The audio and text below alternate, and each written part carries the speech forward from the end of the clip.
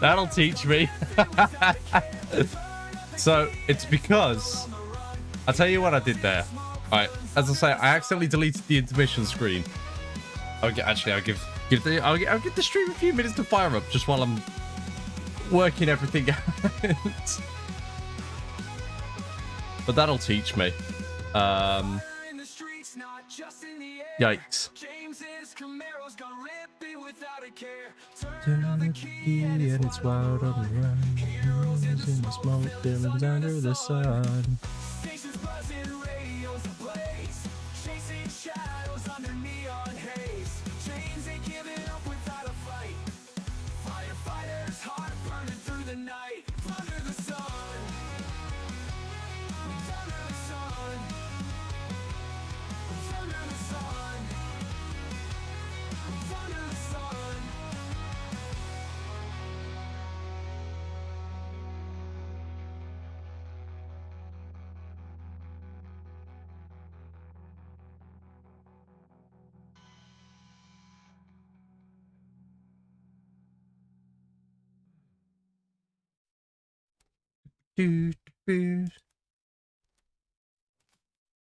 Right.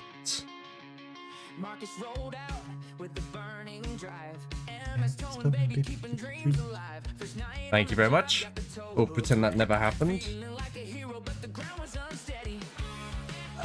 God. Okay, that's not what I wanted to do. I wanted Logitech. Thank you, game. Thank you, Streamlabs, OBS.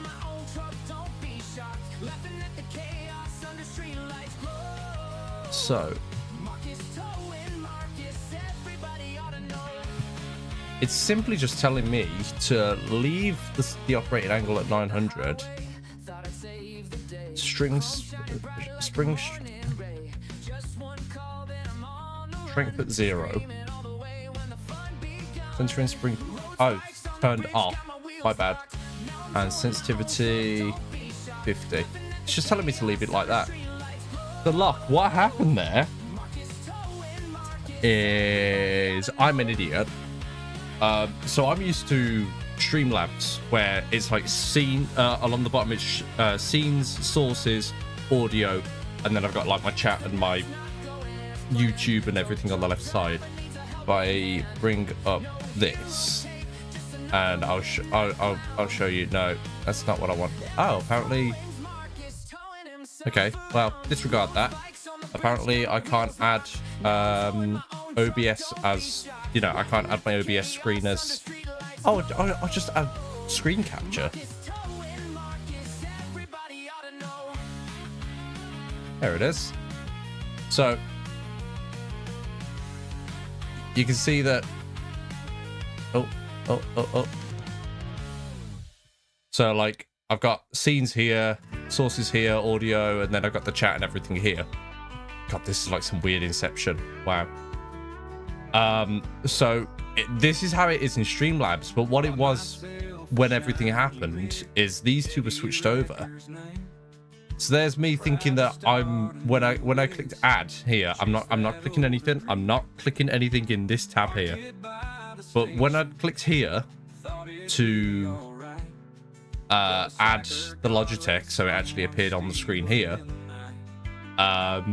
What I'd done is I went to add a new scene, and then I clicked the bin, I clicked the trash can. Is it actually easier to multi-stream with OBS? Okay, that's good to know. But yeah, I'd clicked the trash can with this screen open, so it just killed everything. Right. Anyway. I use Streamlabs to see. I was the other way around. I was recording on OBS but streaming on Streamlabs, and I found that it was a little bit easier to record on Streamlabs because I could record and stream at the same time on Streamlabs, where it's a little bit harder to do on this.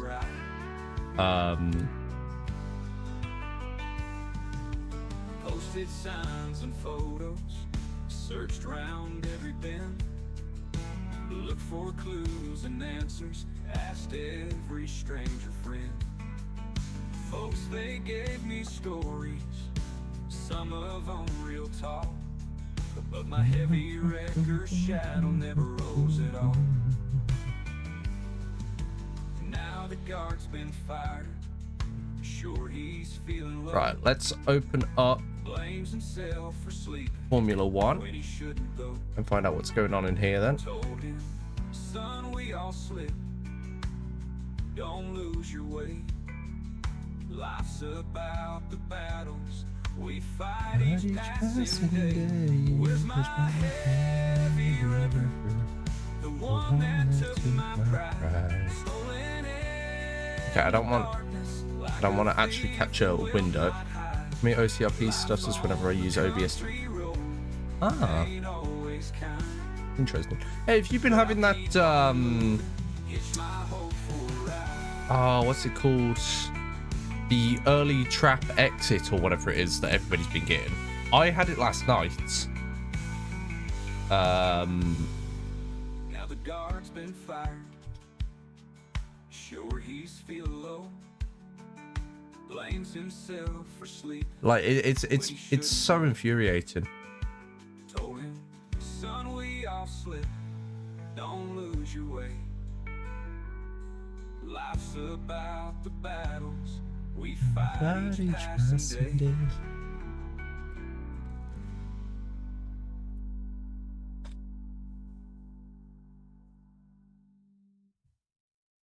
Haven't had it in a while. Huh.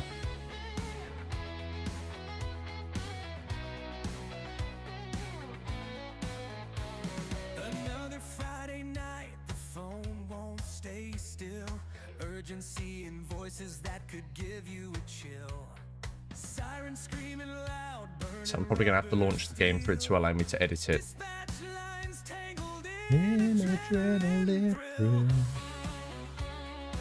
So right, so the conversation we were having before I got rudely ejected by my own stupidity.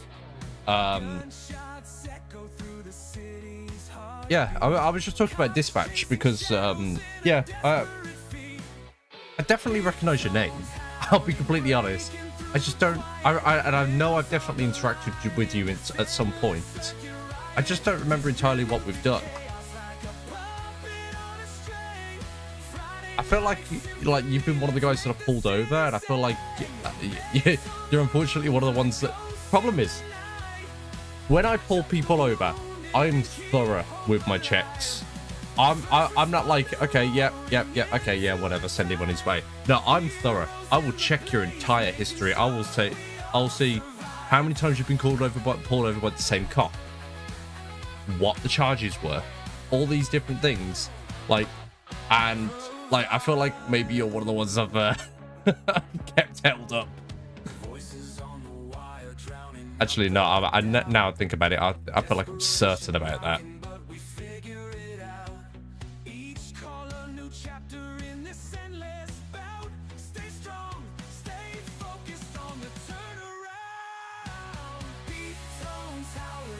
Breaking through the quiet, life like an innocent right. Ridiculous like a velvet on a string. Friday night sympathy.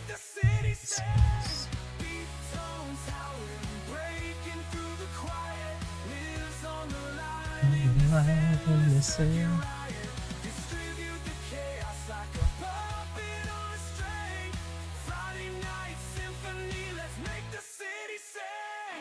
What? What's happened? What number am I? 298. About 90% of the time, you'll always find me as a BCSO. I'll never do. I've done a bit of highway. Highway was my first night, or my first few nights. Yeah, I've got that in brackets as well.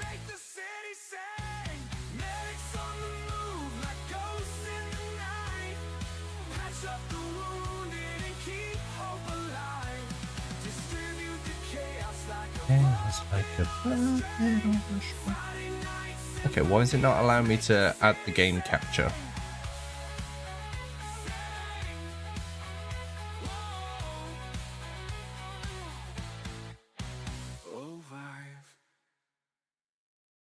All right, screw it then. We'll go to the live stream. See. No, you're not gonna do that either.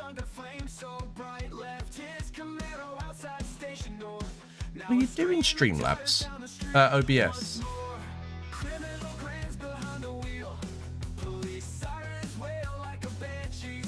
Okay.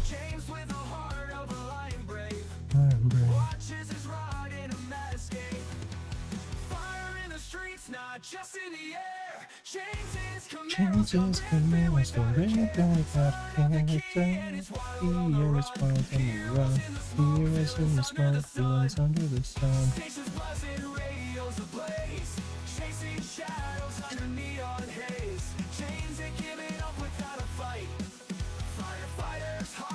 Yeah, it's not detecting the game, which is interesting.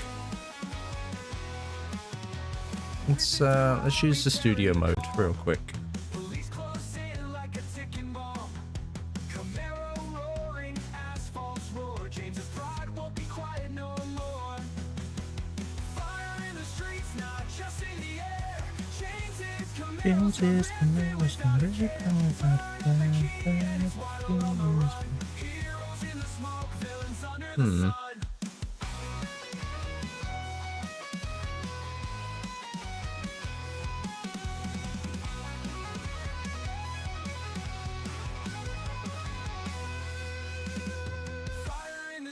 Not just in the air. James's Camaro's gonna rip it without a care. Turn on the key and it's wide on the run. Heroes in the smoke, villains under the sun. Stations buzzing, radios ablaze. Chasing shadows under neon haze. Oh really? Game doesn't support game capture, so it's got to be screen capture. I don't feel particularly happy about that, but.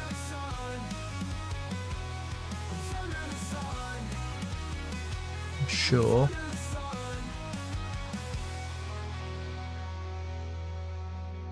I'll just move everything else onto my left monitor then, so I'm not gonna accidentally pull something up. That I'm not too happy about that, but okay, Streamlabs.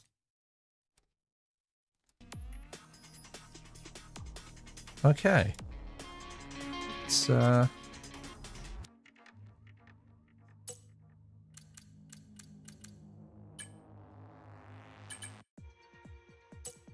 I just need to make sure as well that the music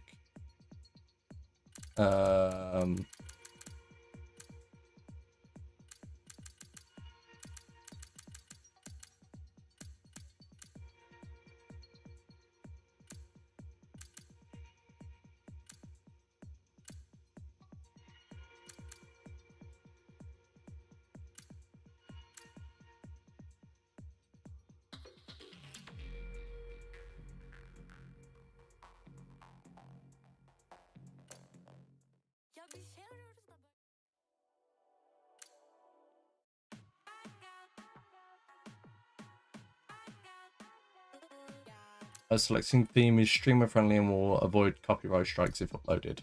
Fucking perfect. Enable music in a session, practice qualifying, race, time trial, instant replay.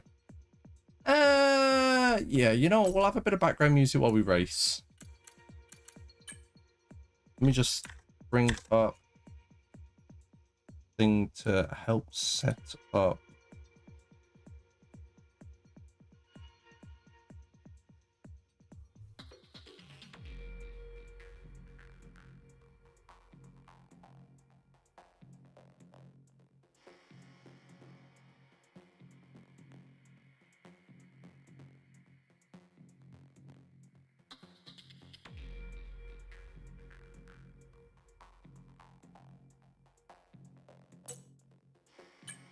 Controls. Right, I will admit that it's currently not on. I don't have my chat open on the screen just while I'm working on this real quick. Right.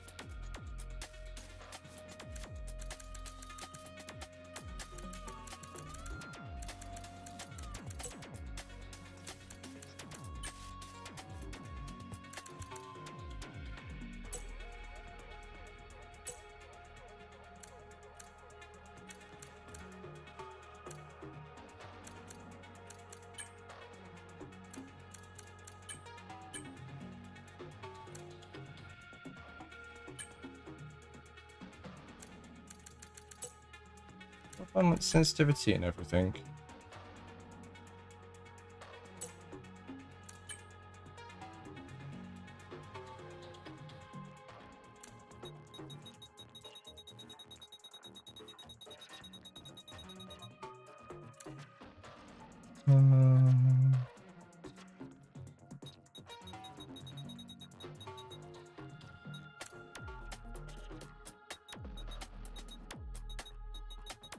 So I'm just following a guide on how to set this up. I will have the chat back open on my screen momentarily.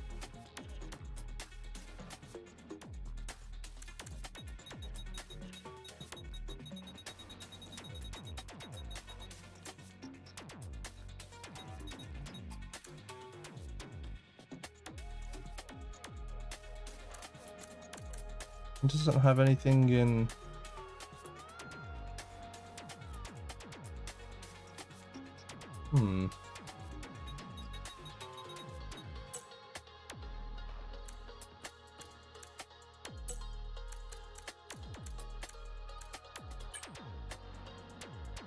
Okay, where's the tuning settings? Is that when it comes to the actual game itself?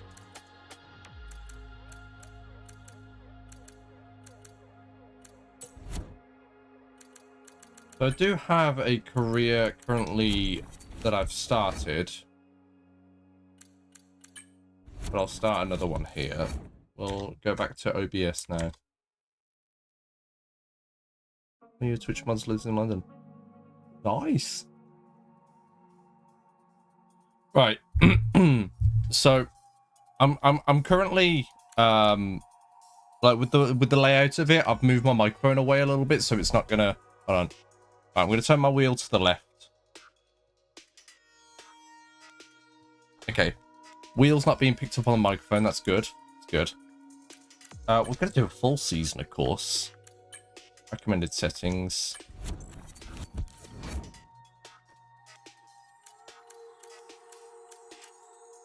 Our own driver, of course.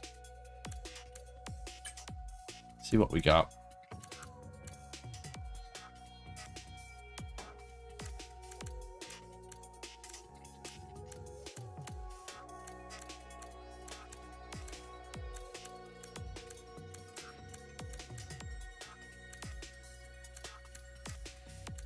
And somebody with like a baby face like me. Somebody who looks like, yeah, they probably shouldn't be behind the wheel. UK, of course. Name. We'll go by my persona that I use in GTA.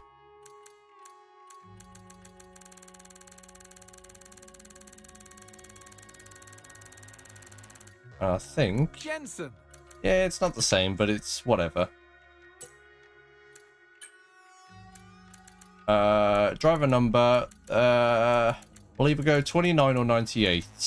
You know, just based on. We'll go 29.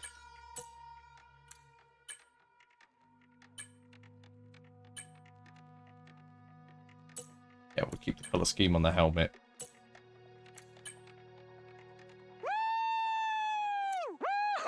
Yes, guys. Yeah, sure. Academy. I like to run with McLaren. Everybody's so generic and goes Red Bull. No, I'm a McLaren boy. But which of the boys do I... Oh, man, who do I push out? Oh, fellas, I'm sorry. I am sorry.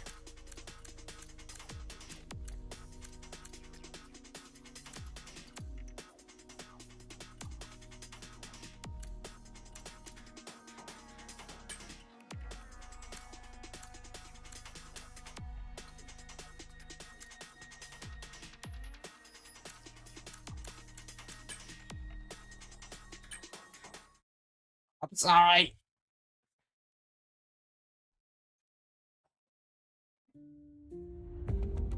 Right. Lock. please let me know if the stream, if the game audio is too loud or too quiet or anything like that. Finally, let's do this for real. Sorry it took so long.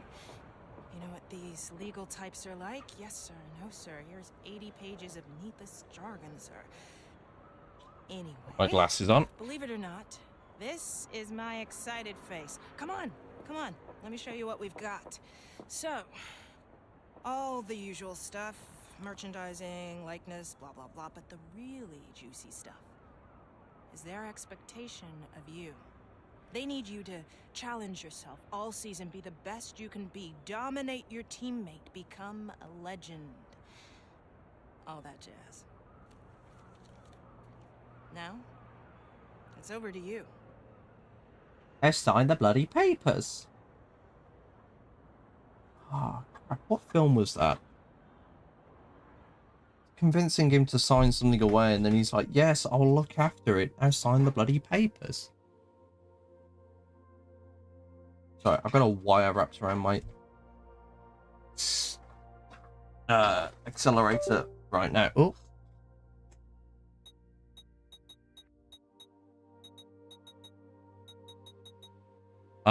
So from what I've learned, I can easily push 75. Easily I can push 75.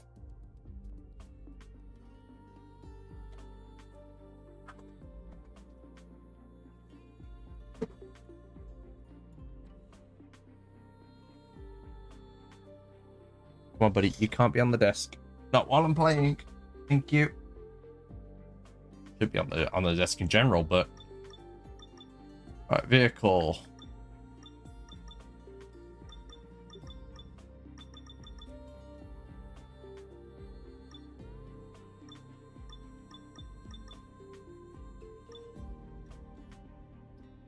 Alright, I mean... just get me in the bloody car, for God's sake. No, no, no. Cat is not allowed on the desk.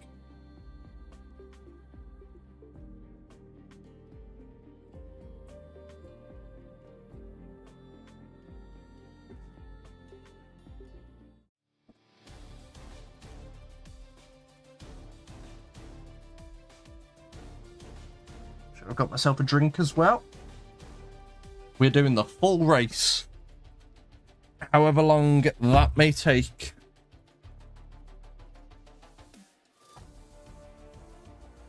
Of course, yeah, this was 2024, so it's got like Lewis in Mercedes, and hasn't who else just moved? Dude, come on, off the desk. 45 hours later.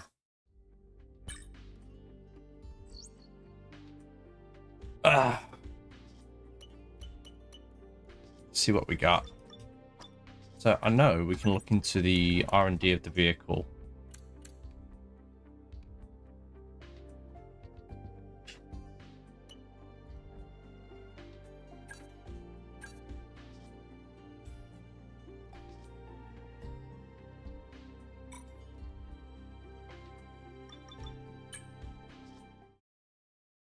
Finally. Yeah, I mean, the original stream, the one that crashed, that was about 10 minutes. We've been 25 minutes on this one. So it's taken like nearly 40 minutes just to get into the game itself.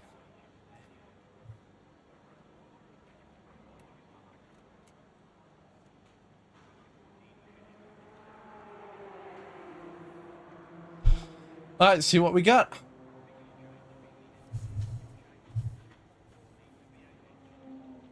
Why is Nightbot said that again so soon?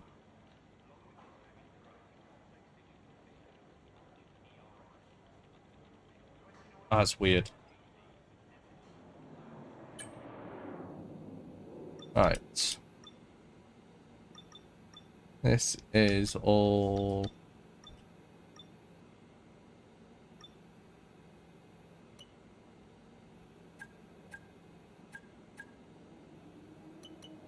Nightbot, you're meant to be sending those every 45 minutes, not You know, I can't even be bothered.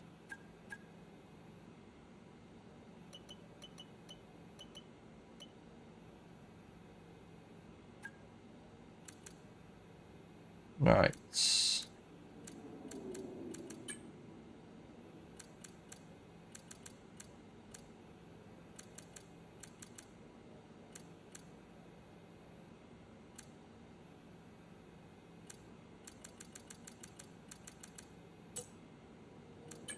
Actual difficulty itself, I think I needed to turn up as well when I was last playing. Where's simulation settings? Here we go. Maybe that's not what I was looking for.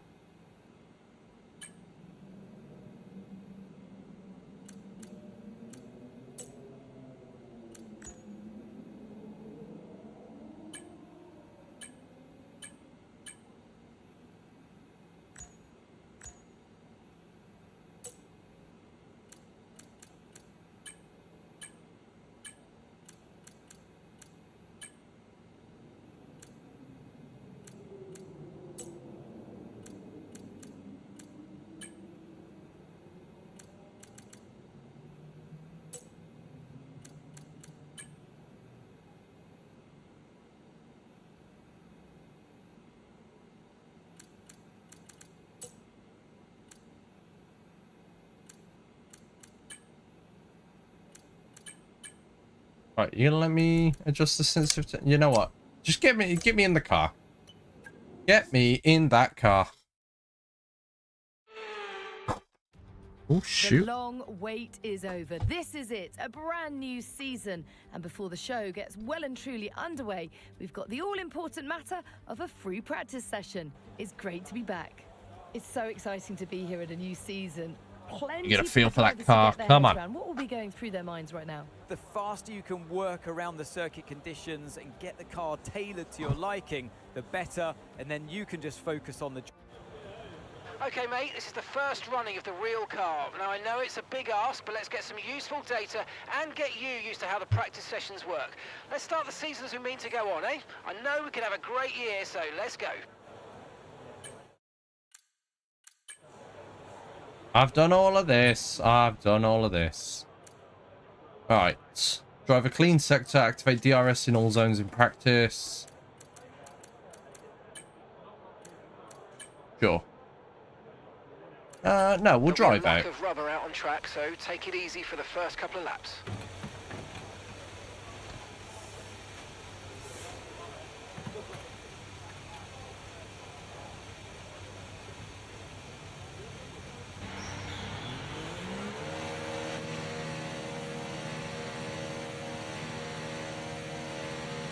Here we go. Right in the car. Let's go.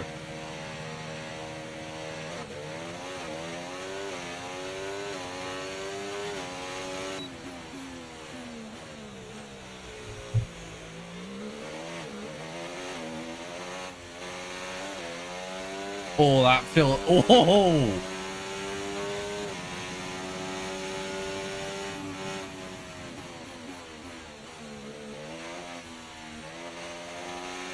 Oh, that's interesting. That's steering.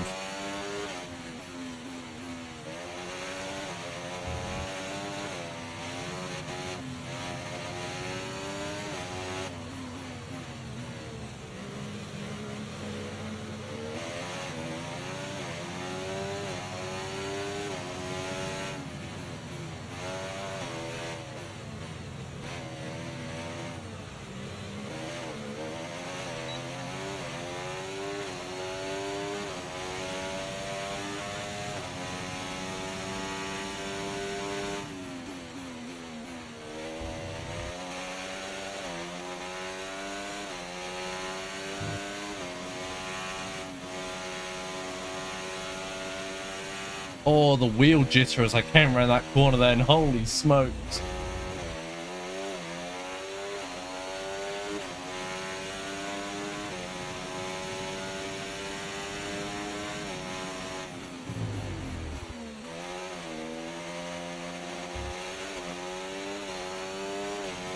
Go again.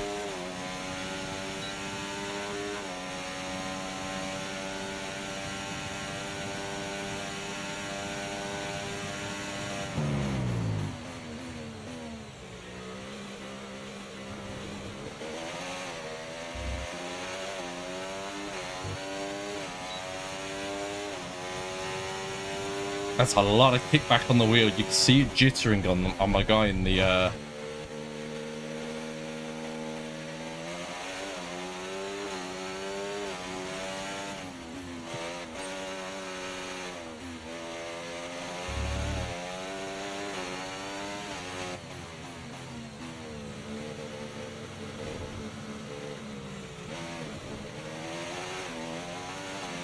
That was a shit turn, my god.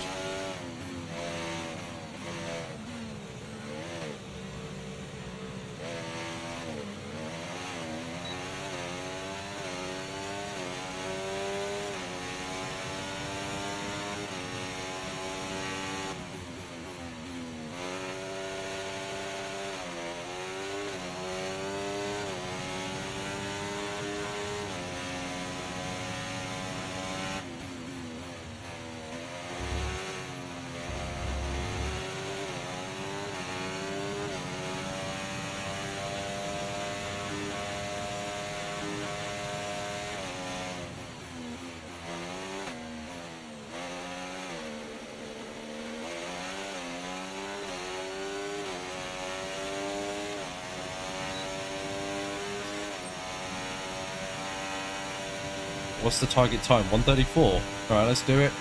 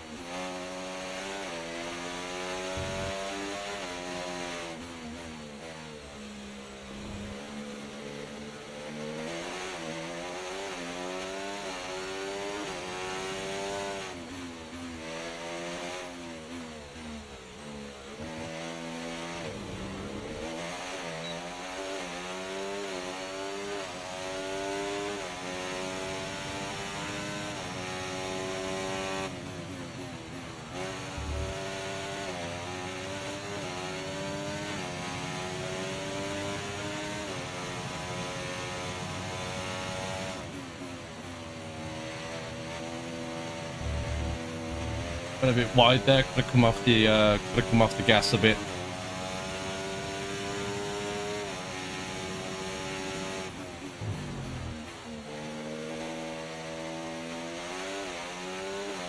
I gotta give props to these guys. You know, even just on a simulated wheel, this is it's hard to control. So you know, these guys are out there driving like 200 miles an hour. Oh god.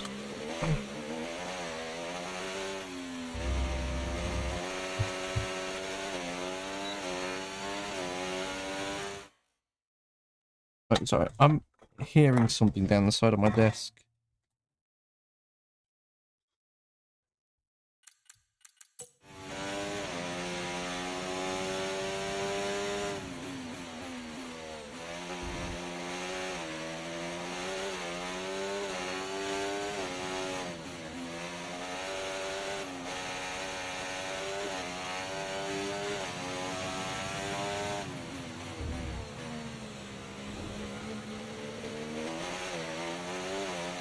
Fasting next week?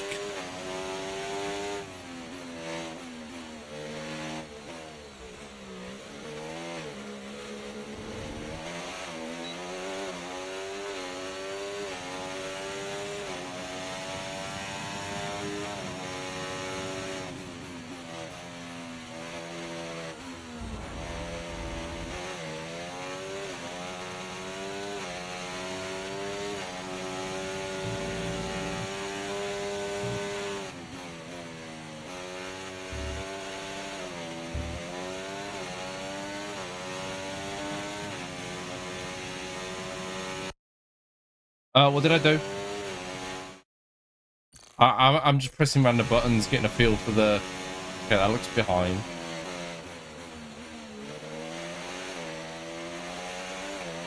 That one will give me radio. You know what? Yeah.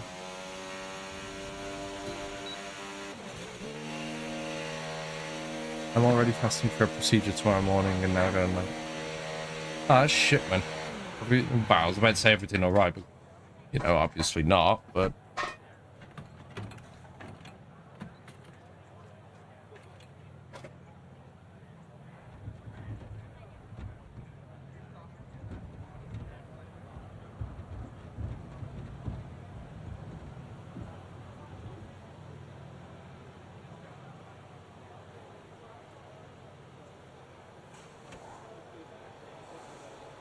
Give props to these guys.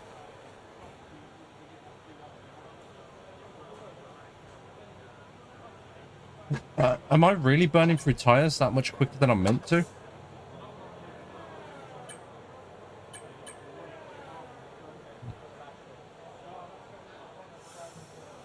Just check out Discord.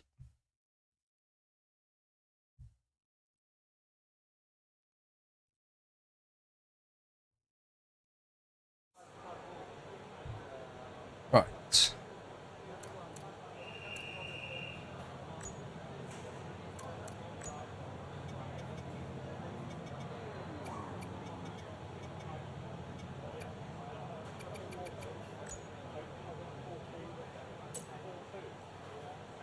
Let's go back out there. Oh, they're currently out on the track. Okay.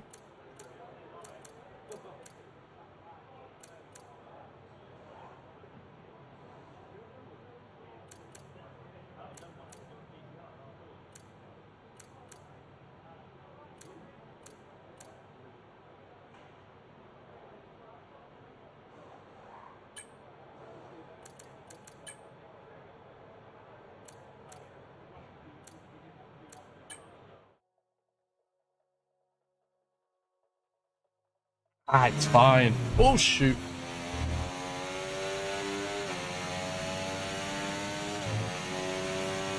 Come on, when you're letting me take over.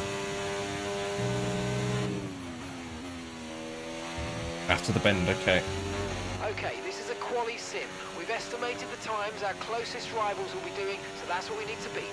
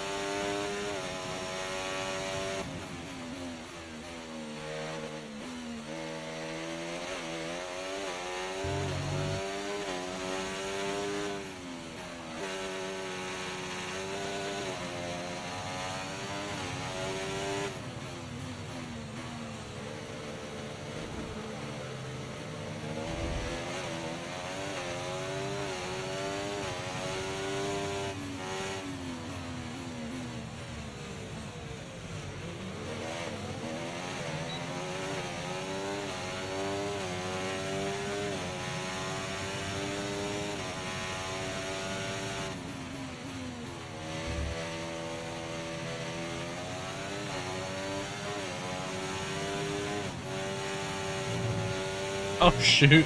Oh, that was awful.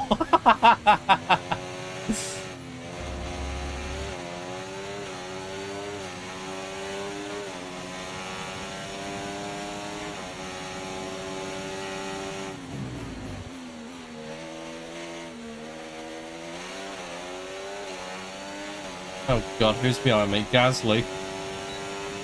Go away, Gasly. Program over, but that wasn't much help to us, I'm afraid. We need to run it again.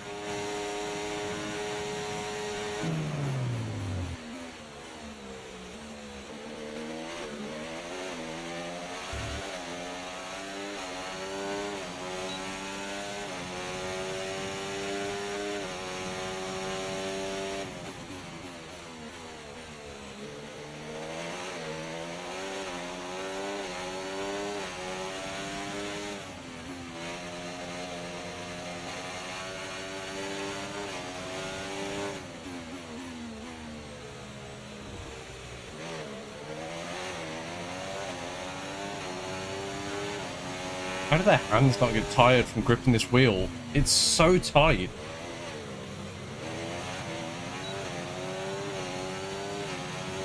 Like, my hand is actually hurting right now from this.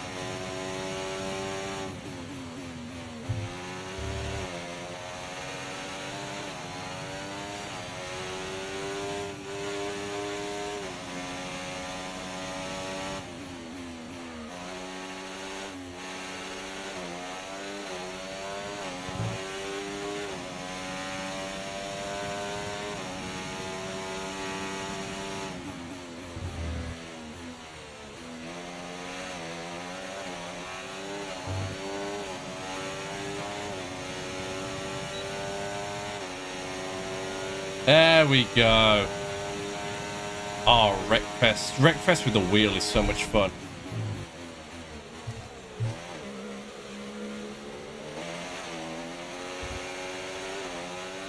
Imagine going from 20th to first because I had that much of a time difference.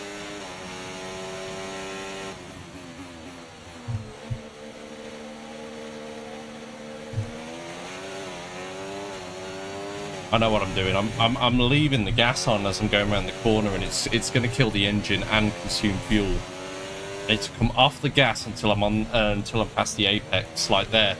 Now start to put your foot down. There you go, Tom. There you go.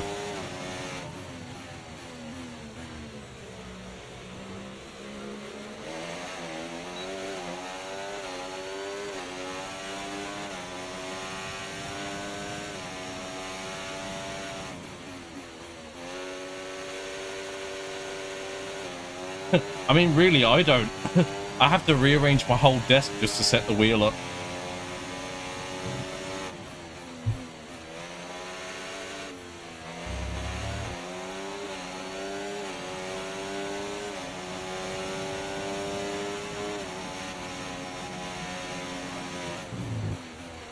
Gasly, watch it. Don't hit the back of me.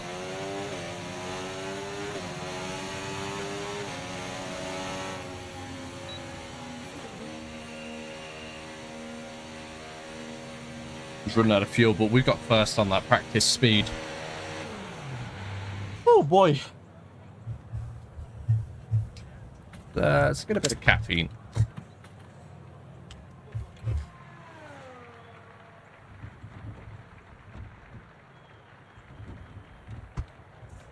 If only I could customize my own cars, I'd put monster logos everywhere.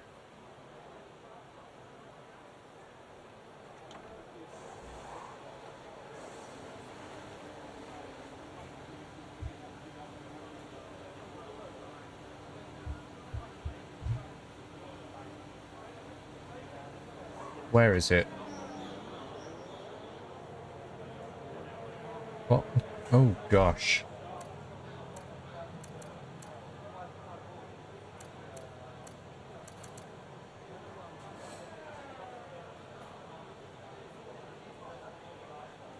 So what are we looking at here?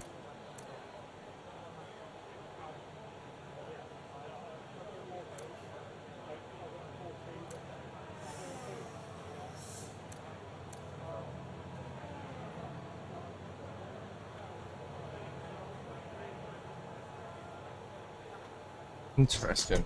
Wonder if...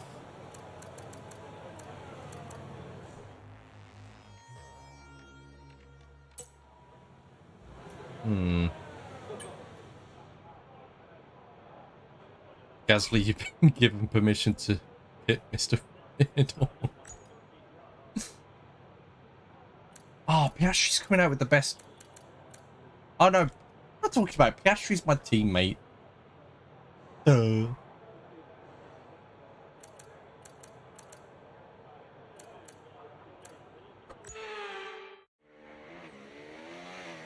Lewis. There he is. Of course he's in first. Give it time, Mr. Verstappen. I will knock you down that leaderboard.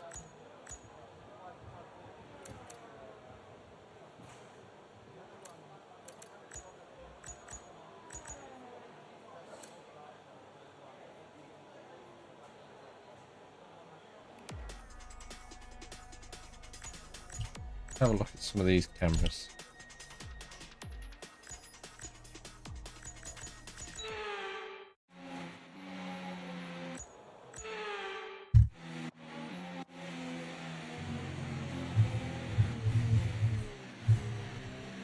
Okay, yeah, for some reason I keep referring to myself in third person, but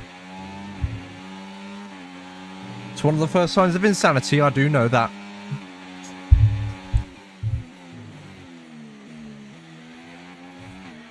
Okay, you can hear the wheel if I move it there. Try that instead. Do do do do. Max Verstappen. Do do do do do. Max Verstappen. Alright, let's go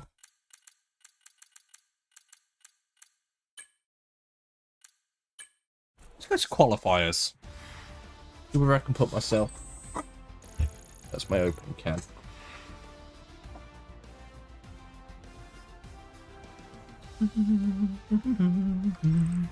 And that's it. Practice is officially over. Until next time, goodbye. Ah, crap. Where did I end up? 16th? Ah, crap.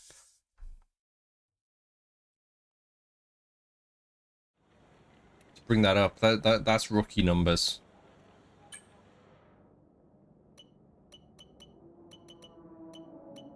What's happening here? Why is everything...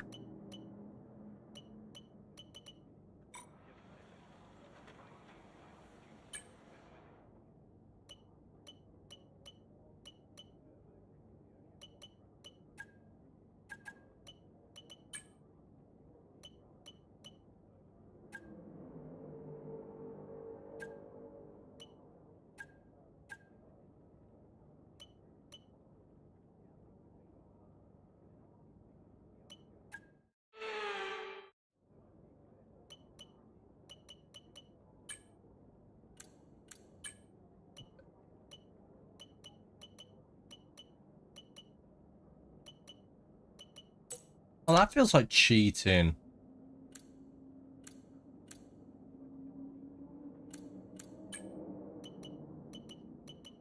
Oh, that feels a bit stupid.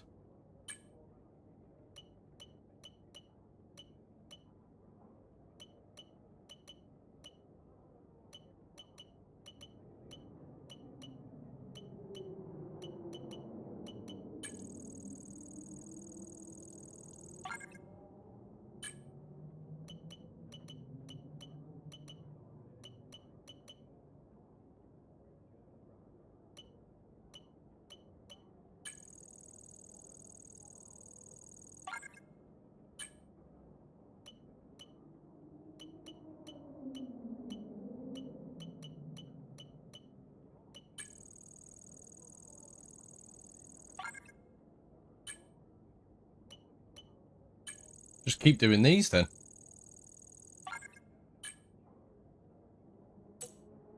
Have they? Oh, I see. So they were all in one practice program. God damn it.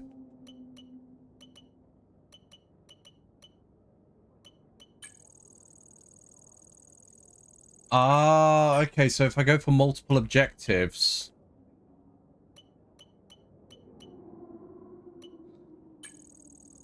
Oh, I see.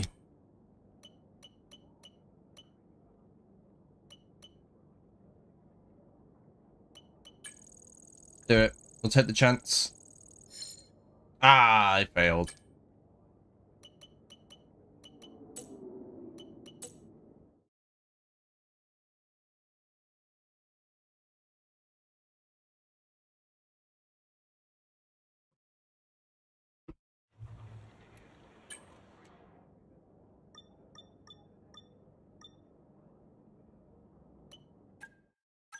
So... Oh, I see. It's what they're...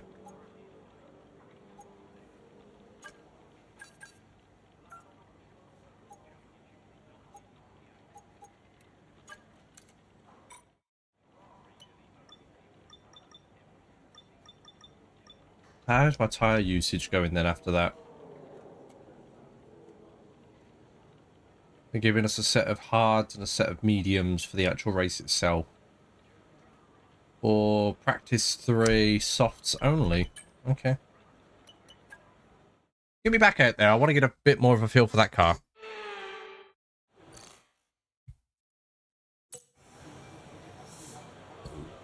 Right, see what we still got to do.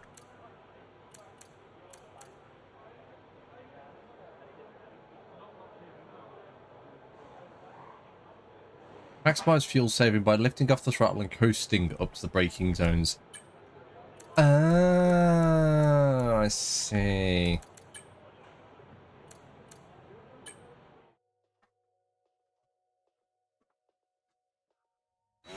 So I'm not braking until it's until it goes red, and I probably shouldn't. Here we go. Here we go. Here we go.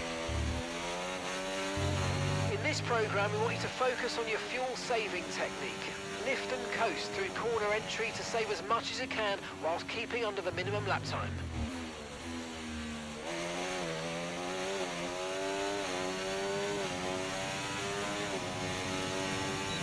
On my fuel mix.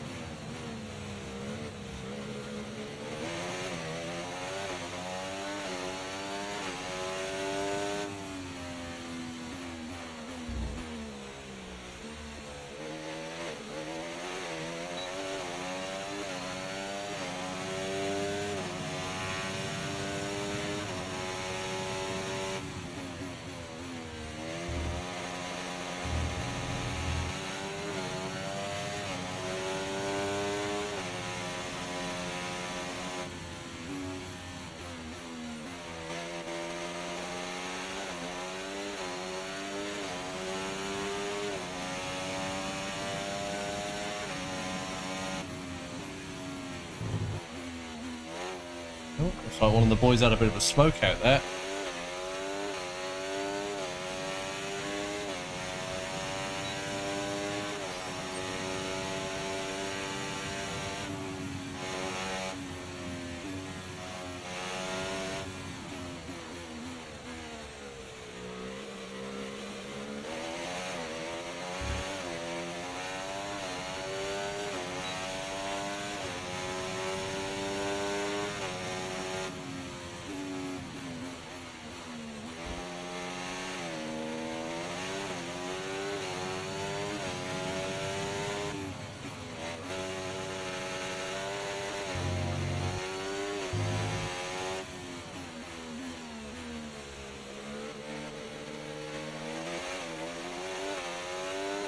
It a little too early in that corner.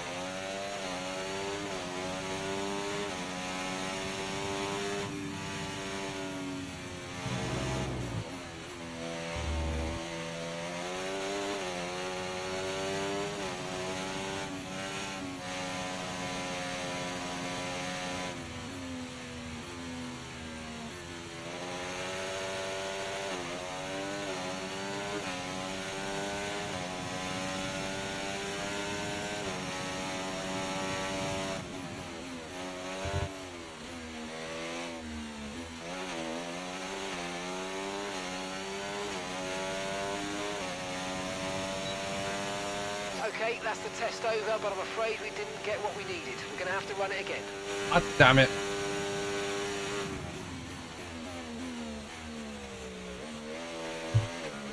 Alright. Confirmed, we'll receive you at the end of this lap.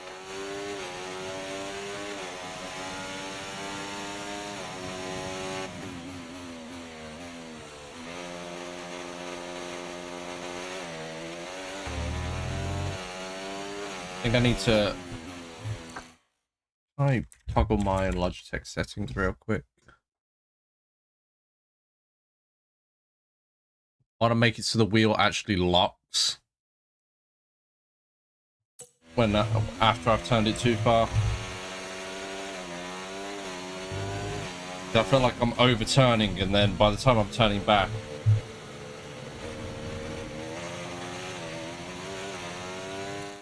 is that not working?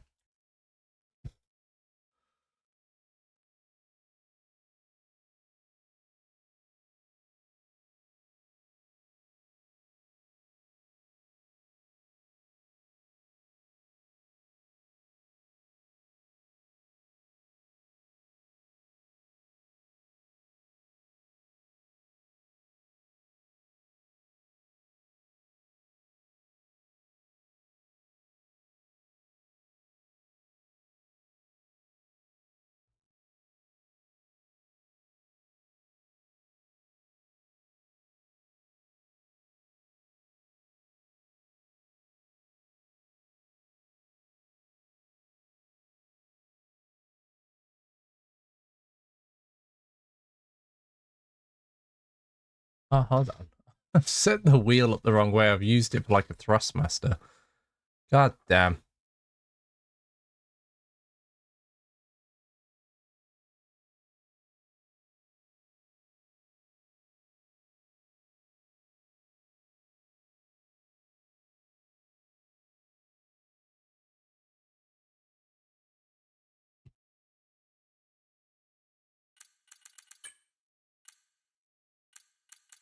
Let's try this again with, you know, the actual settings that it's meant to be.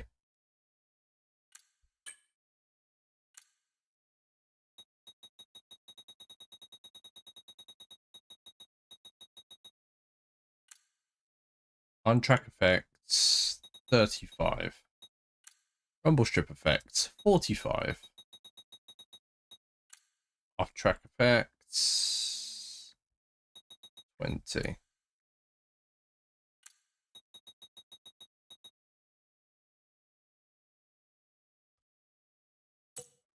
Alright, now let's see how that feels.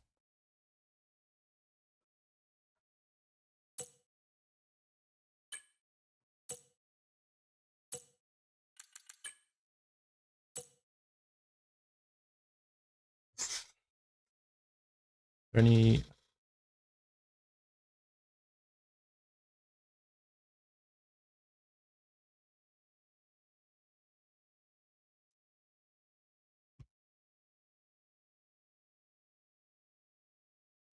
Alright.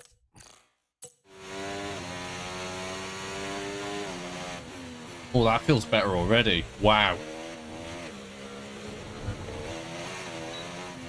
That's... okay.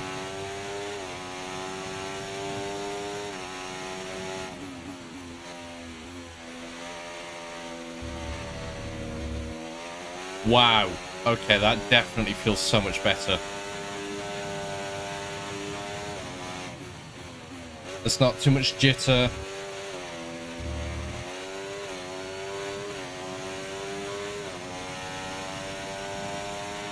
I'm not having to hold the wheel as tight.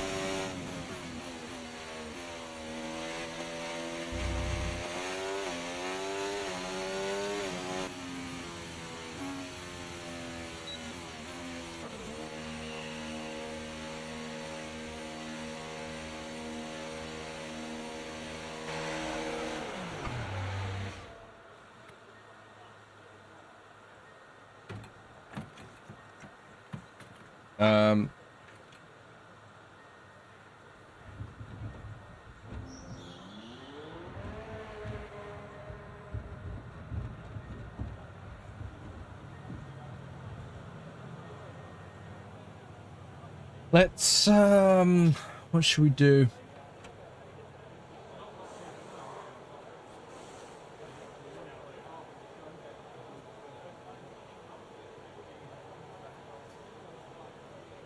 Yeah, so hold on. Can I use my mouse here? You can see where at the bottom there. No, wait. Yeah, so that middle green line, the upper of the two like horizontal ones, that's where I changed all my settings, and you can see where there's not as much color difference between my pedals and my steering and everything. That's interesting.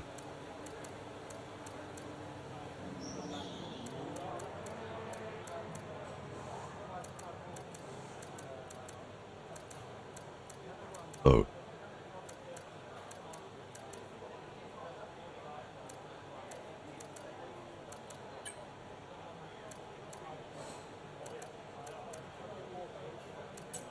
Okay. Let's it's just race strategy now.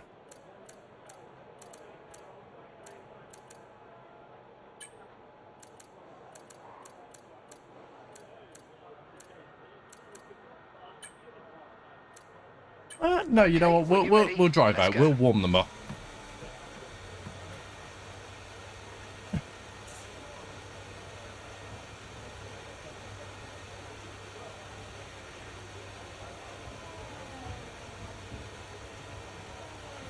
Let's go, boys.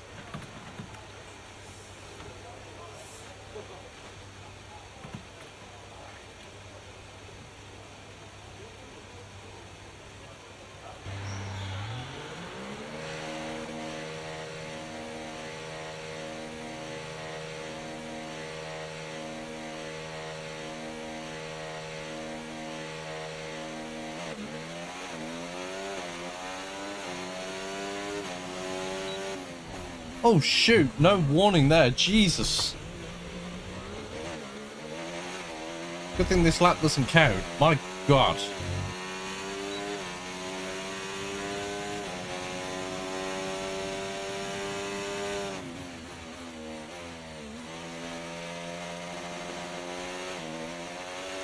You boys want a fast lap? I'll give you a fast lap.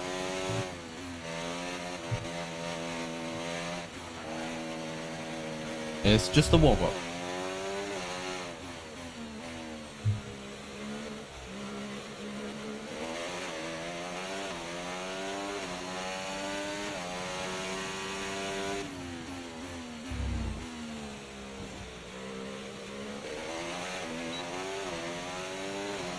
Who's behind me?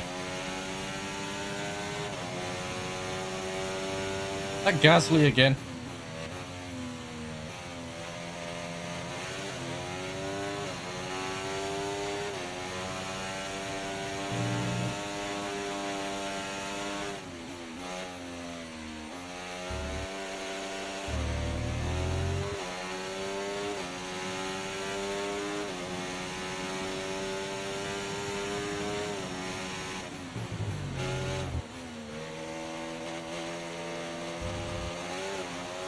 All right, let's go, baby. Let's give him a good lap.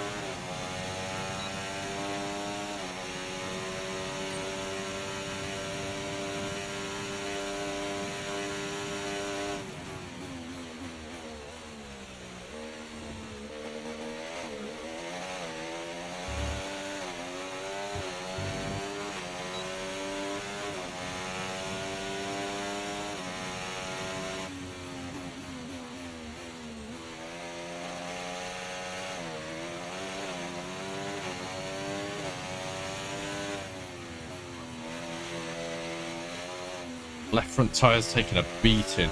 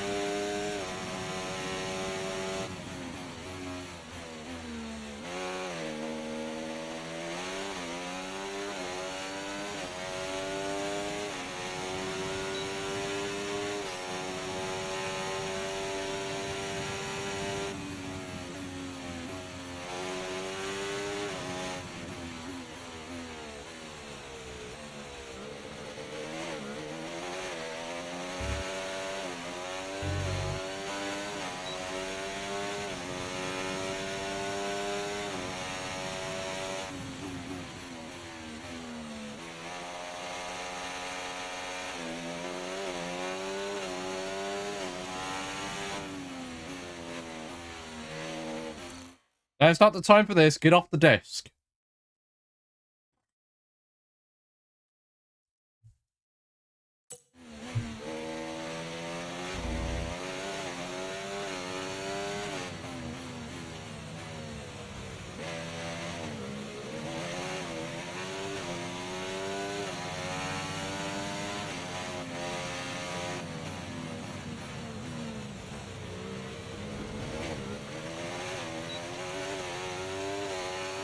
Handyman. No, so the way my desk is it's an L corner desk, like, you know, like little L-shaped desk, and the left side that wraps around me basically connects up to my bed, like it touches my bed. So they've worked out, and they worked it out very quickly after I got it. They were able to cross the bed, come up on the shelf next to me,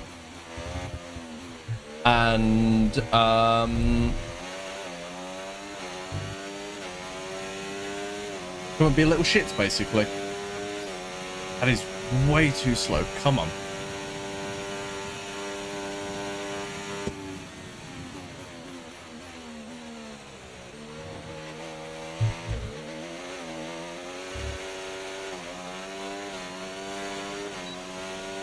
I need to go to mediums to give them what they want.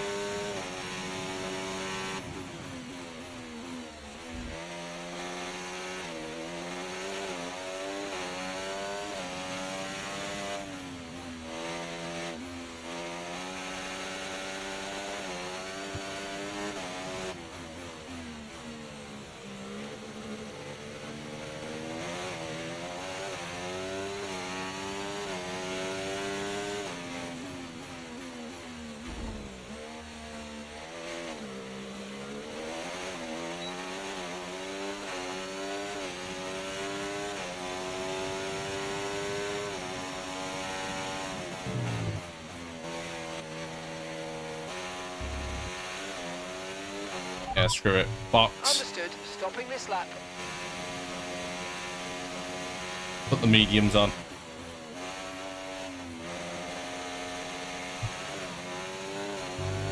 See if we can give them what they want.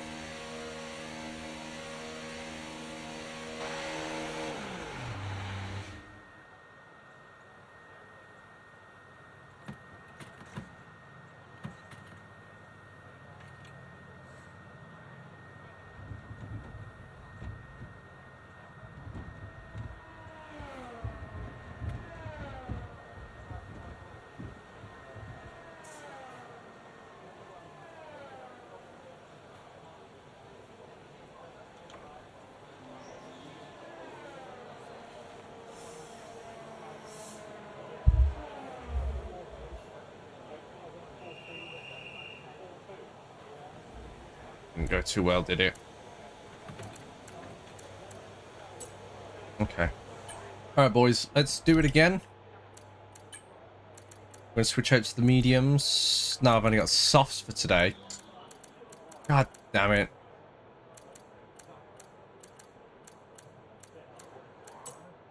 In that case, then we'll call it for the day.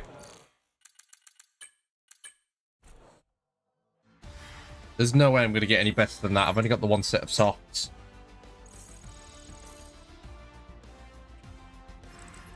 And if today's practice session is anything to go by, we're in for an exceptional weekend of Where am Formula I? 20th.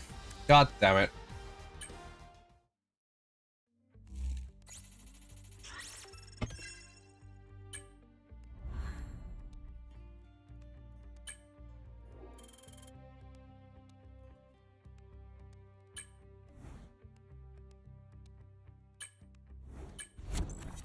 Okay. Qualifying. Let's go.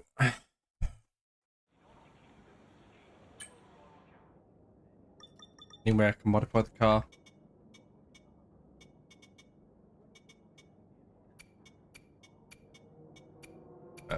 Okay.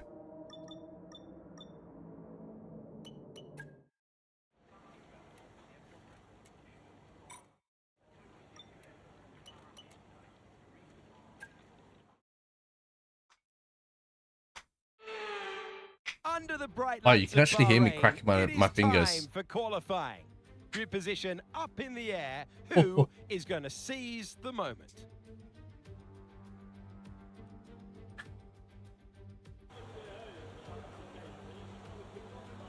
Helmet up, boy. Let's go. Right, session info. What are we looking at? 21% chance of rain for the whole race.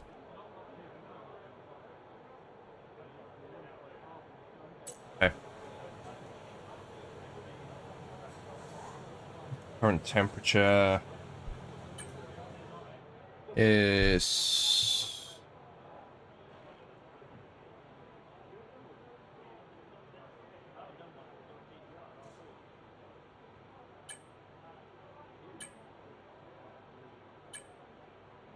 okay.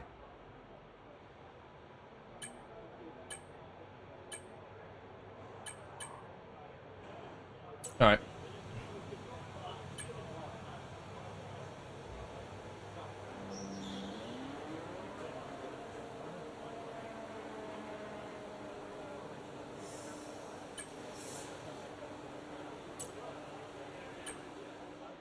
Change what tires are on.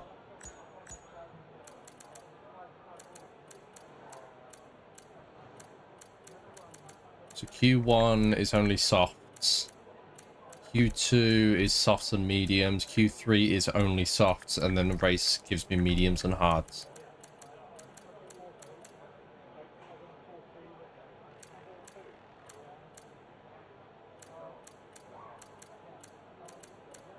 Okay. We do need the wets. I do have those. Okay.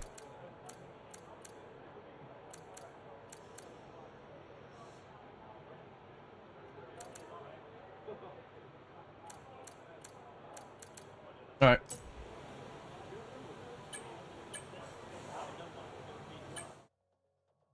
Let's give them what they want.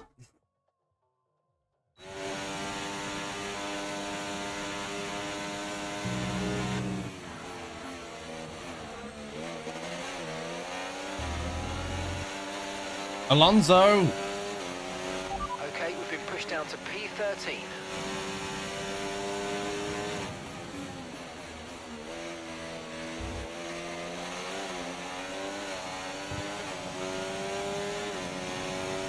Let's do this.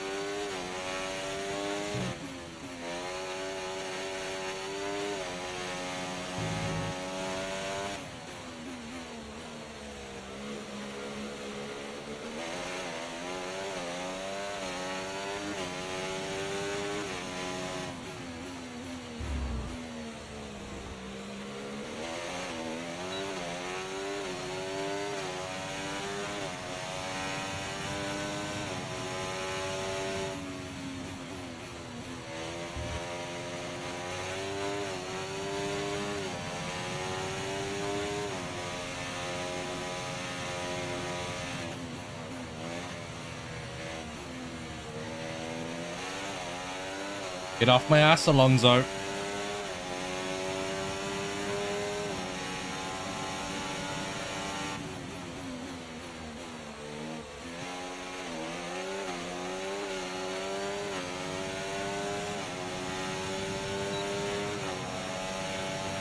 Does that put me 10? Let's push that up, baby. Let's push it up. Let's go. It's not a good starting position, not awful.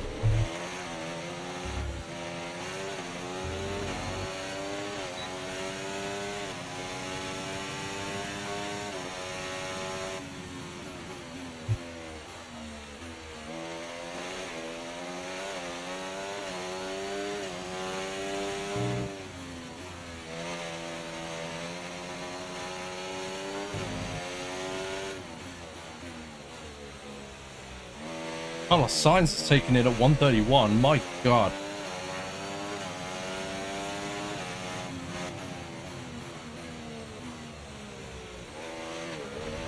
And we've dropped to P12. You son of a bitch.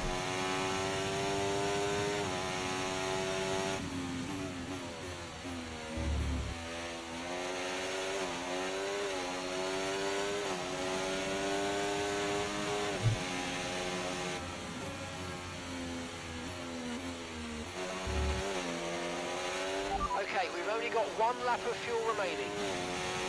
Box here then. Okay, we can take you this lap.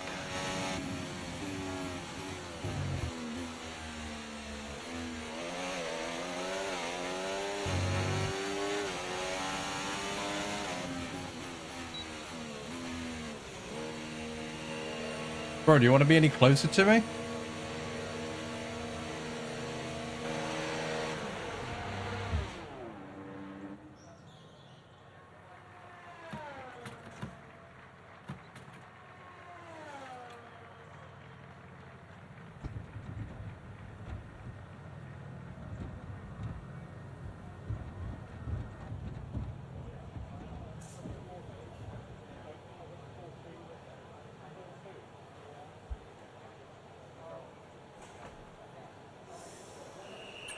See what we got. Still got 10 minutes. Can I switch tires?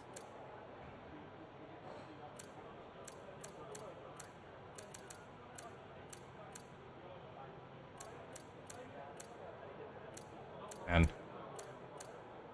was most of the fuel I was worried about. Can I go back out?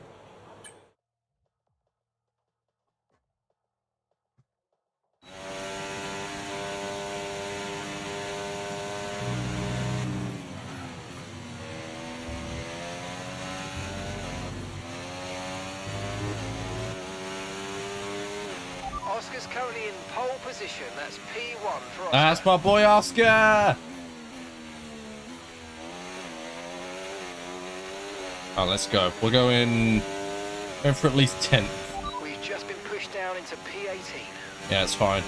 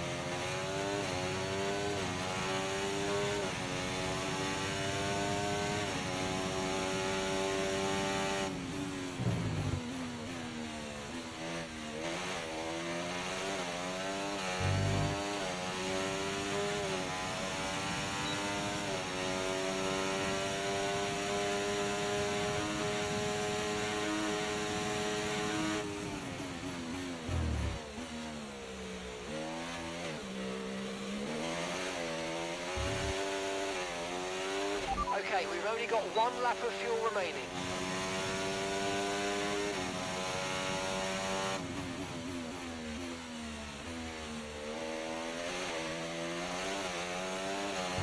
And we've dropped to P18. Oh, for God's sake.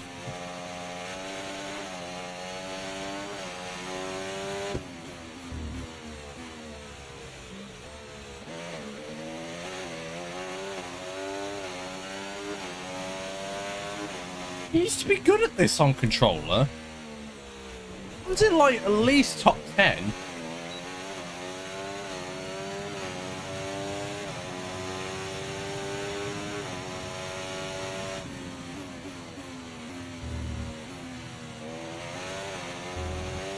Oh, I think it is. I think I'm too heavy on the brakes. I need to coast a bit more. Like that. I'm slowing down too much on the corners. Right, let's have you in at the end of this lap, please.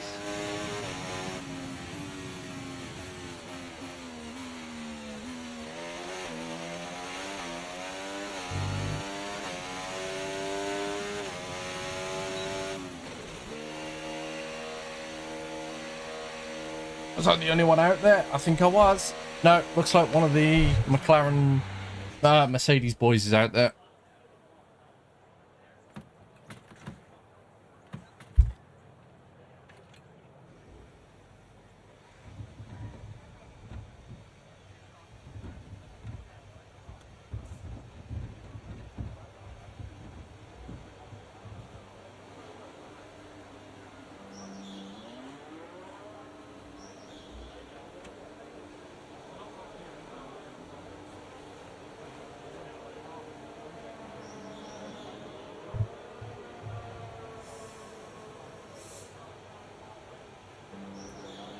Okay.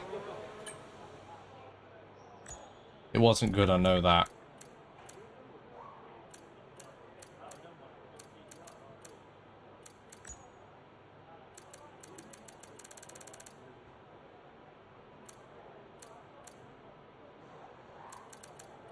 Oh, a lot of them are still out there.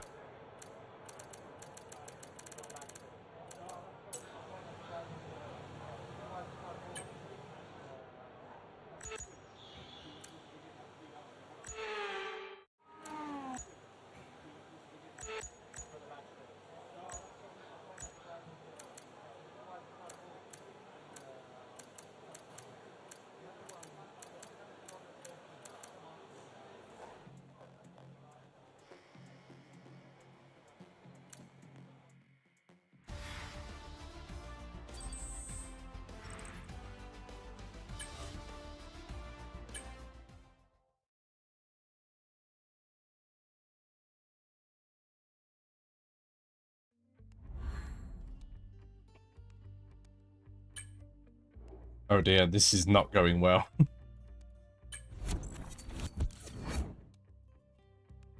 Try the mediums.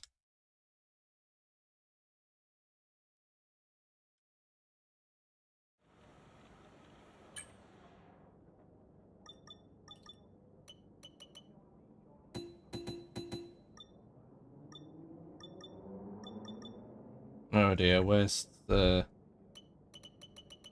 Ah, I'm starting in 20th. God damn it.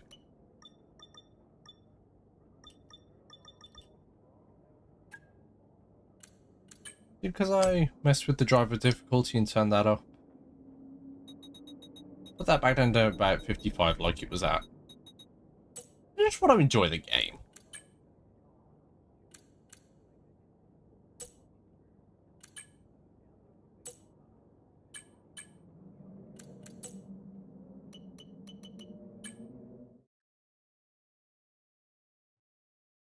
God damn, these guys are aggressive though. No more test.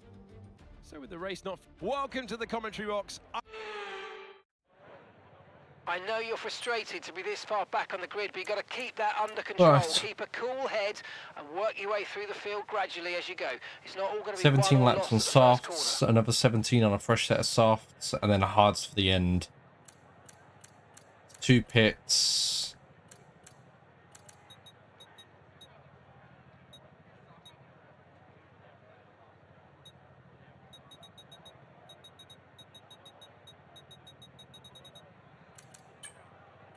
Yeah.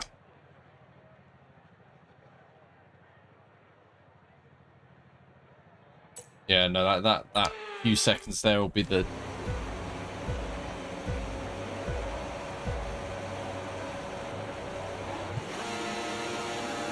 What? I'm sorry, what? Engage the clutch?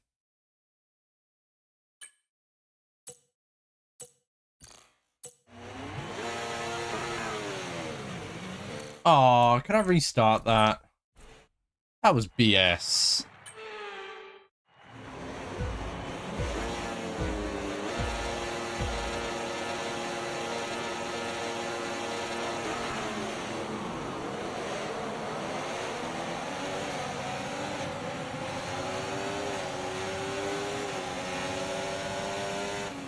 Here we go, boys. Here we go.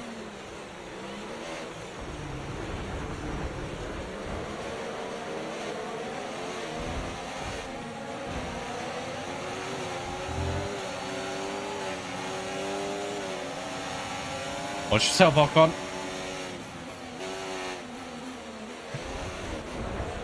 Ooh, front wing damage. Ouch.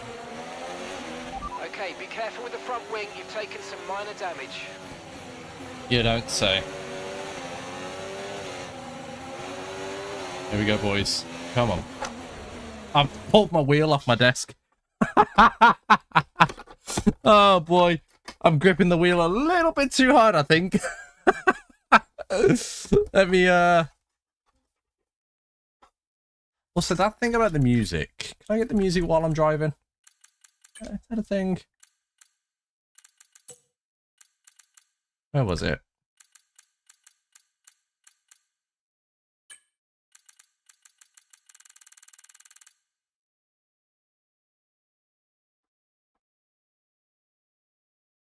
Yeah. Okay. Just make sure this is bolted onto my desk properly this time.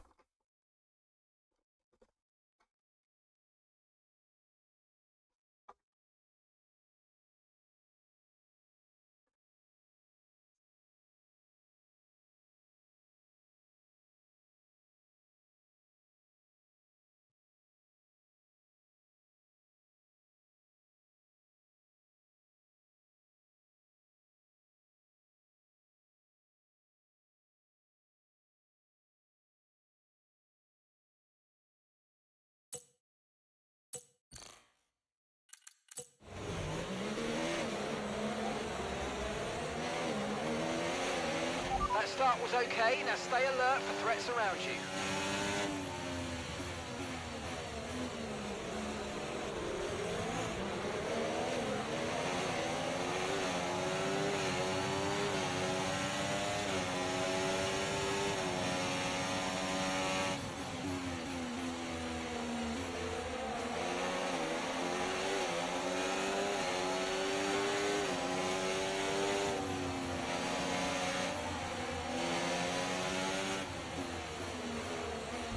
Oh, that was aggressive. Ocon, you're going to have to let me in. There it is. Thank you, Ocon. Ricardo, you're next.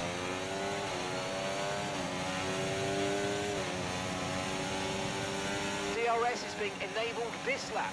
We can use DRS when you're within 1 second of the car ahead and in the DRS zone.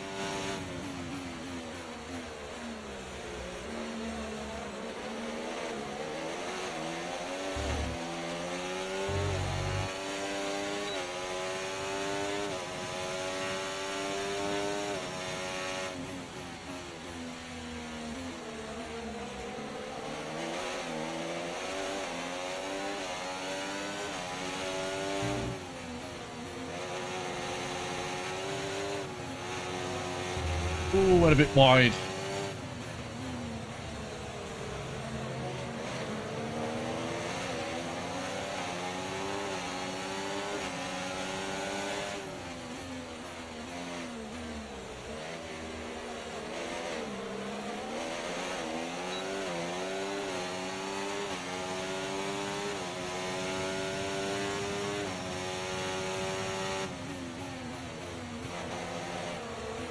Oh, that felt like a dive bomb then. Yikes.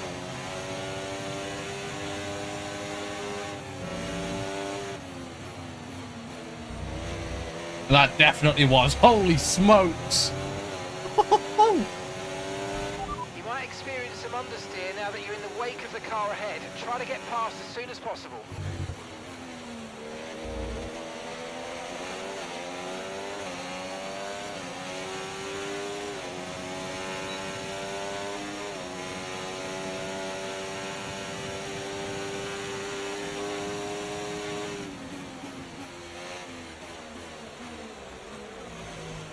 I was going for another dive bomb on Bottas then. Maybe not on such a sharp corner.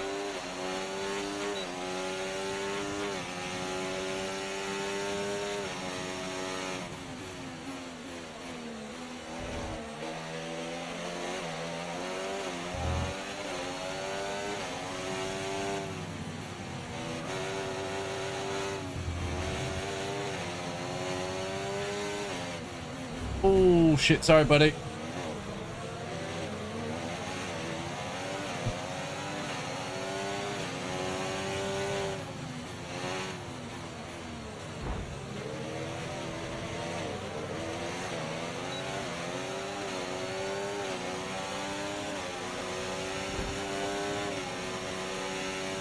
That was a bit dirty. I feel bad for that.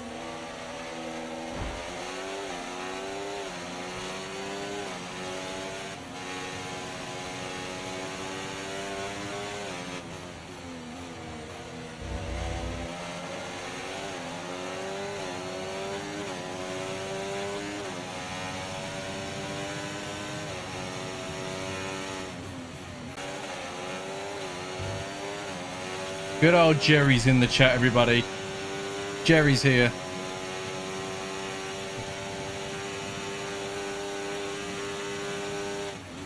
Oh. Let's go.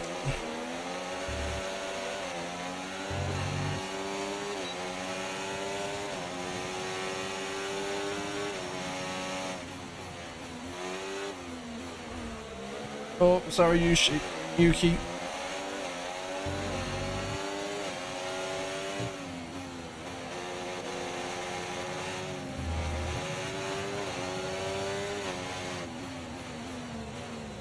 Oh, I felt a bit dirty. I'm sorry. You gotta take those risky moves sometimes.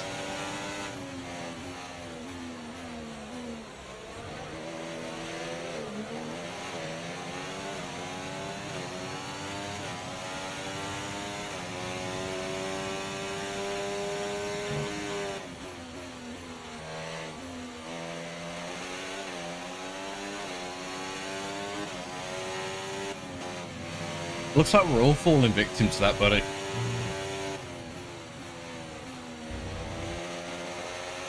Like, everybody's falling victim to that, and it sucks. I don't know if it's a 5M update that's causing everybody to do it, if it's something that the OCRP guys have done. I don't know.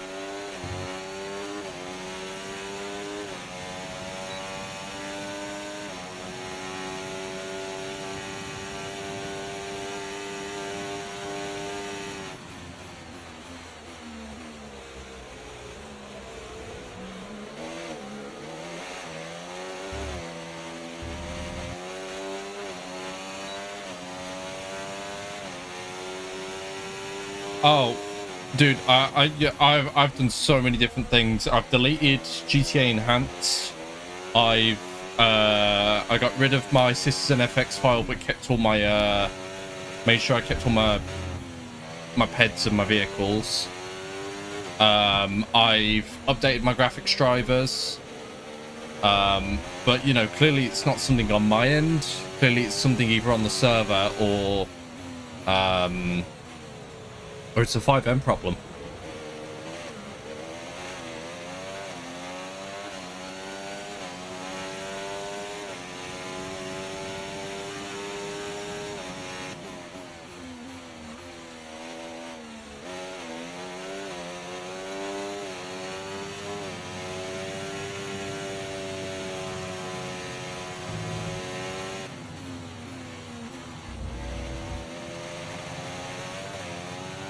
A lot of strain on the engine there. That did not sound good.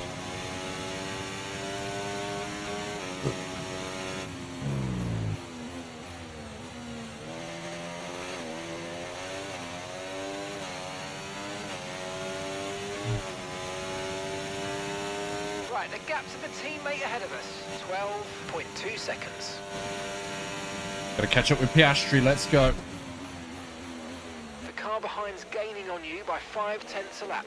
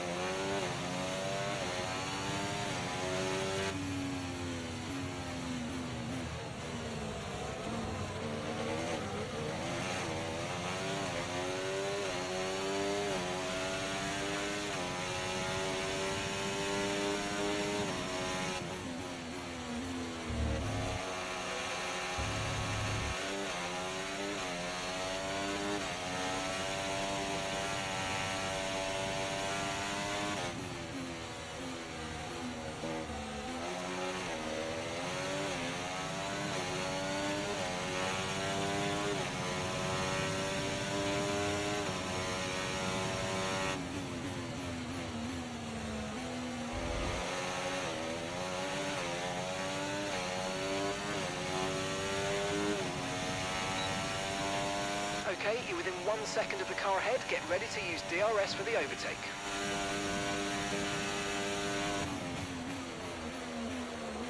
Oh.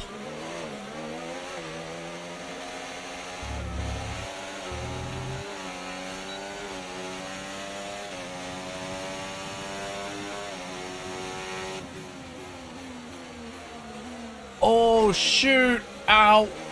That's not good.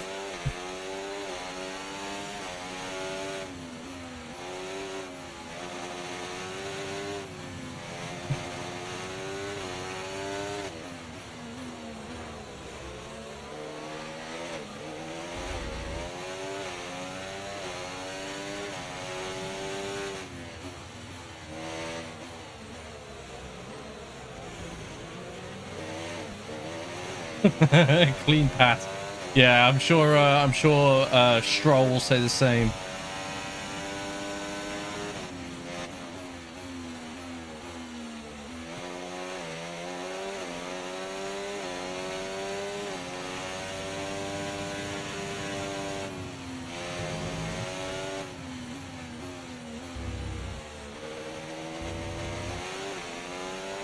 Okay, be aware, the grip levels are going to start falling away soon. Yep.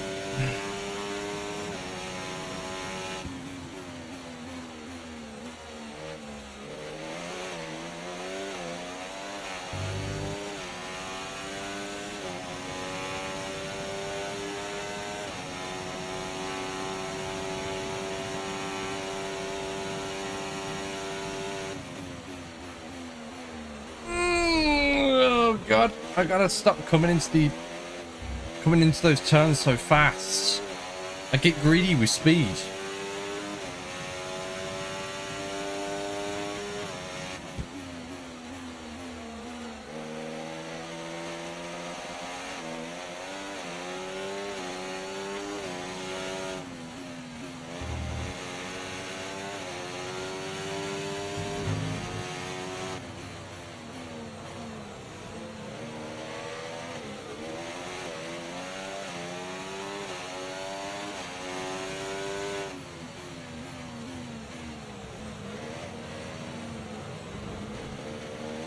Go away, Bottas. Ah, but you're going to be in DRS. Don't let go of your wheel, Tom. Never let go of the wheel. That jitter then, my god.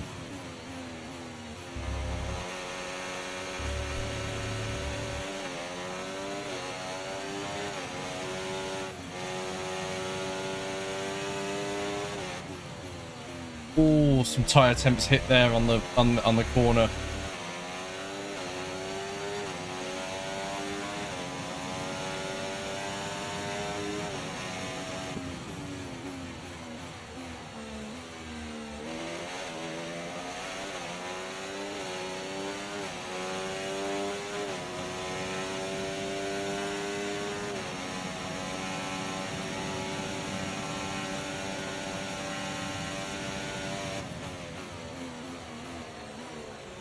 See what I mean? I get greedy on the corners.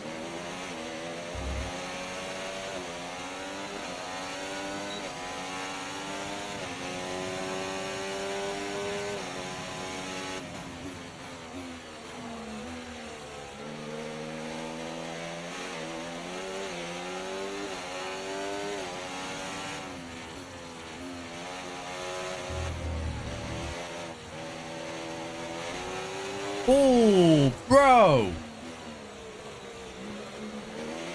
Me? I get the warning for that.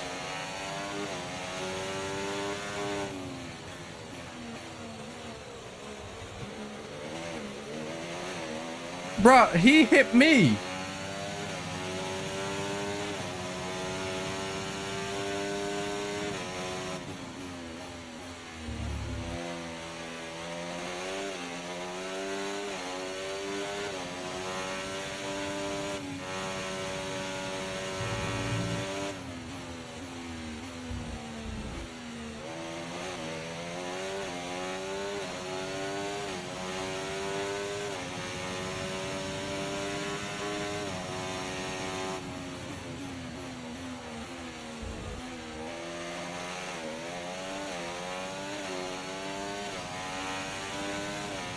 I need to get within that DRS range of Stroll.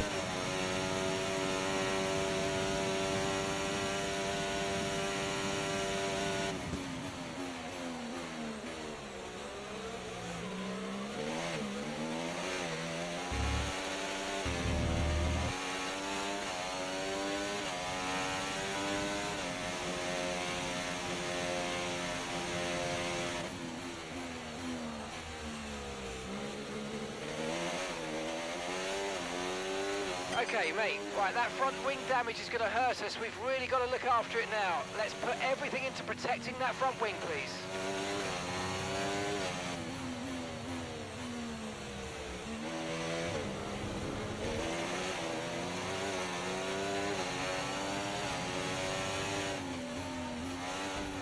Whoa! Don't you dare give me the warning for that. That was Ricardo's fault.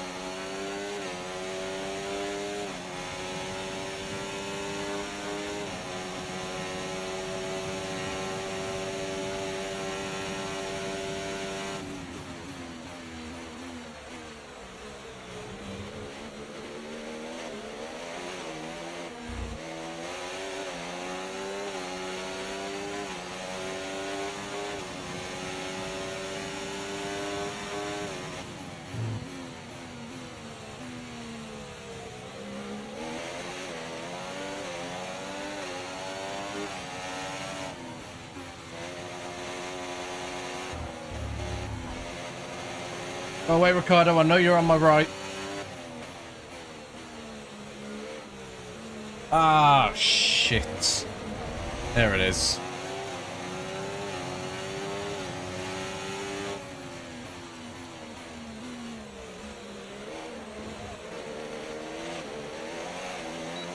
Do I have any mediums I can switch to?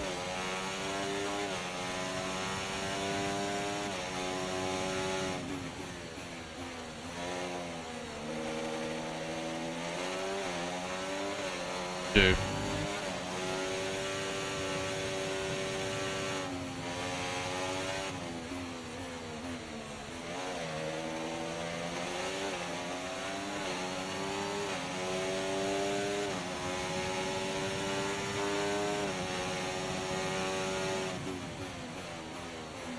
Might have to hit early and take the mediums.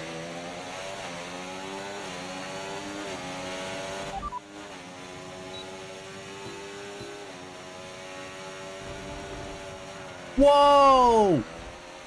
Okay, copy that.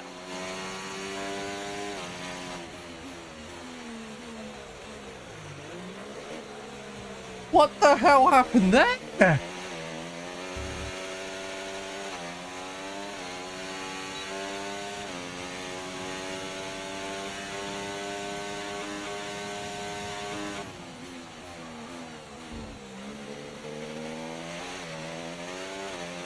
Yeah, one of those tires can't take it. I think it's that front left tire that caused me to spin out then.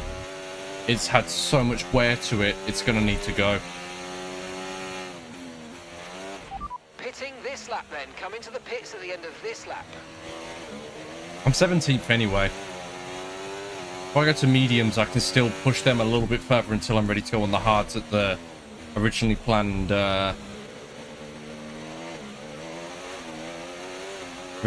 schedule.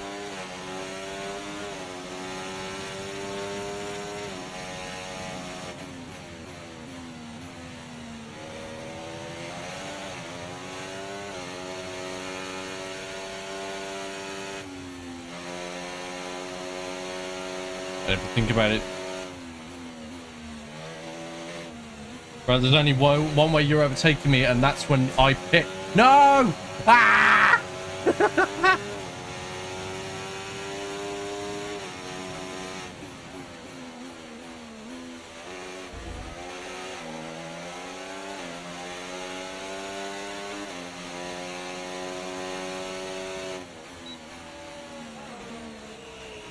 This is gonna hurt me.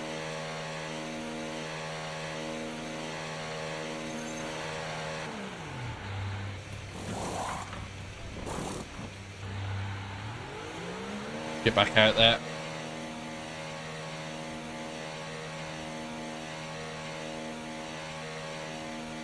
These mediums should now last me.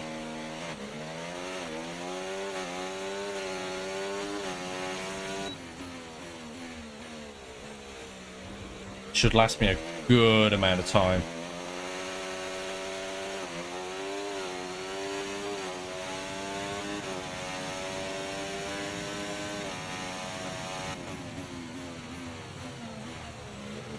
Need to warm them up a little bit first, but have that ready.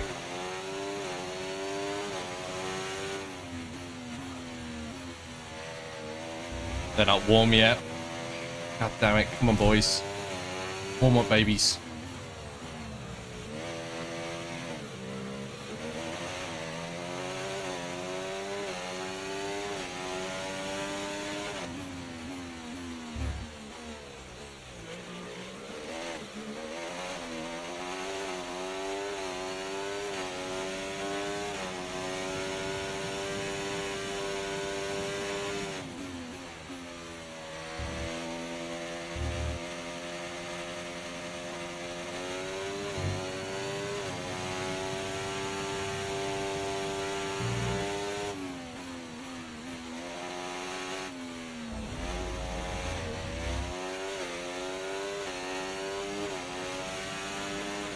Only 2 seconds behind 19.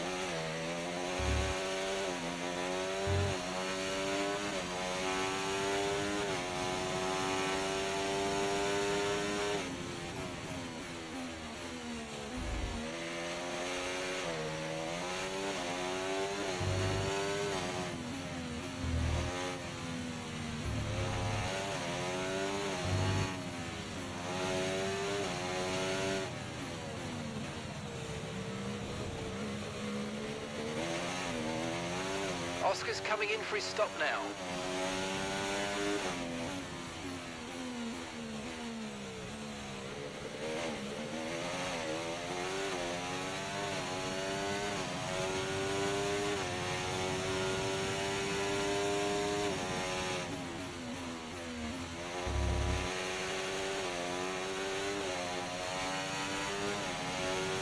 Oh, Sonoda.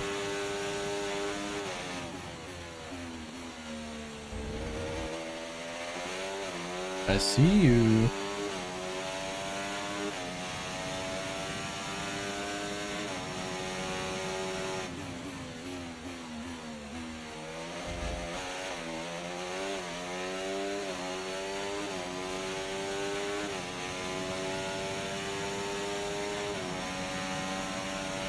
Really?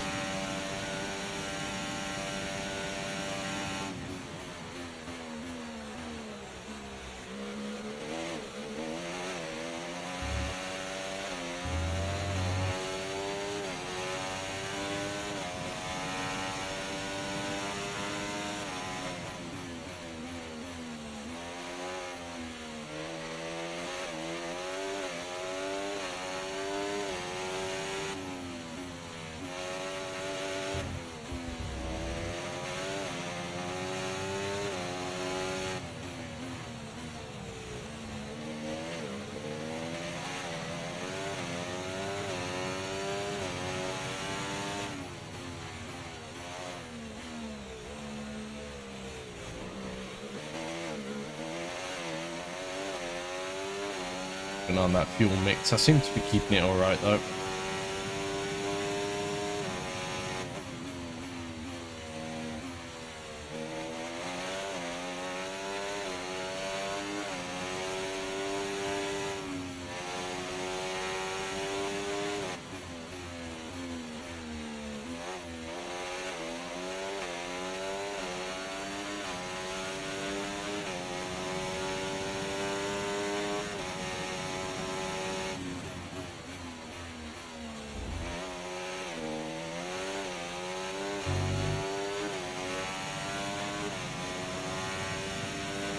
Okay, really good. You hit that target nicely. There's a long way to go in this race, so let's keep it clean.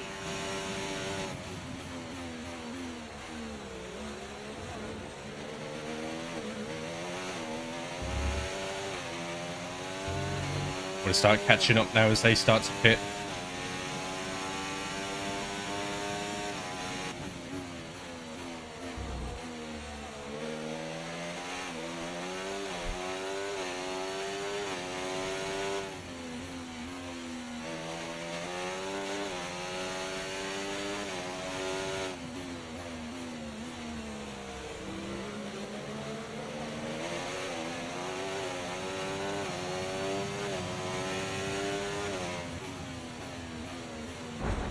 Oh, sorry, bro. Yeah, I know. Oh, screw you, Max.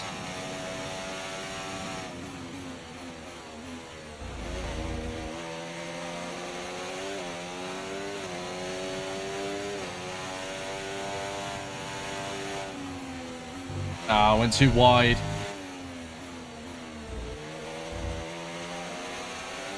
Should have took my foot off the accelerator and come in shallow.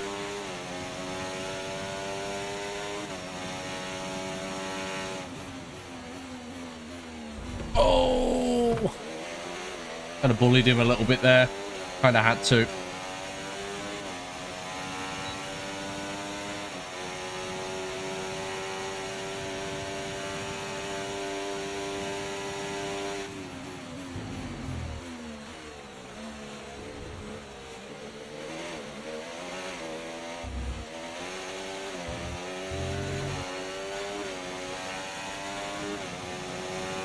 Is it in DRS range?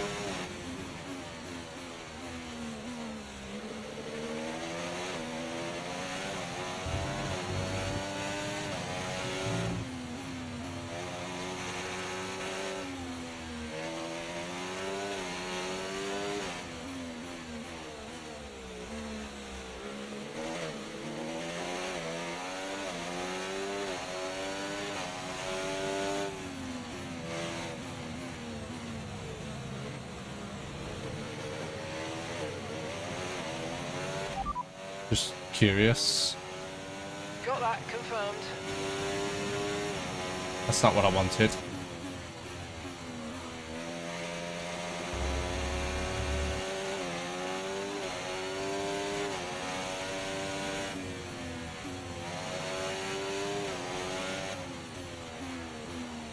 Yeah, you were coming in aggressive then, bro.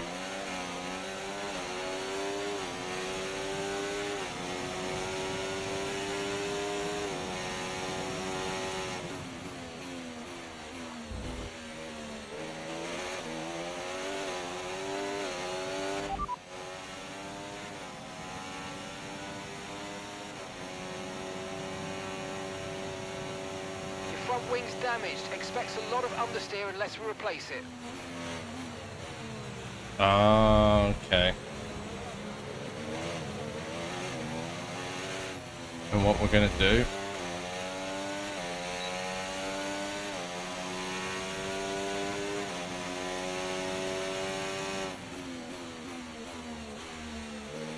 That's why I'm getting all the understeer.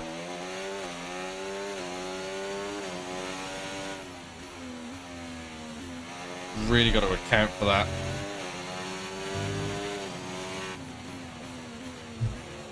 Yeah. God damn it.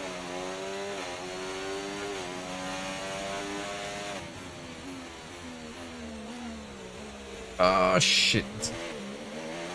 And as the tires warm up and lose their, you know, lose the rubber, that understeer is only going to get worse.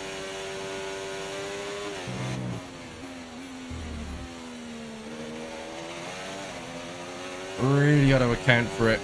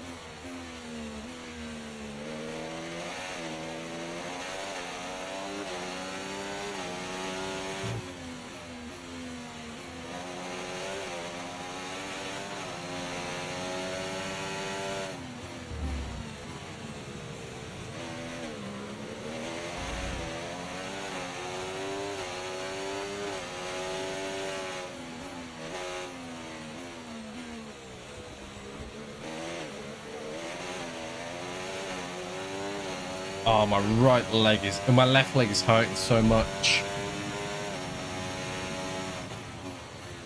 Might have to bind my brake to a button.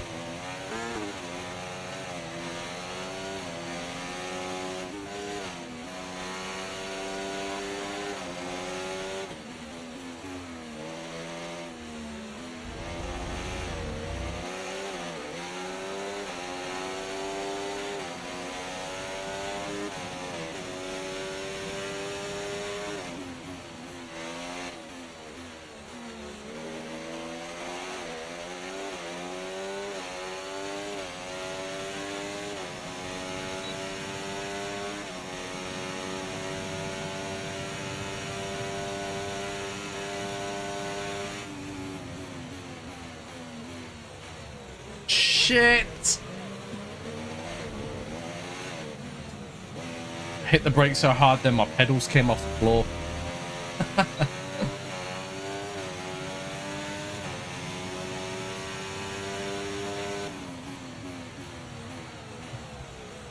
Oh, god damn it. That front left tire. I'm betting the damage is coming from that because of all the understeer. Go away, Sergeant.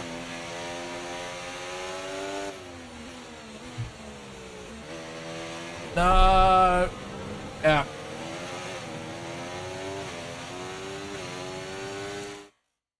God, my leg is in so much pain. Ah. Holy smokes. Stretch. Right, change my controls so that I can put the brake on like my paddle or something. And again, that's either that's either an on or it's off.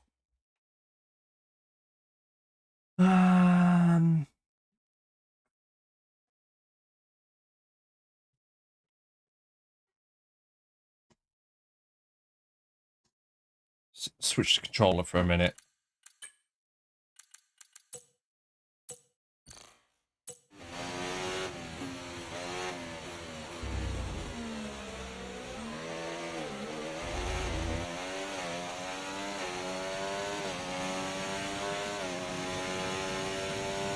So I can give my leg a break.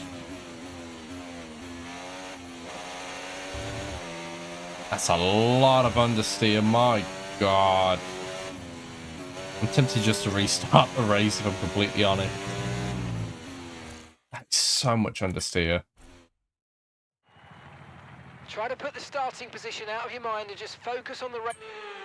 Right.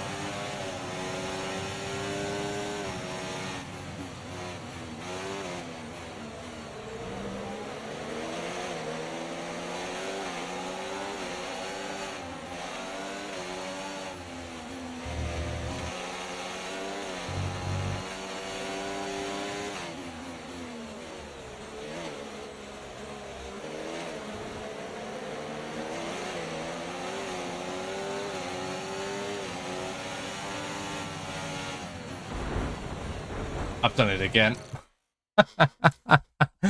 Oh god, can I make it so that the car isn't so delicate, please?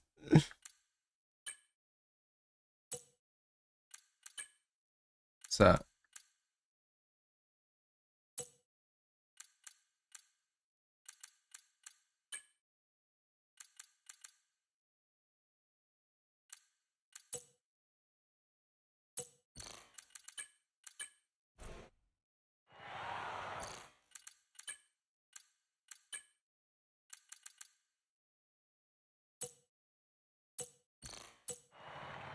why is bro on the left giving me such a side eye? Yo, look at me. Yeah, why are you giving me side eye, bro?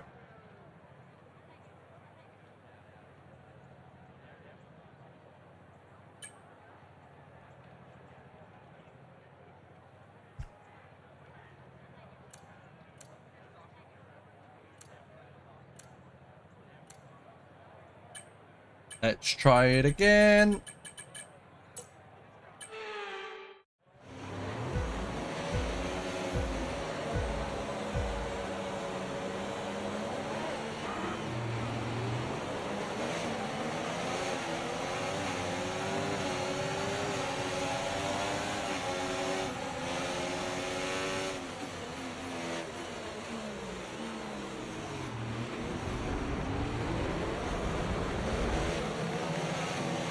Get a couple of penalties for that, but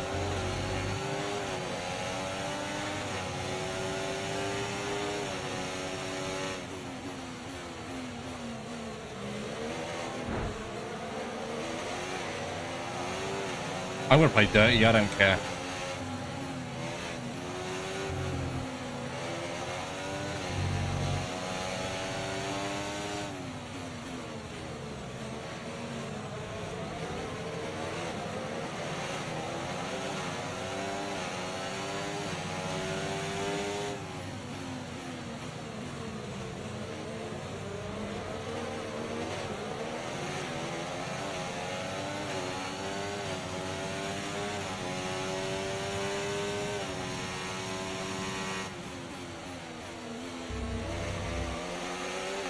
this corner here. I'm going to dive bomb these two. Ready? Coming in for the dive bomb. Ah, yeah. Oh.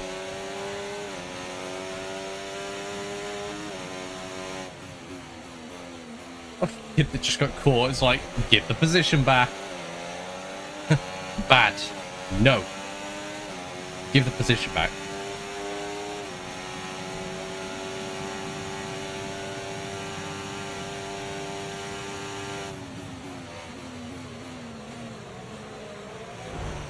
Oh, sorry, Stroll.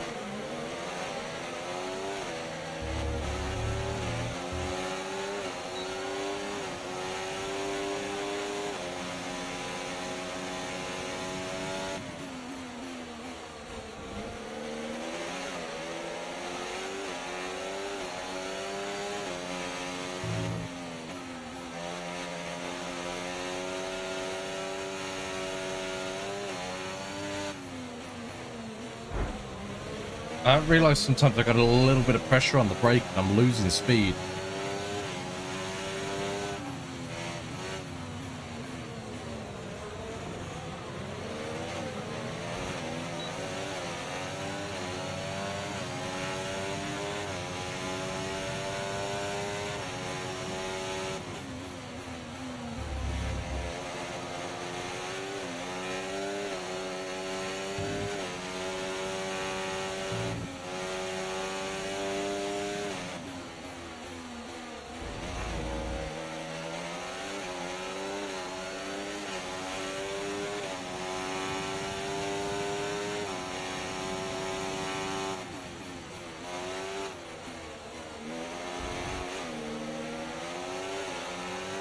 That's alright, Max. You keep doing your thing.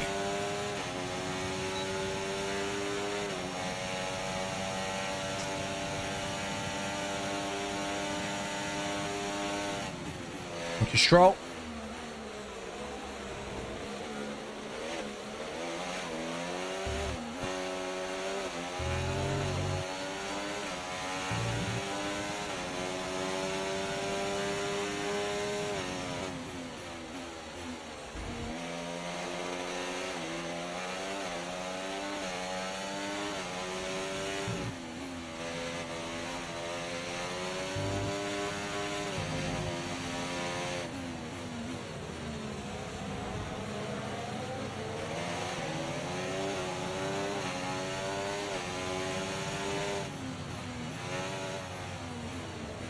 Oh, Gasly.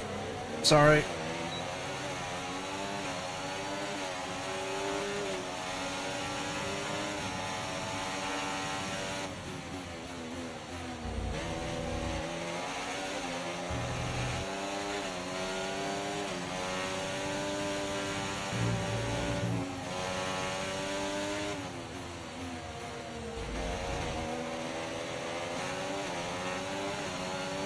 Because that's Red Bull in front, isn't it?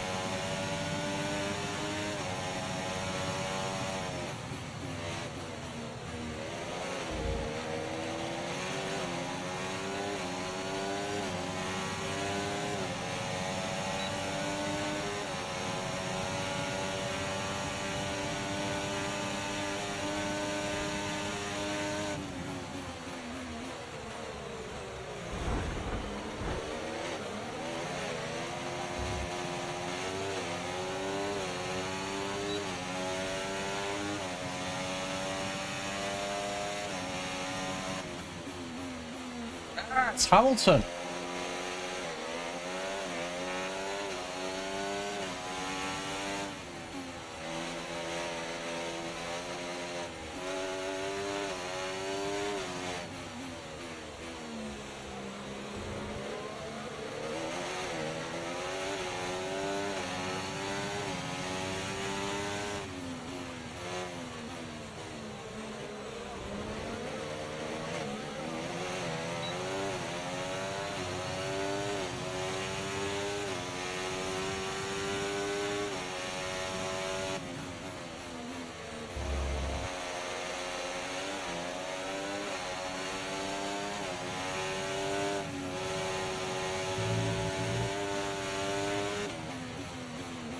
Lewis.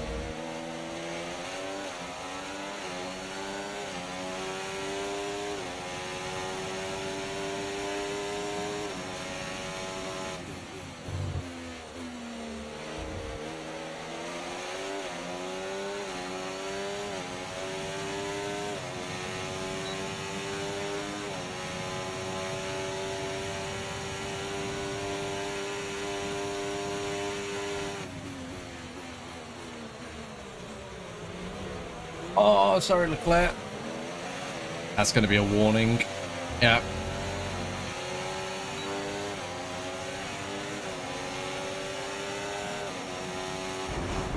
Ooh, that's another warning.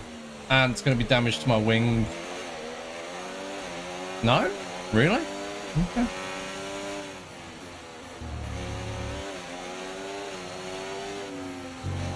Ooh, went a bit wide.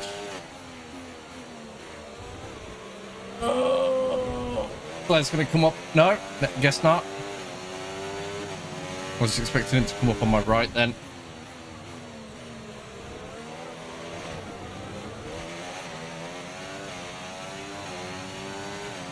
Where's Piastri? Is he top 3?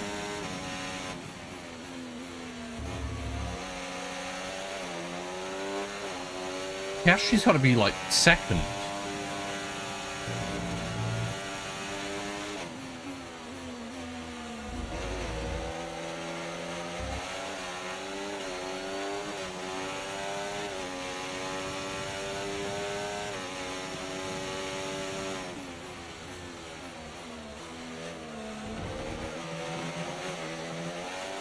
Start conserving fuel a little bit.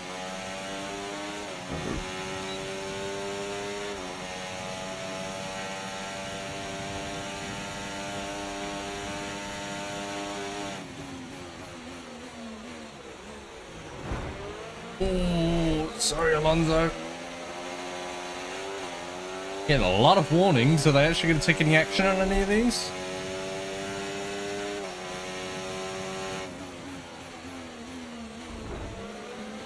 Oh, is that going to be class? Is that going to be counted?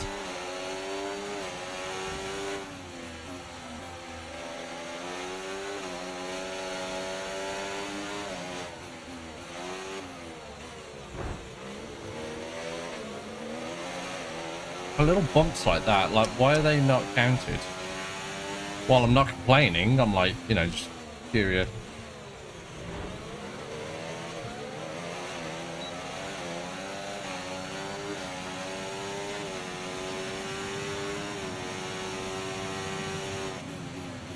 Thank you, George. Oh, shit. That's going to be a warning again, isn't it? No?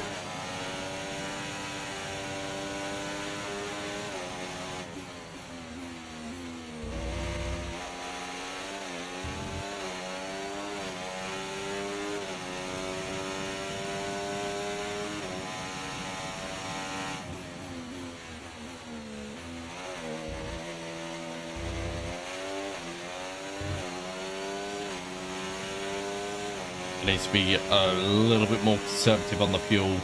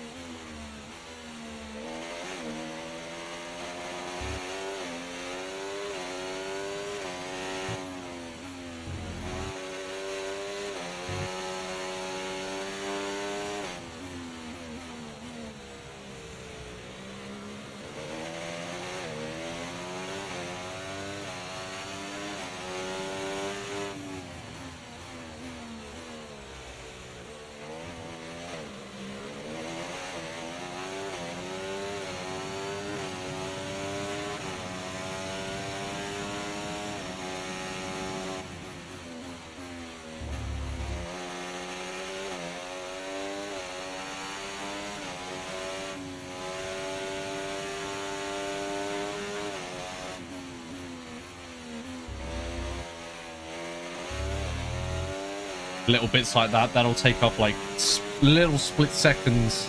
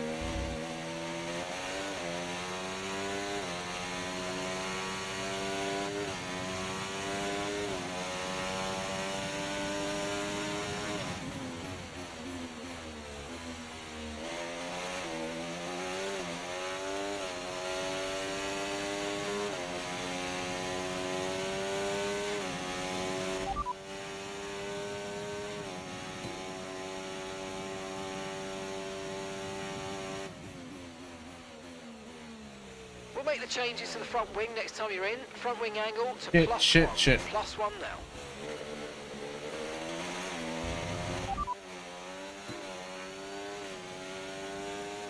We'll shift the angle of the front wing to the -1 setup, moving the front wing to -1 on your next stop.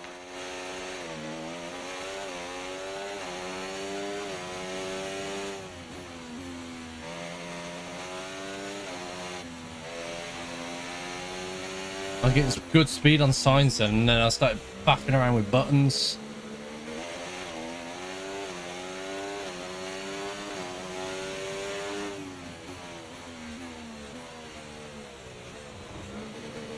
I'm sure there's a way that I can like communicate and say like, what's the weather update? Right, so our fastest lap currently. No, that's not what I asked. 37.6.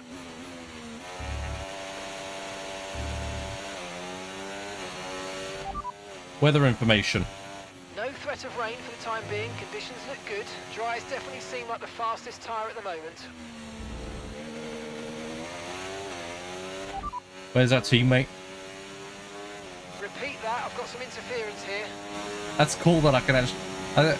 I thought that that was a thing.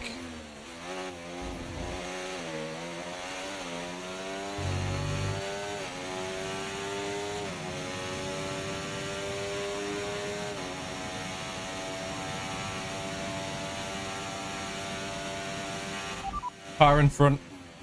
Okay, Sainz is ahead of you. Okay, so gap to the car ahead, 5.1 seconds. Okay, That's they're on old awesome. softs. Their tyres are 9 laps old. Okay, we think they've got 2 stops remaining. And the time last lap, 1:39.7. Okay, so they're extending their advantage by 2 seconds a lap at the moment. Okay, mate, I'd love to see a bit of aggression, but not like this, mate. Come on, let's keep it clean.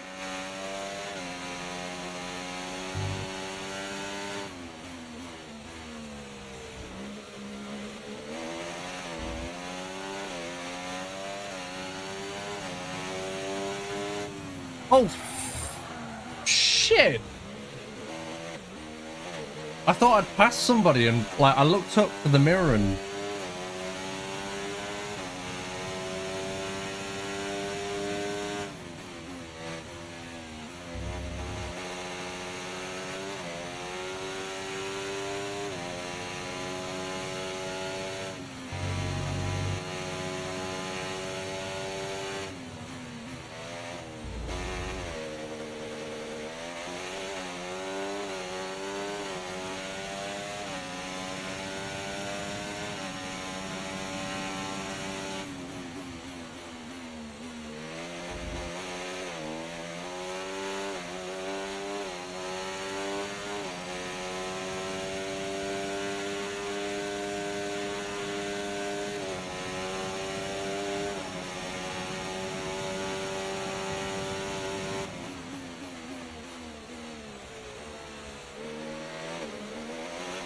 Go away, Alonso.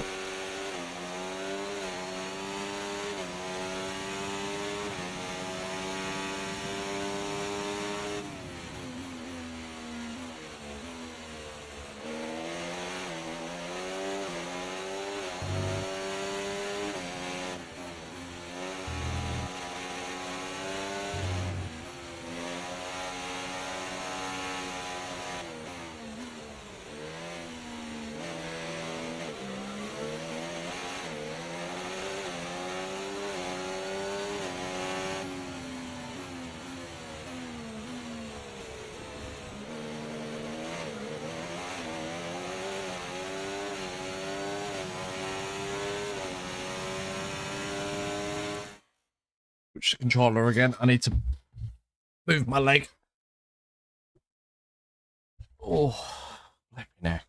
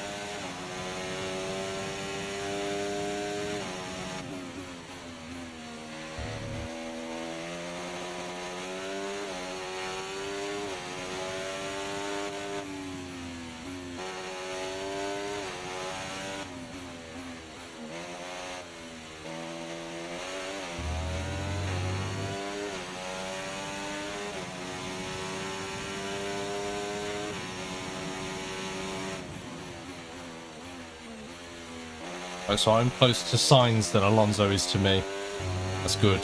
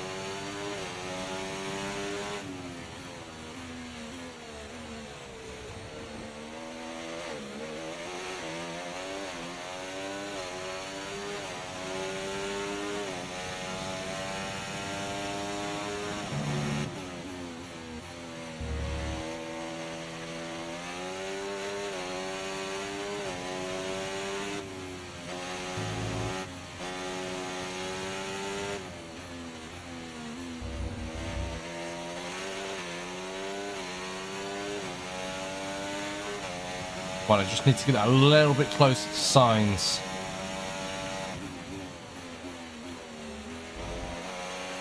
Come on, stay within a second. Stay within a second. Get that DRS. Come on, Tom.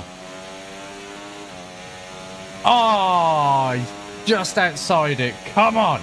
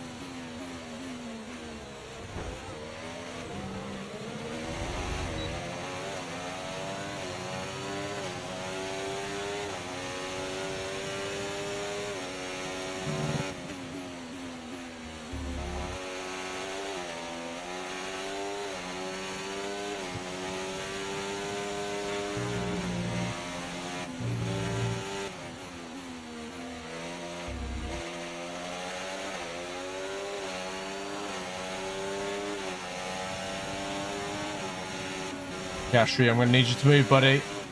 I'm going to take Max.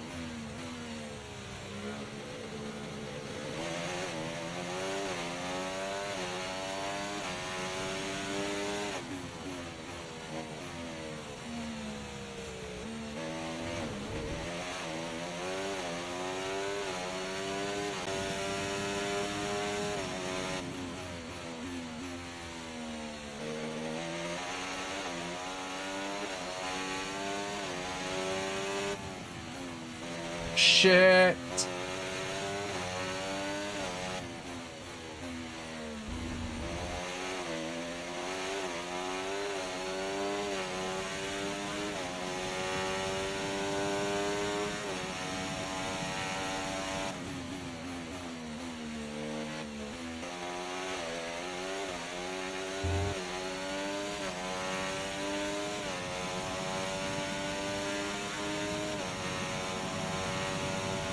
Oscar is into the pit lane. Oscar in the pits.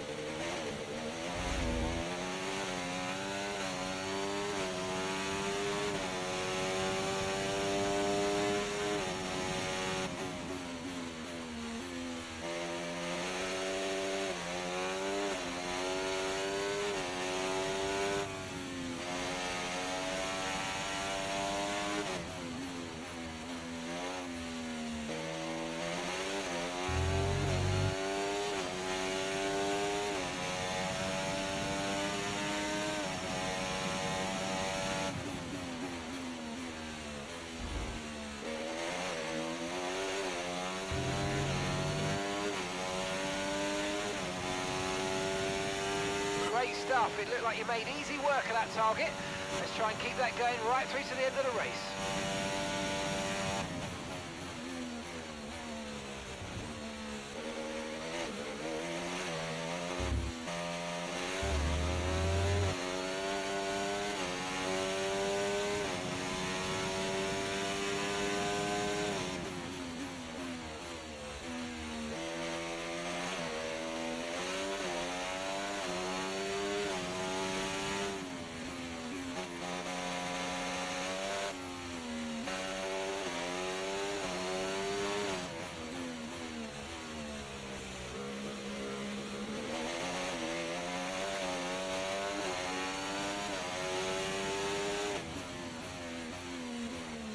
Next lap.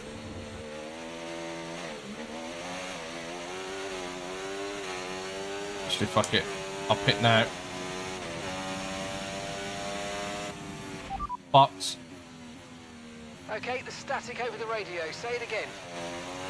God damn it. Confirmed. We'll receive you at the end of this lap.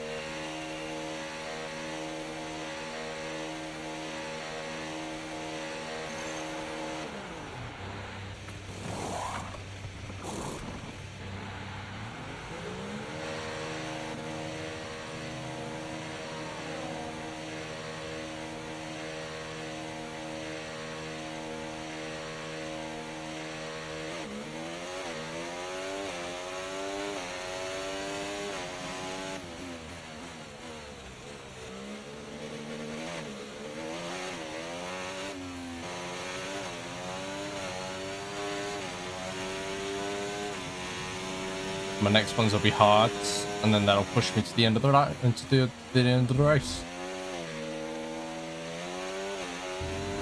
That'll be around what, 20? No, about 32, 34.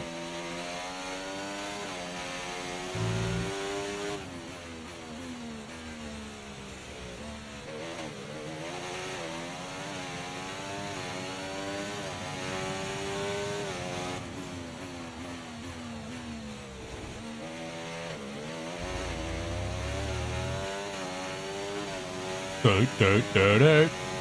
Max Verstappen. Do. Max Verstappen.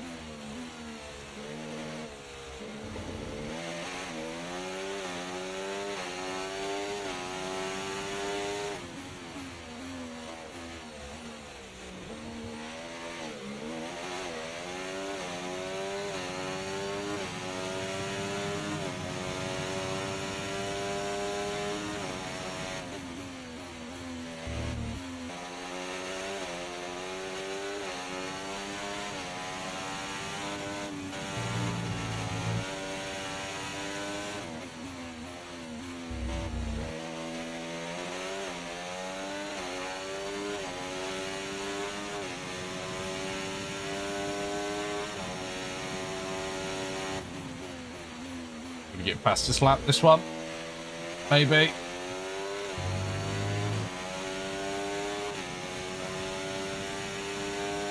Yes!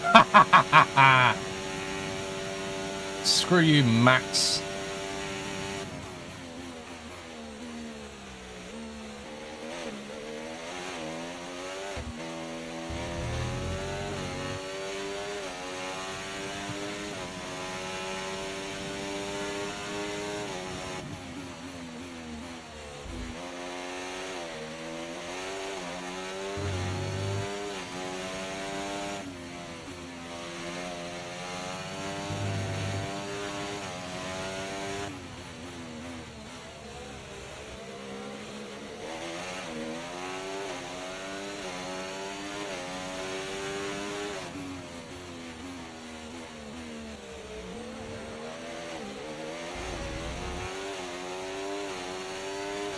Come on, I think I'm in DRS.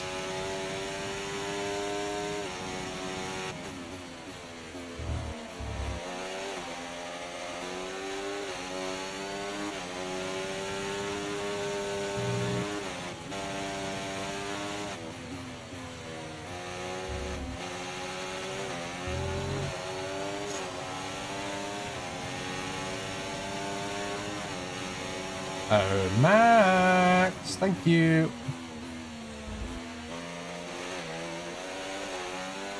That's a new fastest lap, I believe. Maybe. Oh, feels good.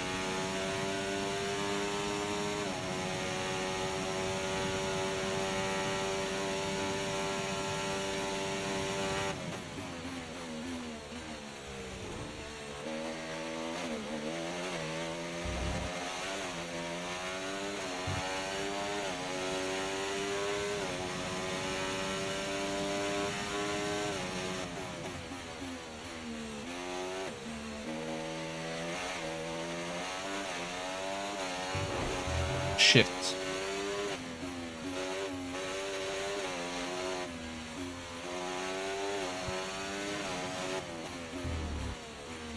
I noticed the car was drifting off to the right. I looked down, the steering wheel's slightly angled.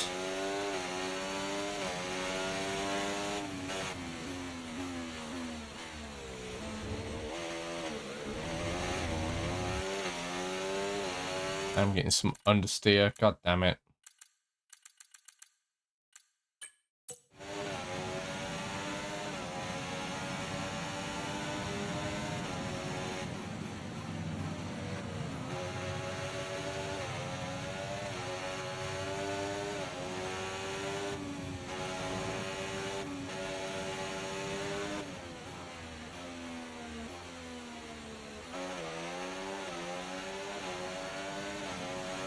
Yeah, front left is going to take some hits now with understeer. If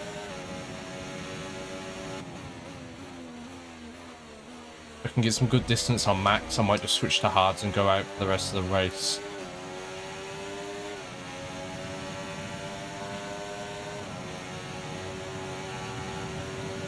be fair. Go to hards now and come back in 4.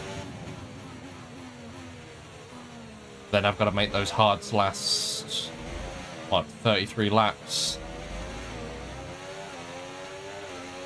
As opposed to the 20. Okay, mate. After that front wing damage, we've got to look after it now. Please protect the front wing. Come on.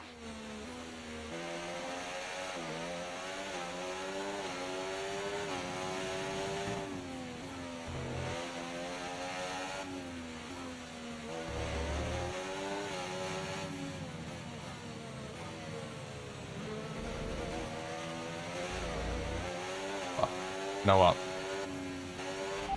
Understood. Stopping this lap.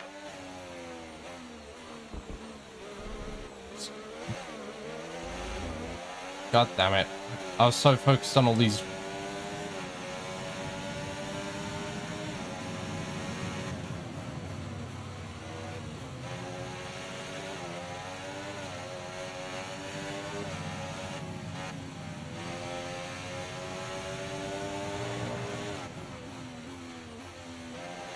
Don't get that wing change, it's gonna fuck up everything.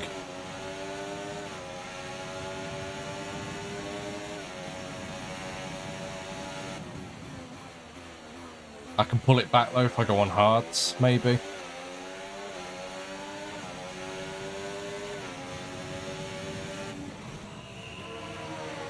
Yeah, bye Max.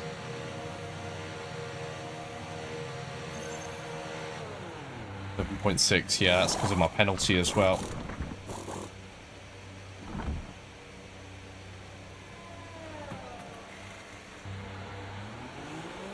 I think, or is the penalty added on at the end?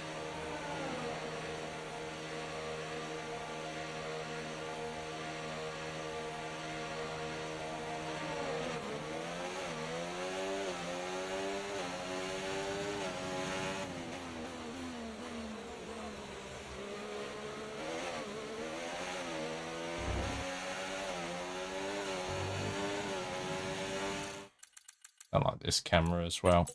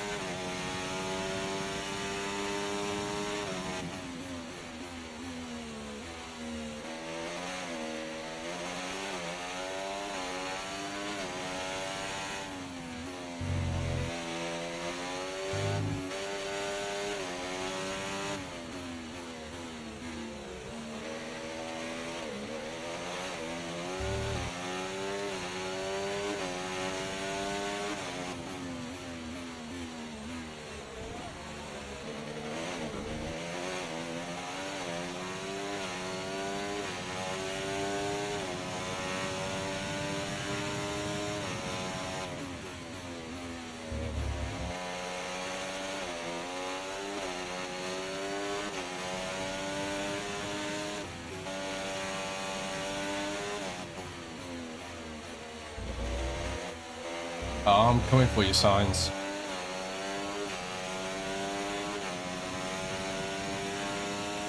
Wait till we get that right turn and I get that DRS.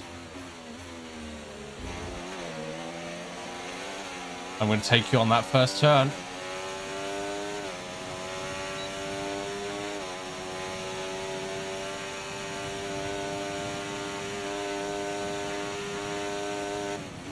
Told you.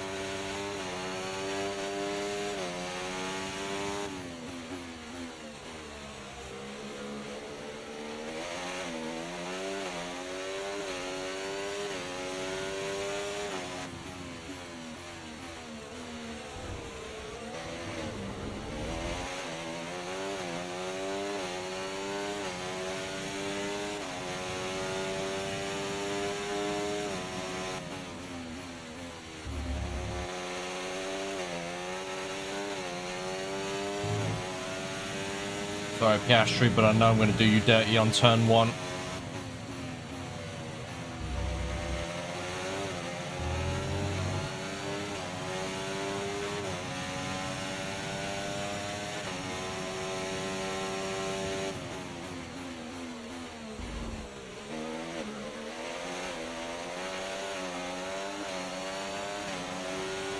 Maybe even the last one.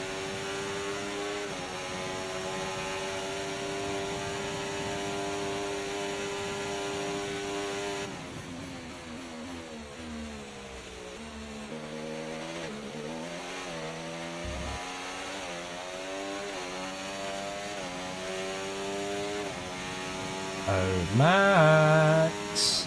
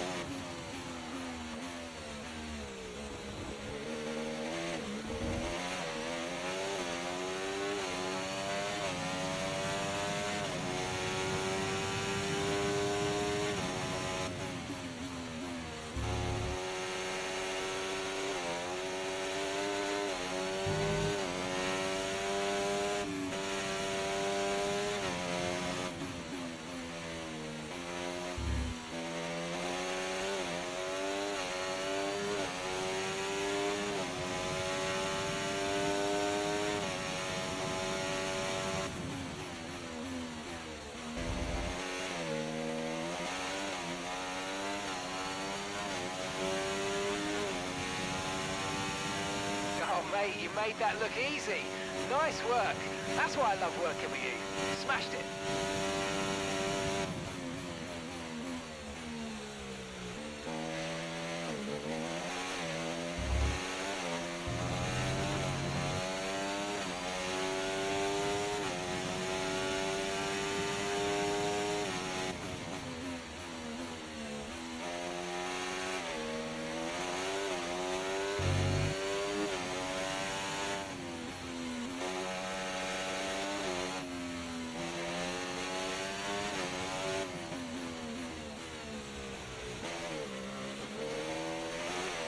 Max is going to need to pit eventually.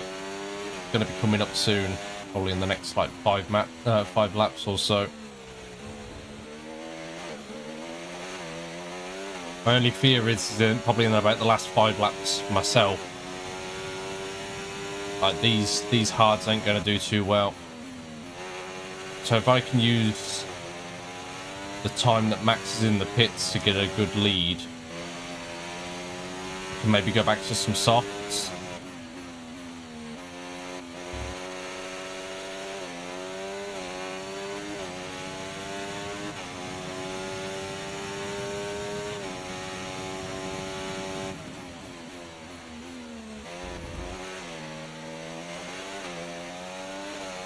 Oh shit, Max is in the pits.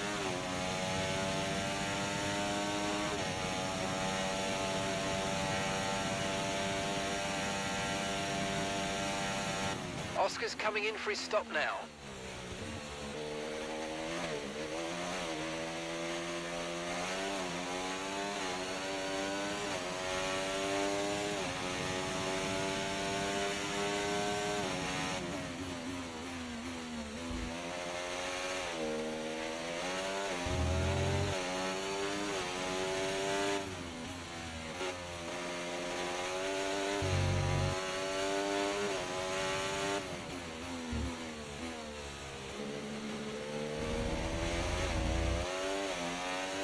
If I can get some good distance, maybe around lap 45, I'll just go for softs and then I'll just go for a very, very quick run at the end.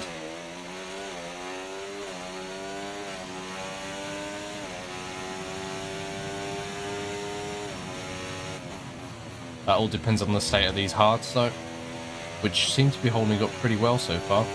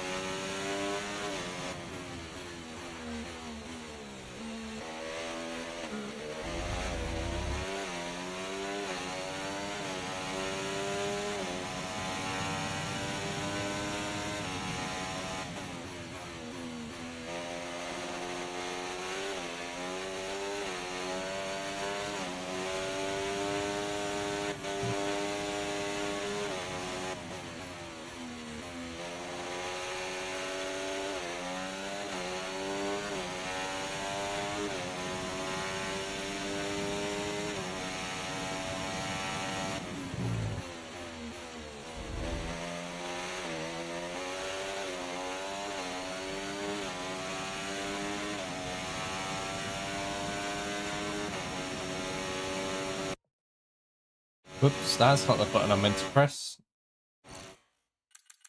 I wanted to see whether I could bring up the scoreboard a bit bigger.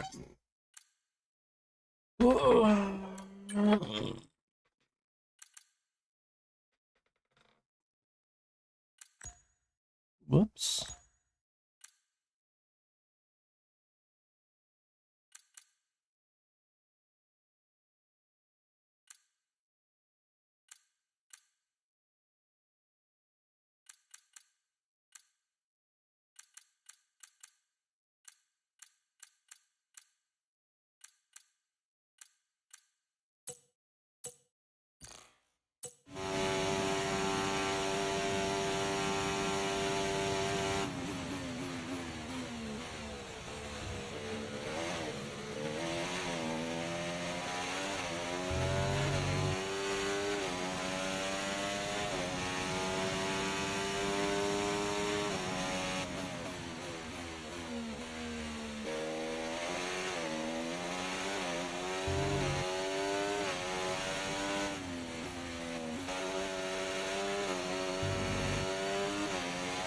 Oh boy. Hello, fellas. Didn't know you were that far behind.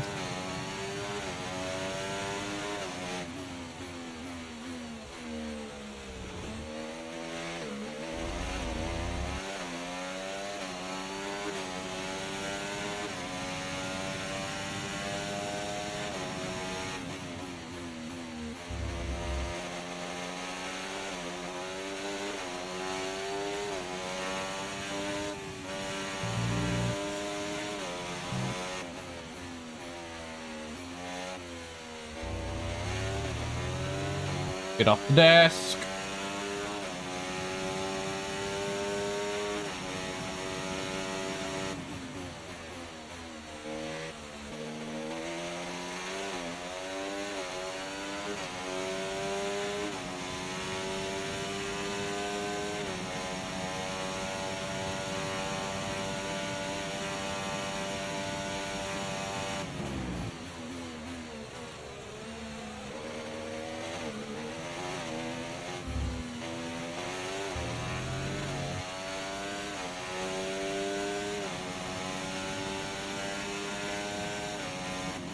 Okay, information on Sainz. They're retiring from the race.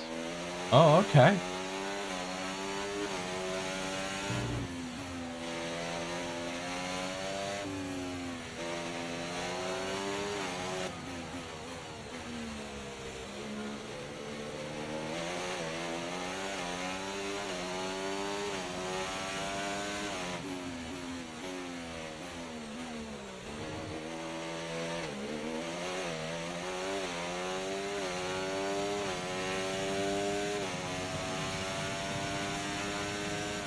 Right at the start of the season as well, goddamn.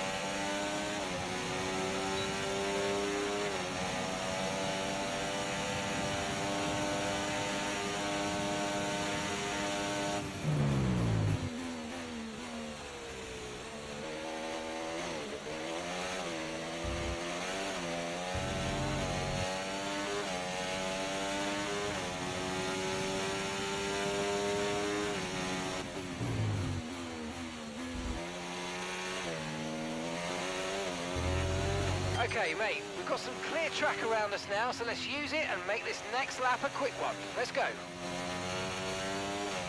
Clear track, bro. Do you not see that Bottas is right there?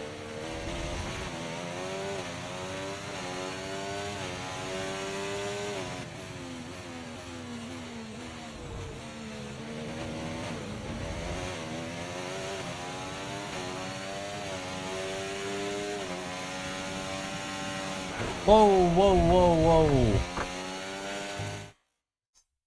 bumped my steering wheel. That was not good.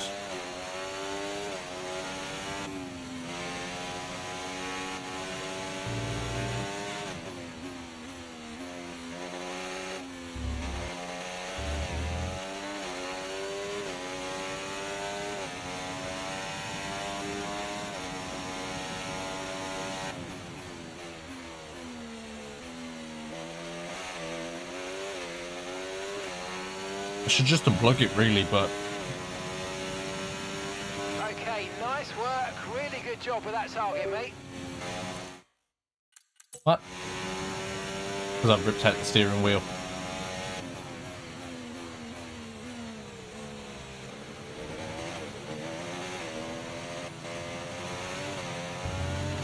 Manage a couple laps, Tom. Manage a couple laps.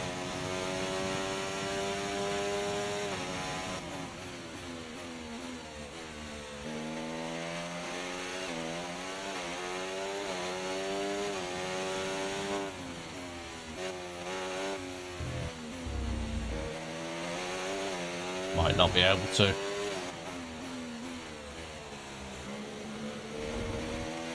Oh, those corners. Screw it. Okay, we'll move the front wing angle to No. a balanced setting next time you're in. No, that's not what I wanted to do. God damn it. God, that menu is not easy to navigate. I'm not sure I even want to continue with that now. God damn. Ah. Pain in the ass.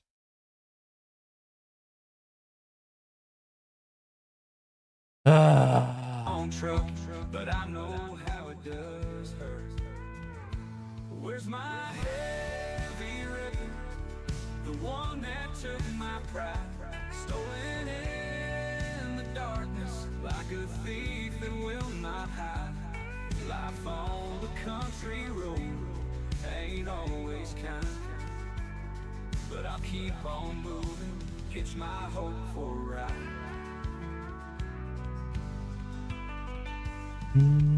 Posted signs and photos, searched I gotta get to BRB. look for clues and answers, asked every stranger friend.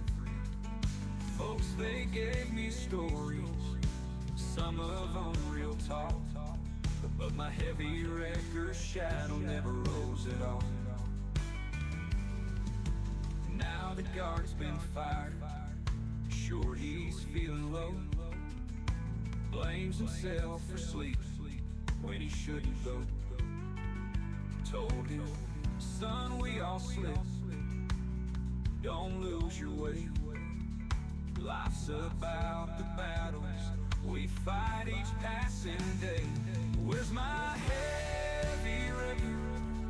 The one that took my pride, stolen in the darkness like a thief that will not hide. Life on the country road ain't always kind, but I'll keep on moving, hitch my hope for a ride.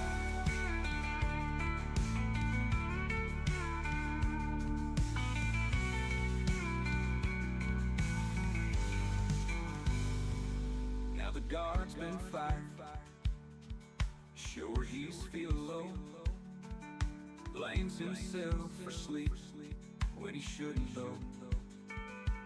Told him, son, we all slip, don't lose your way. Life's about the battles we fight each passing day.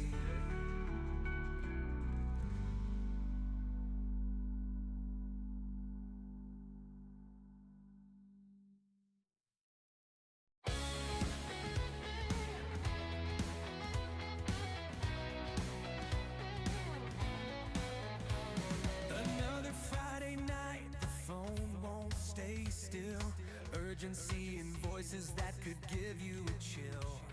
Sirens screaming loud, burning rubber steel. Dispatch lines tangled in adrenaline thrill.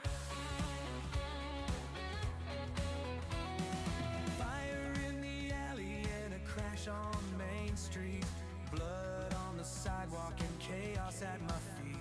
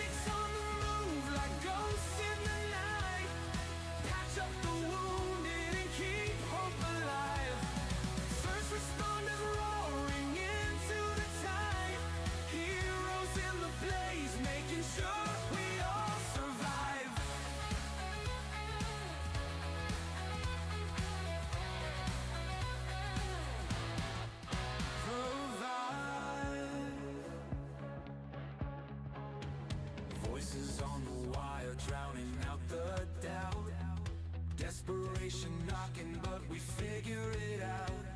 Each call a new chapter in this endless bout. Stay strong, stay focused on the turnaround. Beat tones howling, breaking through the quiet. Lives on the line in this endless circuit riot.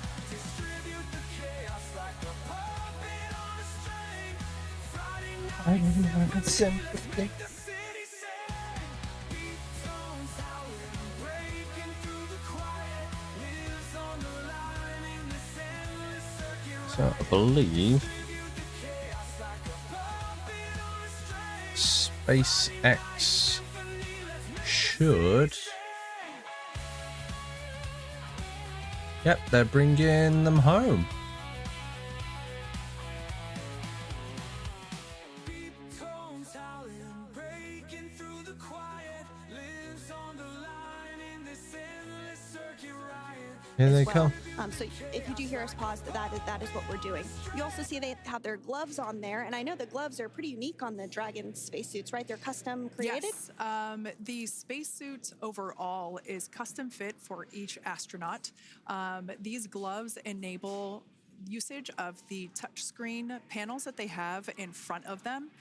We can't see it from this view, but that view we saw earlier between Alexander Gorbanov and Nick Hague, that is a touchscreen. It allows the crew to monitor everything that Dragon is doing, along with those tablets that they have there on their legs. So yeah, the spacesuit itself is intended to act as a mini spaceship, if you will, as once the visors are closed, it is able to maintain a pressure in the unlikely event of a depressurization event for Dragon. So there we can see those screens I was talking about. So there in the center, we've got the location tracker, as well as on the left-hand side, it's mapping out the operations that Dragon is executing. The crew has to remain well informed of all these things that Dragon is doing autonomously. That basically means that Dragon is flying itself. The crew has the ability to gain control of the capsule if necessary, but the capsule is essentially going to bring itself home. But of course, in order to be familiar with Freedom, SpaceX. Deorbit sequence start in 5 minutes.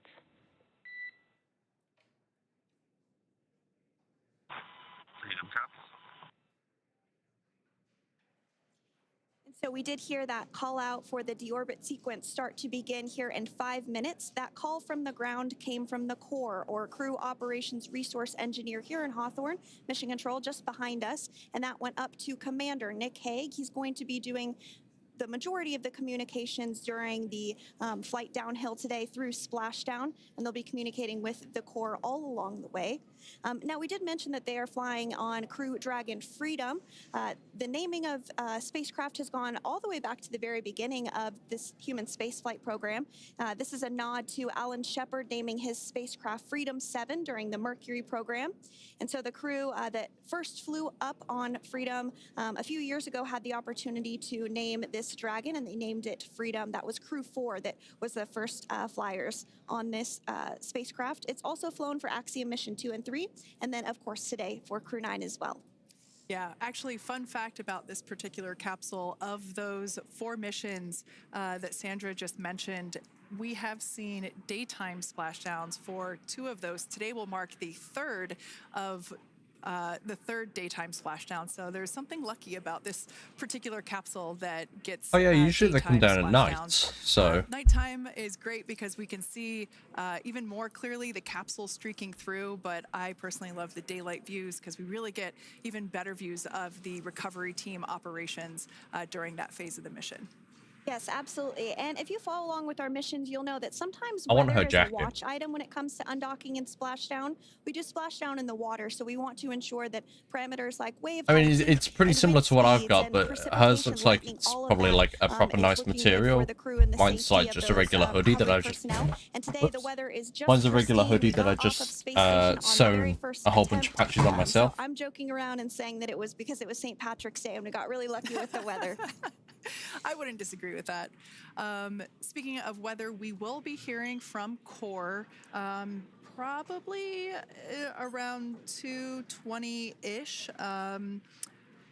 Typically, before we enter the period of loss of signal, or LOS, we will hear an entry briefing from the core, the Crew Operations Resource Engineer, and they will deliver important information like updated anticipated splashdown and loss of signal times to the crew, as well as the wave height and wind speed. So we'll be standing by to listen in on those. Like I said, that will happen shortly after, typically after trunk separation. I can't quite remember if it's before or after deorbit burn. It must be before. But in any case, we'll be hearing all of that coming from core. In fact, that individual is seated there in the room on your screen. That is SpaceX Mission Control in Hawthorne, California. That room is located just over our shoulders, and that is where Dragon operators are standing by on console, monitoring the progress of Dragon as it continues its way home. It's been, at the point of splashdown, it'll be about 17 hours since Dragon undocked from the International Space Station. The team there in mission control.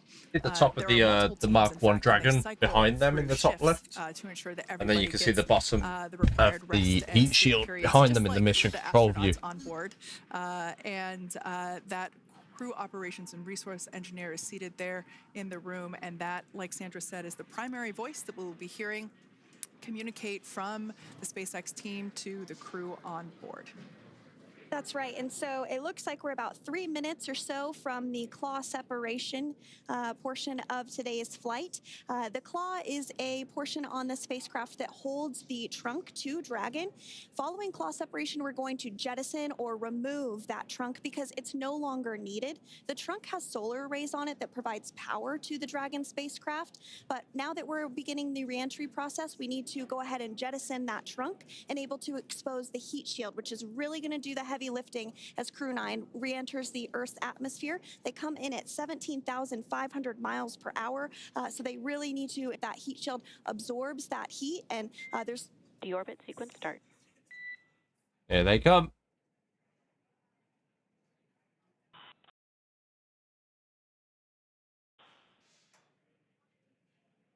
Oh, appears I had a bit of a connection blip there. And so we did just get communications there that the deorbit sequence start. Apparently, I'm getting begun. communications So here in blackout just as well. a couple minutes from now, we expect to hear information or a call back about the claw separation having begun. And again, that kicks off that trunk separation portion that I was discussing to remove that, expose the heat shield, and then eventually we'll have the deorbit burn, and we'll continue to walk you through all of these milestones as we approach them ahead of our splashdown at 2:57 p.m. Pacific time this afternoon off the coast of Tallahassee, Florida. Yeah, we're very excited to bring the Crew 9 crew home. Sandra, we were talking about the trunk separation. That trunk is on a trajectory that will re-enter in the atmosphere and break up upon that re-entry. The heat shield itself is one of my favorite parts of the Dragon capsule. It is the workhorse of the re-entry phase.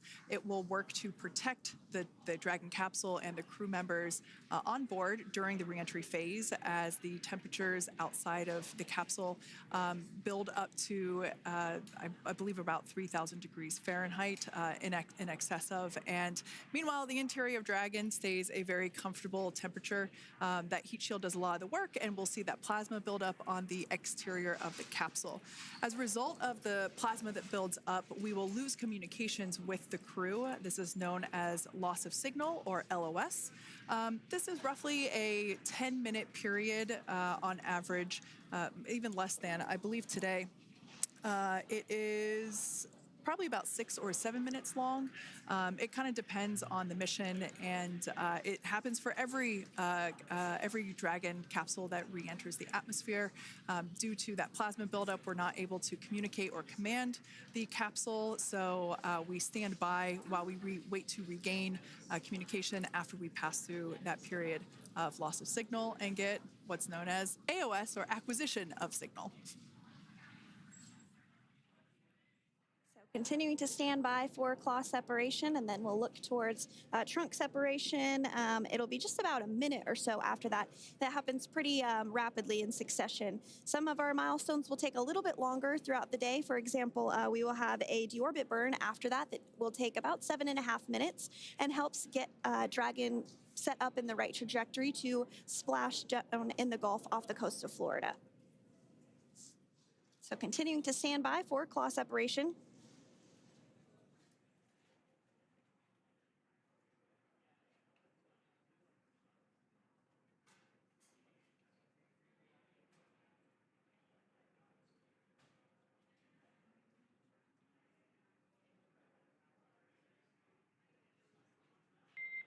Nominal trunk jettison. All right. Great news there. That trunk has been jettisoned from the Dragon capsule. So the claw was separated. That's the mechanism that connects the telemetry and power between the Dragon capsule and the trunk. In order to expose the heat shield underneath Dragon, we had to jettison that trunk, and so we just got confirmation that that has happened. So that is great news. Basically means that telemetry is looking good and that the nitrox system is primed for cabin and suit cooling, and the heat shield, like I said, is now exposed and ready for atmospheric re-entry. The trunk served its purpose by gathering energy from the sun through its solar cells and converting that to battery power. Since we separated the trunk, we can't generate any more new power, but we really don't need to since we're coming home and Dragon has enough battery power already stored.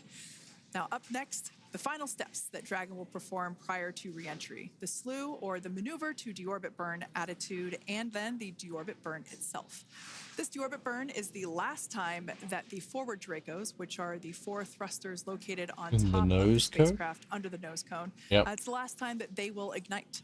The deorbit burn will place Dragon on a precise trajectory to return to the splashdown zone off the coast of Florida, off the coast of Tallahassee, Florida, and that will last about 7.5 minutes once it starts. And so deorbit burn is targeted for 2:11 p.m. Central Time, so about 2 minutes from now. As we mentioned, it's going to last about 7.5 minutes, again, helping to get Dragon into the precise trajectory to ensure that splashdown occurs in the area that was calculated and where the recovery team is already in place, ready to support splashdown operations today. The recovery vessel Megan is the ship that is going to be utilized today, and we also have what is called fast boats that go out first to check the spacecraft and make sure everything is looking good before the recovery vessel Megan approaches. So that whole recovery process takes about an hour, I would say, from the time the crew splashes down to the time they're on the boat and the crew gets out of the capsule. And we'll continue to bring you live coverage through every step of the way today as Crew 9 returns home. Indeed. Now let's take a little bit of a closer look at Dragon.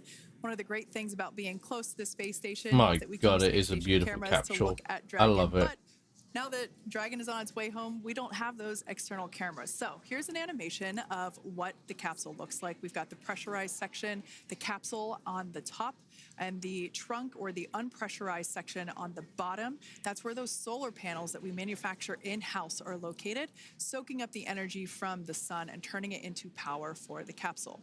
At the very top of the capsule is the nose cone. That is where the Dracos, the forward Dracos, are located. That nose cone is currently open, not closed like we saw in that animation.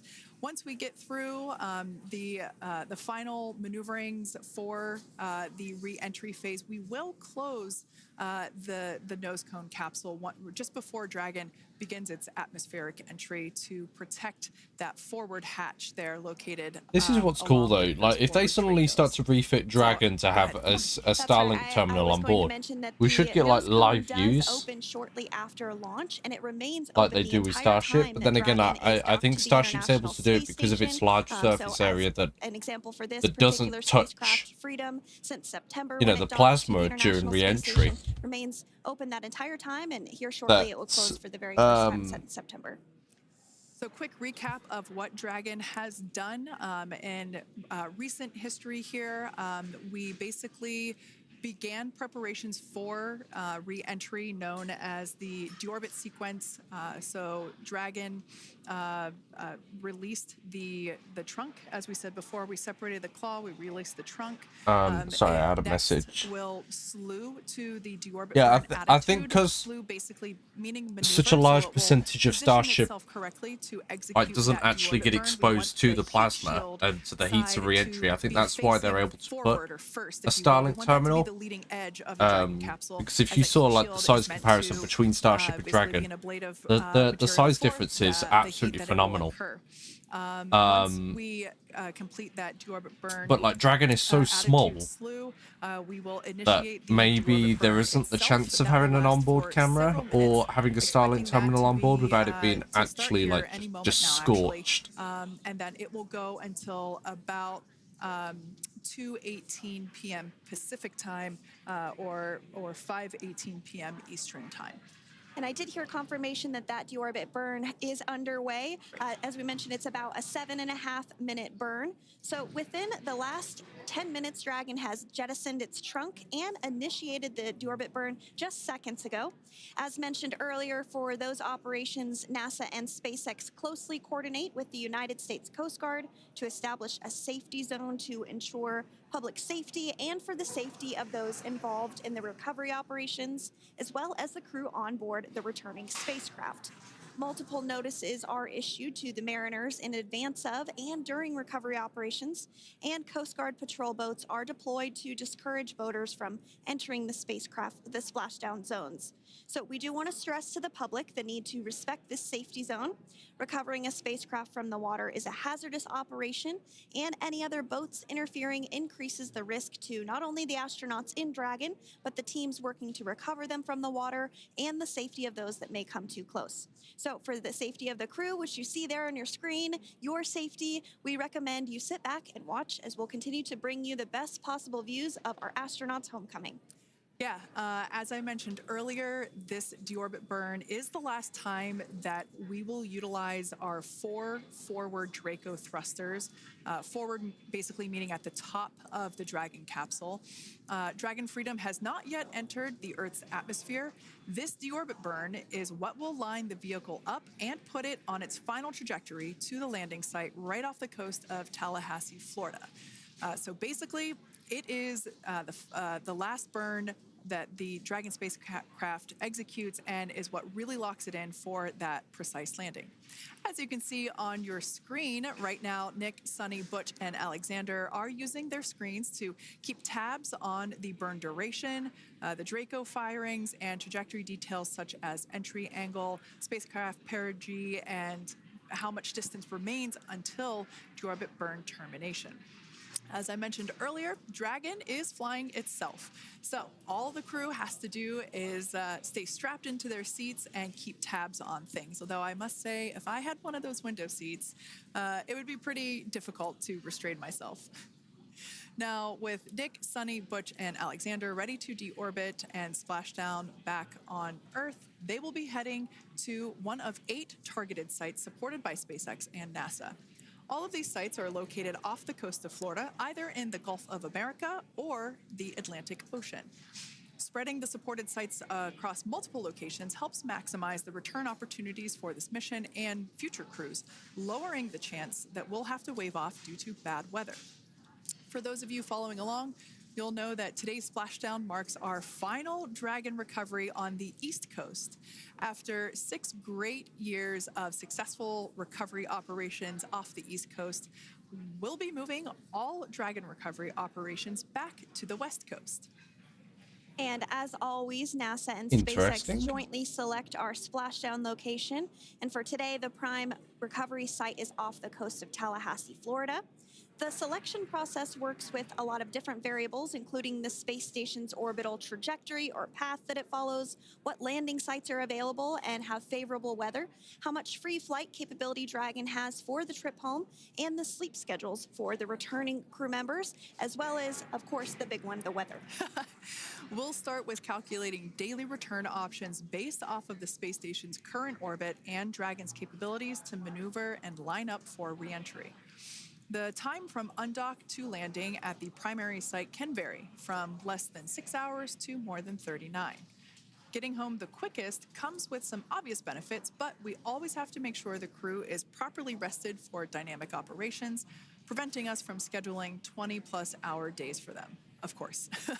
Trajectory and ballistic experts provide the daily opportunities that would line up Dragon with the 7 landing zones and split them into what we call ascending and descending opportunities.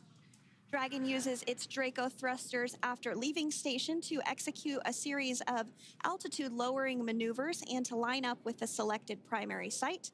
It can also change to different alternative sites while in a free flight if sudden weather moves in that we may need to avoid.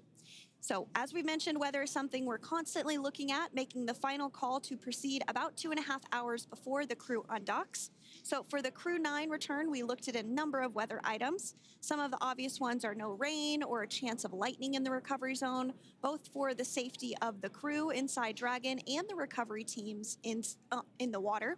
And we're also looking for wind speeds to be less than 15 feet per second or about 10 miles per hour, and relatively calm seas so that we can safely execute recovery operations, which includes landing a helicopter on the recovery ship to fly Nick, Sunny, Butch, and Alexander back to Florida. Once Dragon began flying today, we had a number of additional checkpoints to either proceed towards the primary site, head to the alternate, or select a new zone based on real-time weather data. These checks happened all the way up until we were in the final hours before the deorbit burn, which has just about a minute or so left in it. And this is the last burn in the trip home that commits Dragon to re-entering the Earth's atmosphere. Now, we are currently waiting to conclude the deorbit burn. We've got less than a minute until that finishes. We will expect to hear a call out for nominal burn, which will confirm completion of that deorbit burn for Dragon Freedom. We can see images there from the touchscreen display panels that the crew utilizes in flight. We can see the visualization of exactly which one of the 4 forward Draco thrusters are firing. That's why you have kind of like a strobe effect there.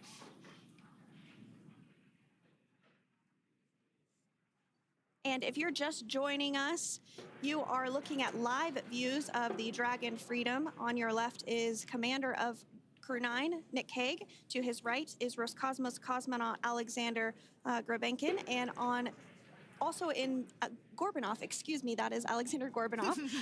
And then also in the capsule today is NASA astronauts Sunny Williams and Butch Wilmore. We're awaiting confirmation that their deorbit burn is complete, which is the last burn that's going to help set them up on a trajectory to splash down off the coast of Florida. Deorbit burn complete. Performance nominal. Nose cone closure initiated. Freedom copies.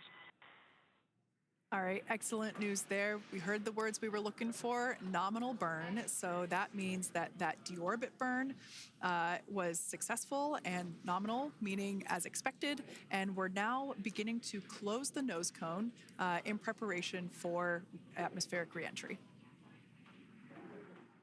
So in the background, Dragon is currently inhibiting those forward bulkhead Draco thrusters that we just used to complete the deorbit burn, ensuring it's safe to latch the nose cone shut for re-entry. Also, the vehicle has initiated the nitrox suit purge, which will help keep Nick, Sunny, Butch, and Alexander cool and comfortable during re-entry, which is coming up in about 20 minutes from now. At this point, the nose cone is closing and protecting the forward hatch for re-entry, and the crew are using their screens to continue to monitor the locking of the nose cone, which is done by a set of hooks. And as we mentioned earlier, that nose cone has remained open since September, so this is the first time it's closing in a few months. Yeah, that's absolutely right. Now, we will be expecting, as I mentioned before, an entry brief from SpaceX Core. Again, that's the Crew Operations Resource Engineer, who is seated in that room that you see there on your screen. That entry brief will provide updated times for anticipated splashdown, as well as the loss of signal or a period of LOS. I remember when that mission control was just a mess of computers. Information such as wind speed and wave height at during demo 2, I think it was. But all in all, everything has been great today.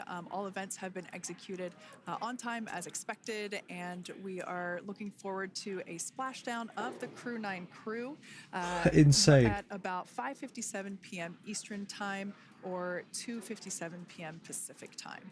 Between now and then, things are going to start moving quite quickly. In fact, if anything, this will have seemed like the slower part of the reentry phase. We're going to go through, like I said, that period of loss of signal, or LOS.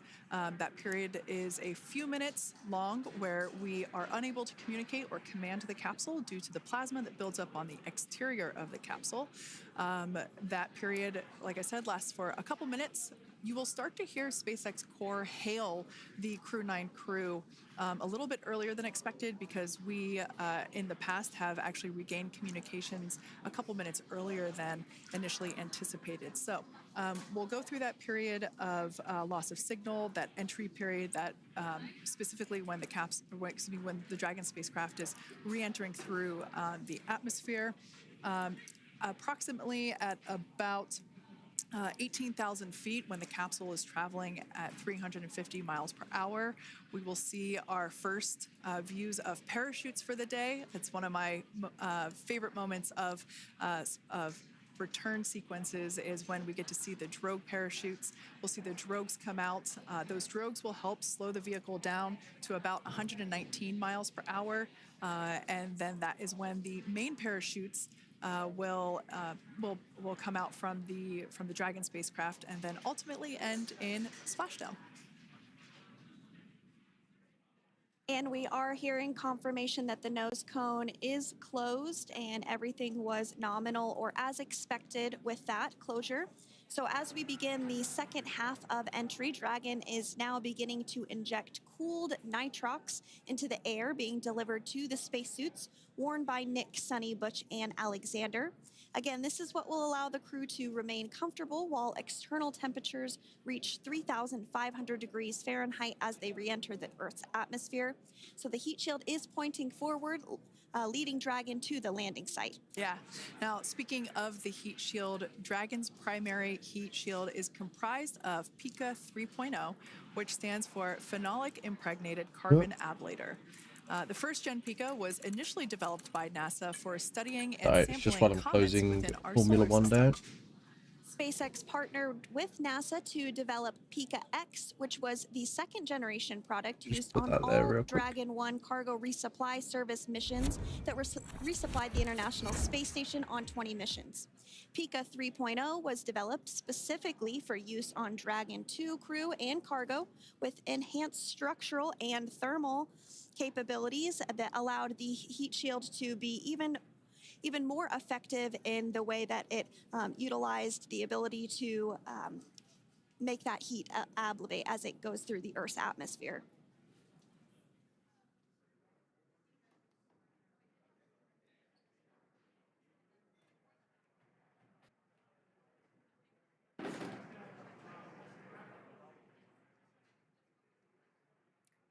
The remainder of Dragon is composed primarily of a SpaceX proprietary ablative material. It's another class of thermal protection which is lighter weight versus PICA and protects the underlying composite structure during reentry to ensure the structural capabilities are maintained. While Dragon will experience temperatures well over 3,000 degrees during peak reentry conditions, the characteristics of the thermal protection system, coupled with the environmental control and life support system in the pressurized interior, will ensure that Nick, Sunny, Butch, and Alexander stay cool and comfortable during all phases of reentry through splashdown. Now, if you've just recently joined us, we hope to regain views of our crew members inside Dragon Freedom, but we don't have those available at the moment due to ground station coverage. So we will bring those back to you as soon as we can. Now, after Dragon Freedom has re-entered the Earth's atmosphere, a series of parachutes will deploy to slow the crew's descent. First will be the 2 drogue parachutes, followed by the 4 main parachutes, and those will guide Dragon to its first contact with Earth since it launched back in September. Dragon will automatically deploy these parachutes when different pressure and positioning sensors on the spacecraft detect that they're at the right speed and altitude. Vehicle velocity at drogue deploy is approximately 350 miles per hour, and they deploy at about 18,000 feet. Now, when the vehicle velocity at main deploy is approximately 119 miles per hour, and they deploy at about 6,500 feet.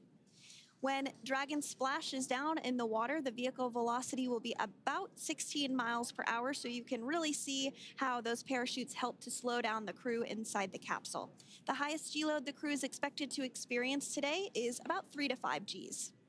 Yeah, when you think about really fun roller coasters, they're about in that range. So I'm sure that our crew on board will be well equipped to experience those Gs. It's nothing for them. They go through much more intense training. And so we are continuing to make our way through a number of milestones today. We did have trunk separation. Freedom, SpaceX. Nose cone is secure for entry. Freedom copies.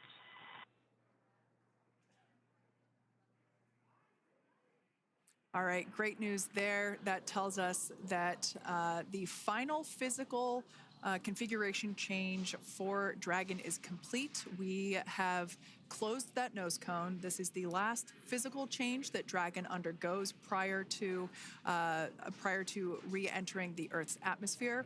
It's important that that nose cone is completely closed because underneath it is not only where the 4 forward Draco thrusters are located, but it's also because that is where the forward hatch is located. That is the hatch that is utilized for the crew to ingress and egress from the station while it is docked on board. And since our capsules are flight proven and we reuse them on future space flights, we want to make sure that all of that hardware remains intact. So that nose cone is successfully closed, and we're going to start moving pretty quickly here.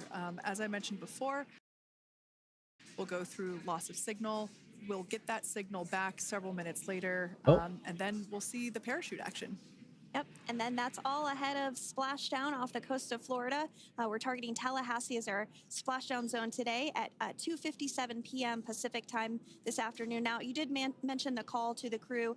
They'll do some additional calculations following that burn and potentially let us know if that splashdown time has changed at all. But right now, we are continuing to target 2:57 p.m. And you can see there on your screen a path of where Dragon will be re-entering today. So if you are in the southern tip of Mexico, you might have the opportunity to see Dragon. Because it's a daytime splashdown, you probably won't have too great of views, but potentially you'll have the opportunity to get a glimpse of it there. Once again, Dragon operators, they're monitoring the progress of Dragon through this re-entry phase. That is SpaceX Mission Control, located here in Hawthorne, California. That is also where the crew operations and resource engineer is seated. The voice that we have heard multiple times and will continue to hear as the primary point of contact to the crew on board Dragon Freedom. We will also hear the voice of Commander Nick Hague. Basically, after we hear the Corps communicate something, we will hear Nick Hague indicate that they copy, that they heard the message well, some sort of recognition that the message was received. And if you joined us yesterday for our coverage during the undocking, we were communicating through something that's called a big loop. We do that when we're in integrated operations with the International Freedom, SpaceX for entry seek B.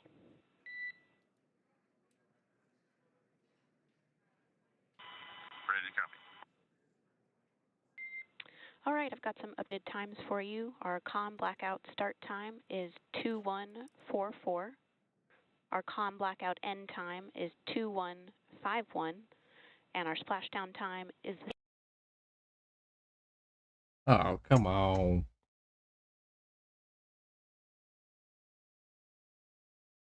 per your displays, 2157.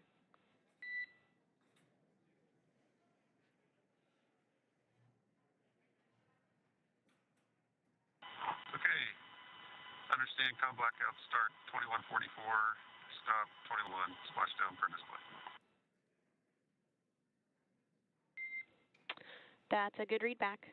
And with that, please report when tablets are secured behind the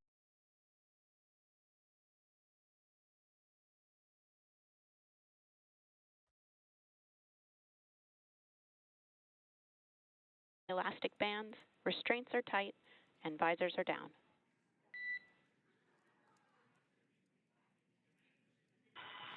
And copy, woke up.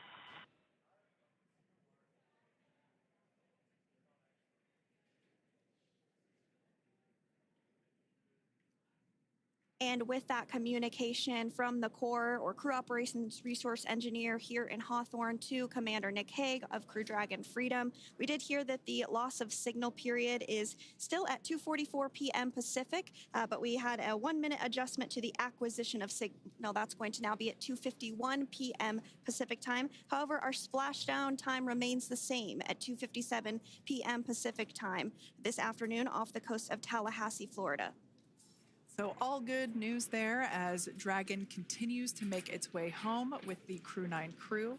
As we've mentioned before, we are splashing down on the Gulf Coast. We have ability to splash down on either side of Florida, but the location site just outside of Tallahassee, Florida is the site that was selected today due to best recovery conditions.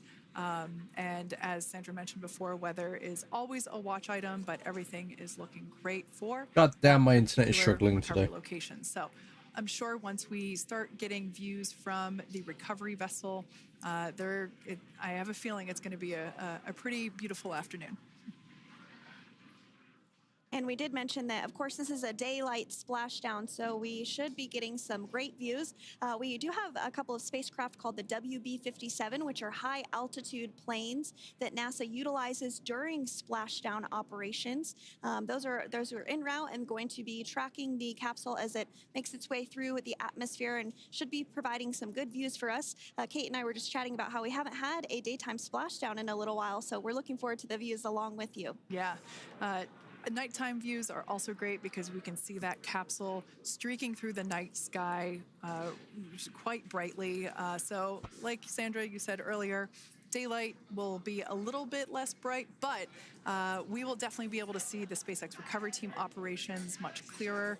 I could also imagine it's probably a little bit easier for the team themselves to do their work in daytime than at nighttime.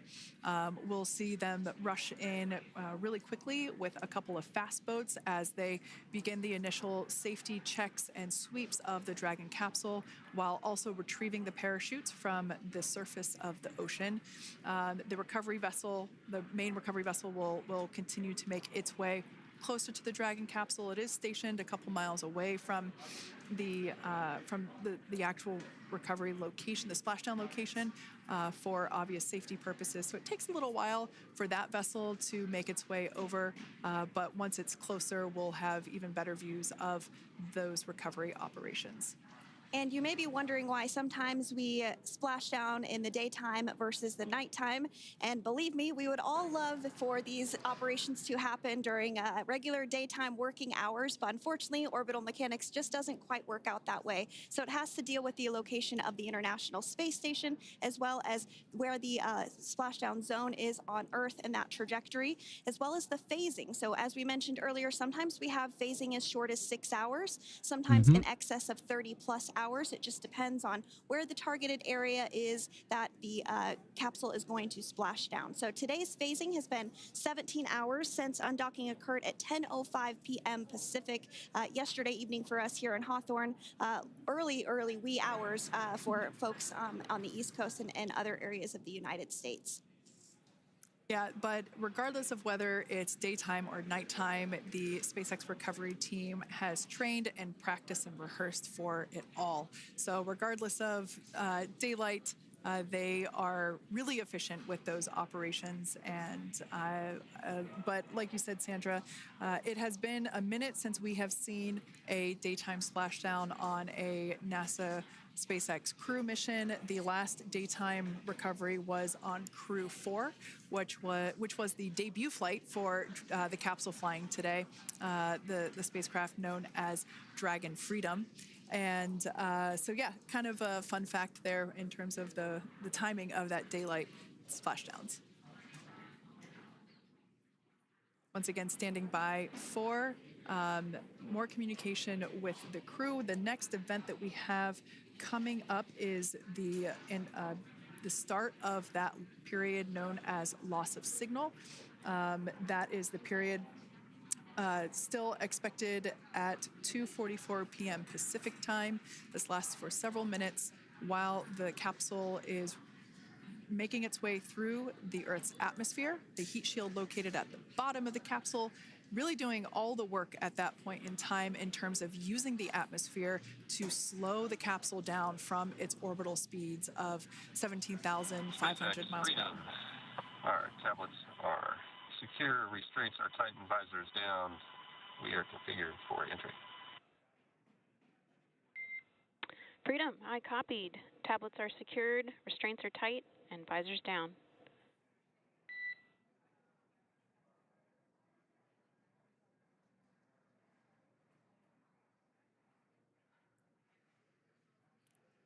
All right, great news there in terms of continuing to make progress.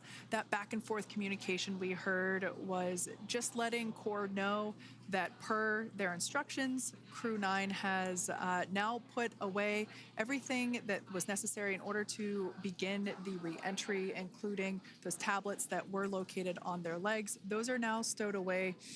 They've tightened that safety harness that we see there, and the visors are now down. So with all that being said, let's take a minute to meet our returning crew.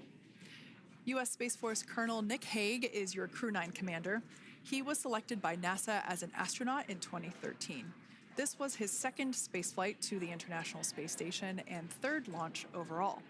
He spent 171 days in space with Crew 9 and has a career total of 374 days in space. During his mission, he completed a spacewalk with astronaut Suni Williams. That was his fourth spacewalk, earning him a career total of 25 hours, 56 minutes of spacewalking time. Before Crew 9, Hague previously served as a crew member of Expedition 59 and 60 back in 2019. He flew with Alexei Ovchinin and NASA's Christina Cook. So this is his second time sharing the space station with Ovchinin. The Kansas native is a test pilot and distinguished graduate of the United States Air Force Academy. Nick spent 5 months in Iraq in support of Operation Iraqi Freedom. He voluntarily transferred from the United States Air Force to U.S. Space Force in 2021 and is an active colonel. His wife, Katie, is a retired U.S. Air Force colonel, and they have 2 sons. NASA astronaut Suni Williams is a mission specialist for Crew 9. This was her third visit to the International Space Station. She originally launched aboard Boeing Starliner spacecraft and arrived at the space station on June 6th. Following the agency's decision to return Starliner uncrewed, she became an Expedition 71 and 72 crew member, where she logged 286 days in space on this mission.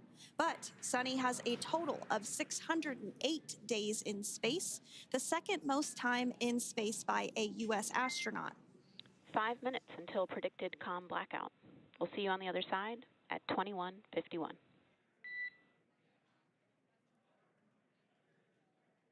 Talk to you soon.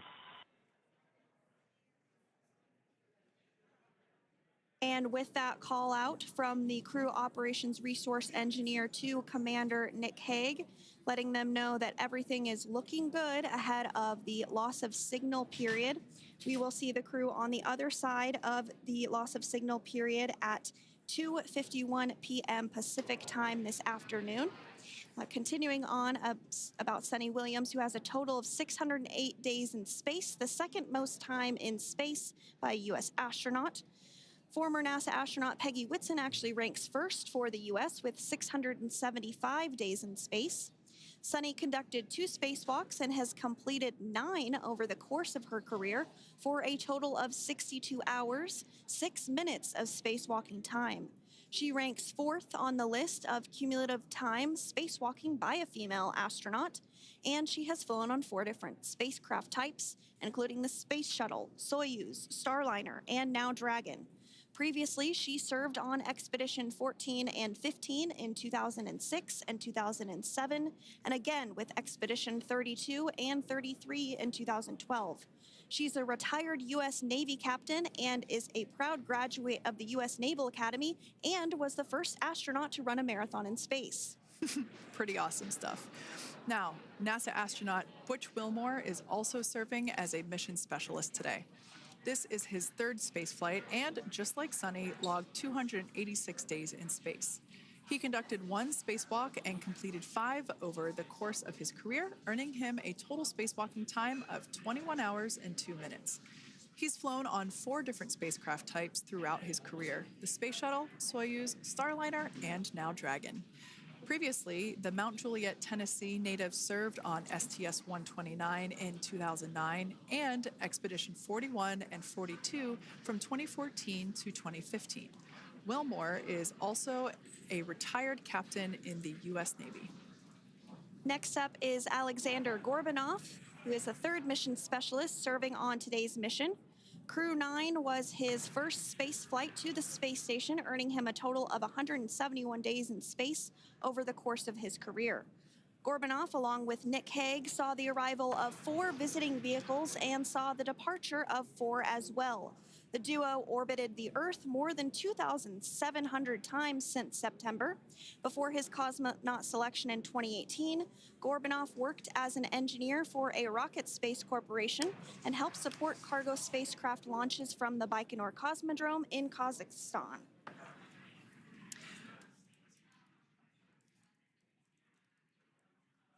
So if you are just joining us, we are continuing to bring you live coverage of Crew 9's return to Earth following their mission aboard the International Space Station, where they completed science and research investigations. We are targeting splashdown off the coast of Florida at 2:57 p.m. Pacific time. The next major milestone that we'll look ahead towards is what we call loss of signal, or LOS, when we won't have communications with the crew because they will be re-entering the Earth's atmosphere. And during this process, there is plasma that builds up around that heat shield, so we are not able to communicate with the crew, but we are anticipating to regain communications with the crew at a short time from now at 2:51 p.m. Pacific time today.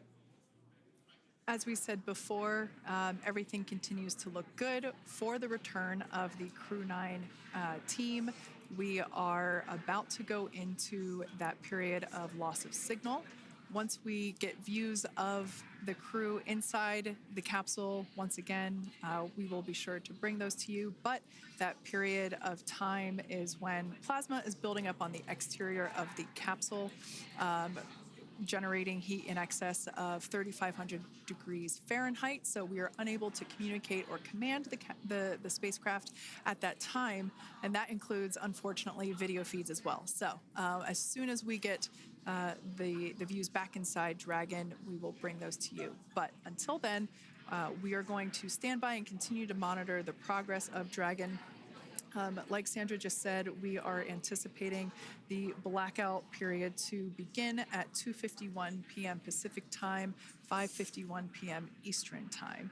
This will last for several minutes. It's not super exact, even though we are predicting acquisition of signal, or AOS, to come back at 5:51 p.m. Eastern time. In the past, we have regained communication sometimes a little bit earlier than that, so we'll probably start to hear Core begin to hail Crew Dragon a minute or two prior to that anticipated acquisition of signal. But right now, Nick, Sunny, Butch, and Alexander are seated in their seats inside Dragon Freedom. Their visors are down, and they have put away or stored the tablets they had located on their upper leg to monitor Dragon's progress. Now they will be utilizing the touchscreen displays where the current operation and future operations will be displayed as they are able to monitor Dragon's progress continually. As I said before, Dragon is autonomous, meaning it is flying itself. So the crew stands by and monitors, and those touchscreen displays are what will be allowing them to do so and prepare for events such as parachute deploy. And while on board the International Space Station, Nick, Sunny, Butch, and Alexander contributed to over 900 hours of science and research investigations, which is really the key purpose of the International Space Station. Now, the International Space Station is celebrating a major milestone this year where they will be celebrating 25 years of continuous human presence in November. So if you're younger than 25 years, you've never known a day where there hasn't been a human living and working aboard the International Space Station, contributing to key science and research investigations that impact our lives here on Earth. There's research being done on Parkinson's, on osteoporosis, on cancer research, and a variety of other studies. Additionally, the microgravity laboratory provides a jumping off point for us as we venture back to the moon and onto Mars through longer duration space flights. One such example that the crew worked on during this mission was an alternative exercise device. In microgravity, the crew has to exercise for about 2 hours a day because they're not having the effects of gravity on their body. So to prevent bone and muscle loss, we counteract that with 2 hours of exercise per day.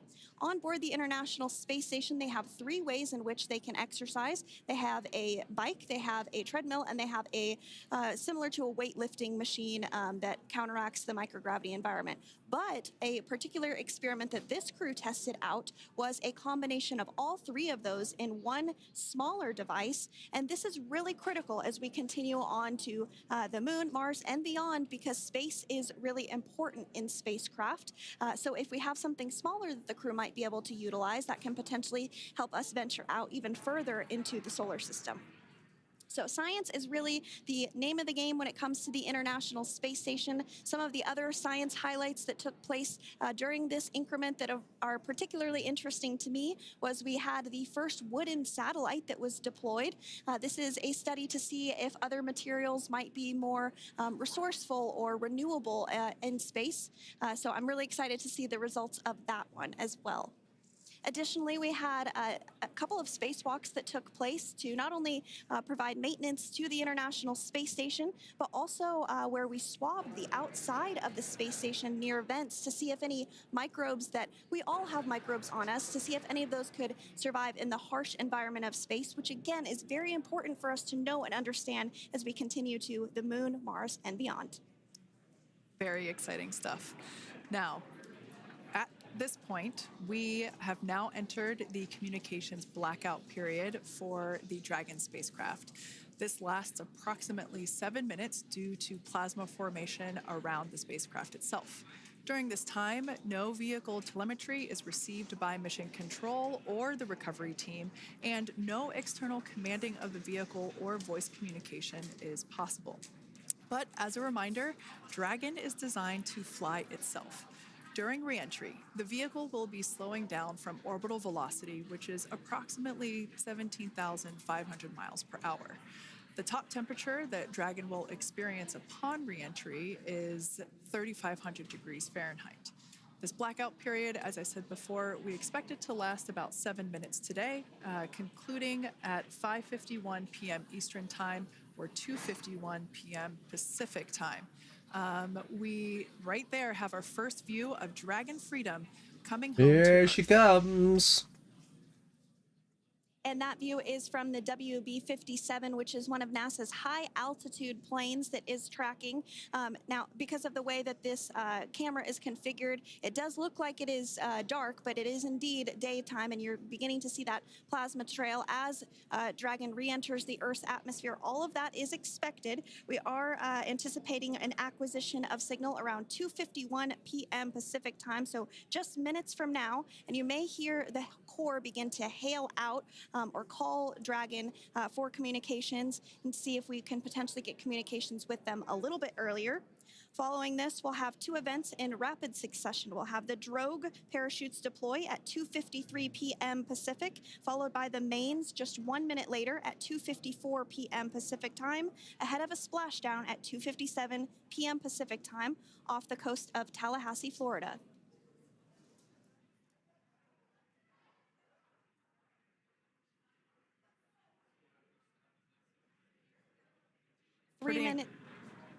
Pretty incredible views of the Dragon spacecraft making its way home back to planet Earth with the Crew 9 astronauts on board. Once again, this view Gotta is work out if coming that's from the lighting or if that's like WB-57 shock plane. cones coming off it. That heat shield we can see doing magnificent work as it works to Freedom, SpaceX, Comcheck.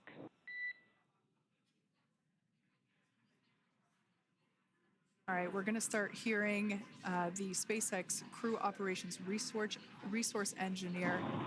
SpaceX Freedom is with you. 4.6 G. Enjoying the ride. Copy that, Freedom. Great news there from Commander Nick Hague reporting back. We see a healthy flight computer. Expect automated chute deployment. Freedom copies. Like we said before, things moving very quickly as Dragon Freedom makes its way home.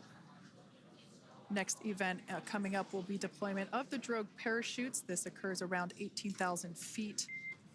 GPS has converged. Expect nominal altitude for drogue chute deployment.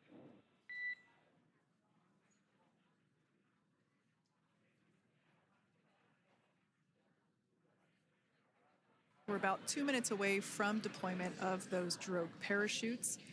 Now the heat shield is continuing to work to slow the vehicle down. That entry period, the Dragon spacecraft went from orbital velocity about 17,500 miles per hour down to about 350 miles per hour. So it really gives you a sense of why that plasma builds up on the exterior of the capsule, thanks to the heat shield and the work that it does. Those drogue parachutes will slow it down from 350 to about 119 miles per hour. We can see 15 kilometers. Brace for drogue window. We can see seat rotation happening inside the capsule. Great to get those first views of our crew members. Once again, the capsules are going about 350 miles per hour when the drogues are deployed. Those drogue parachutes that we manufacture here in-house are going to slow the spacecraft down to 119 miles per hour. And that is when we will see the main parachutes deploy, and that occurs about 6,000 feet above the ocean's surface. And we are expecting drogue deployment at 2:53 p.m. Pacific, so we should see it any second now. And there you are getting a great view of Crew 9 inside Dragon Freedom as it returns back to Earth. We are awaiting the drogue deploys. This view coming from the WB-57 high altitude plane. And there you see it on your screen. There's the drogue. Drogue descent rate nominal. You can hear the crowd here. Visual on 2 healthy drogues. The crowd here very excited as Dragon Freedom continues to make its way back to planet Earth.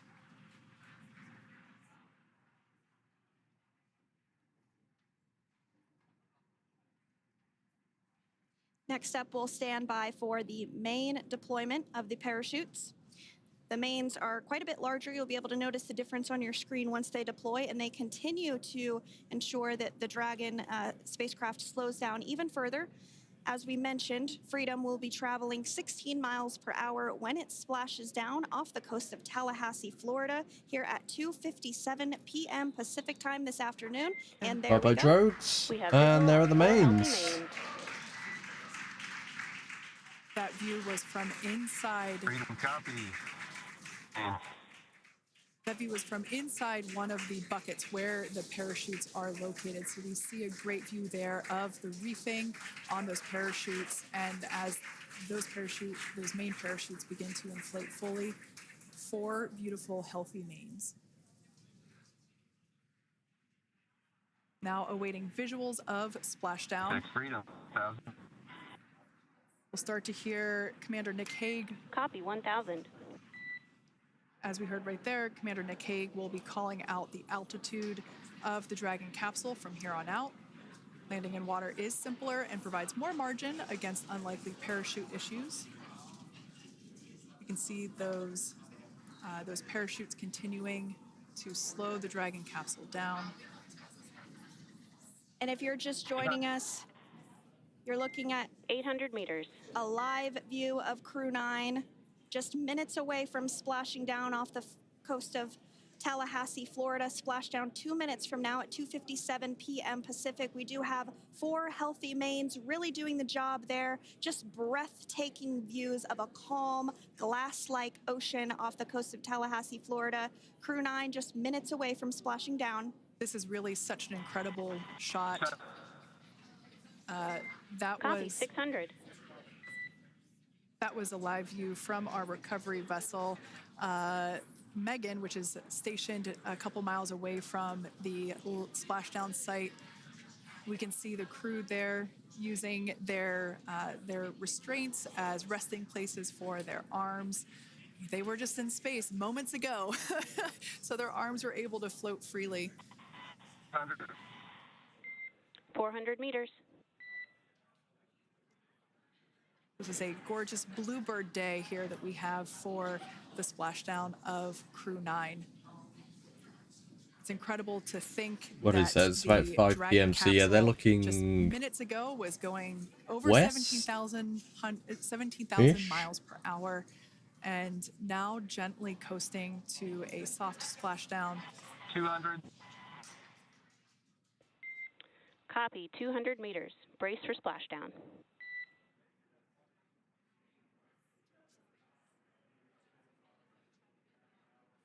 As you can see there on your screen, continuing to monitor progress of the Dragon spacecraft. And we're going to stand by for splashdown located in the Gulf of America off the coast of Tallahassee, Florida.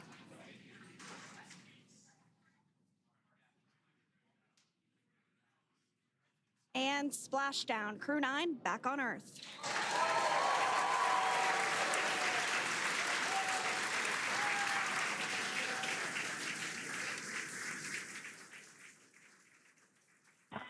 And SpaceX Freedom, splashdown.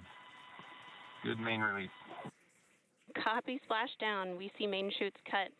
Nick, Alex, Butch, Sunny, on behalf of SpaceX, welcome home.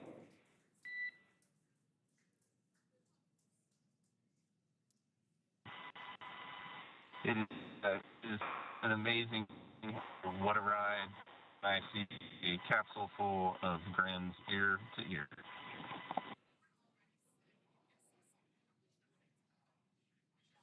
Ooh, she is toasty. In come those fast boats with the frogmen. And as you can see on your screen, we have visual confirmation of splashdown. Dragon Freedom has returned home, and NASA astronauts. System safety verifications are in progress. We'll report back when recovery personnel are en route.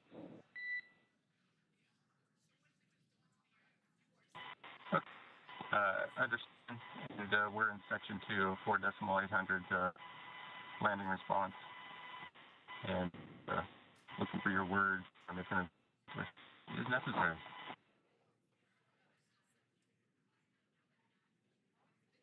In the distance, we can see the recovery vessel making its way. Copy, you're in section 2 for the environmental assessment in 4.800. That is not necessary today. Understand. Raising advice. So we will continue to have communications between the Corps and Nick Hague, the commander of Crew Dragon Freedom, which just splashed down 2 minutes ago off the coast of Tallahassee, Florida. Dragon Freedom has returned insane. home with NASA 20 minutes astronauts ago, Nick that Hague, was still Sunny in Williams, space. Butch Wilmore, and Roscosmos cosmonaut And Alexander now they're, Gorbanoff. you know, they're back with on us. Earth after approximately 17 hours of a return journey from space.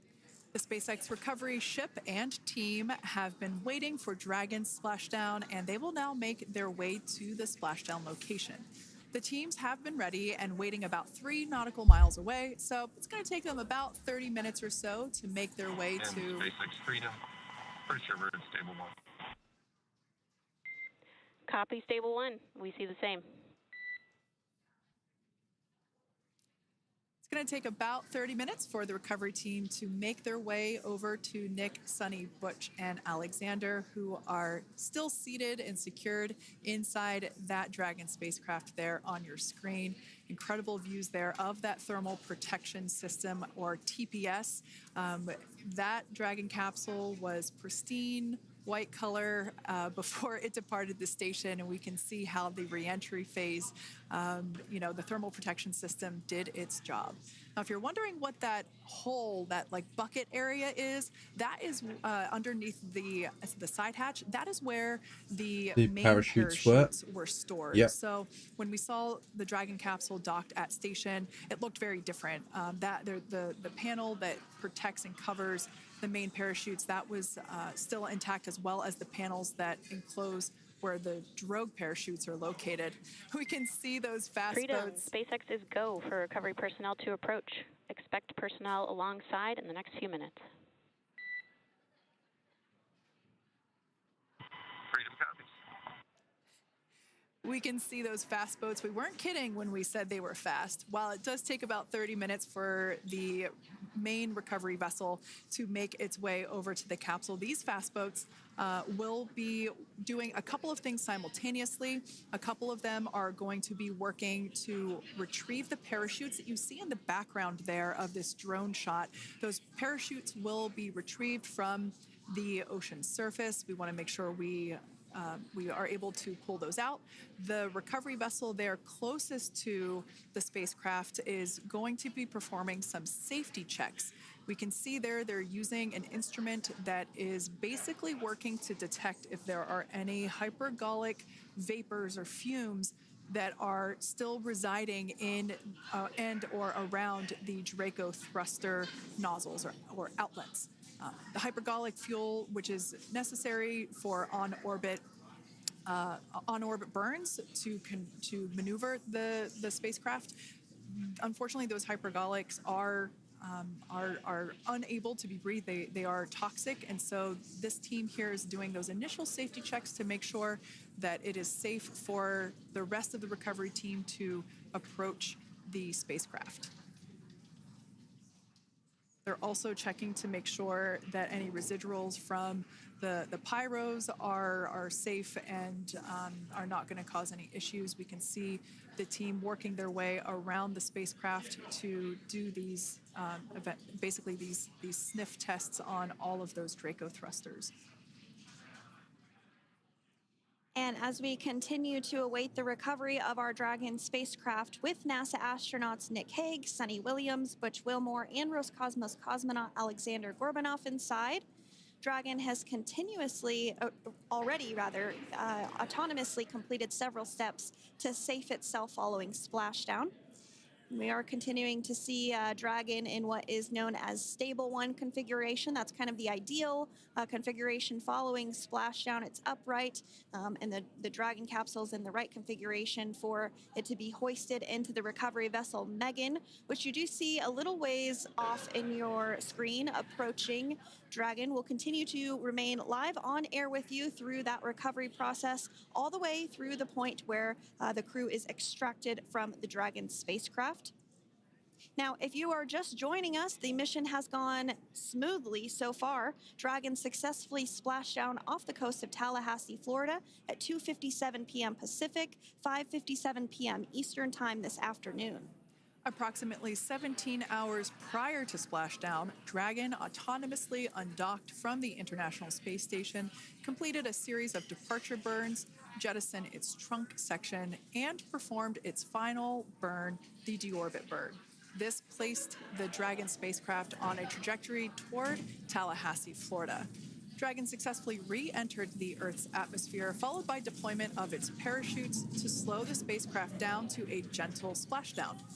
We're now going to follow the Freedom, hypergol sweeps and unfired ordnance checks are nominal. Rigging is in progress. Approximately 25 minutes until capsule lift. stand by for PMC with SpaceX Flight Surgeon.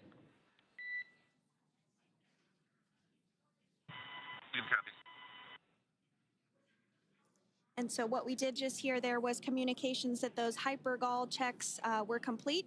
They didn't find any of that upon those checks, so we'll continue to move through the timeline.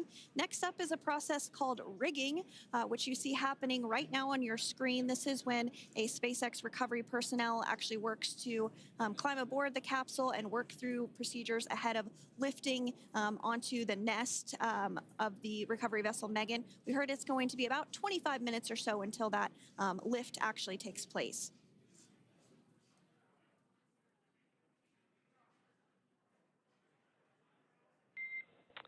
Okay, Freedom, the next call will be from the SpaceX Flight Surgeon on Dragon to Ground Private. Understand. Thank you.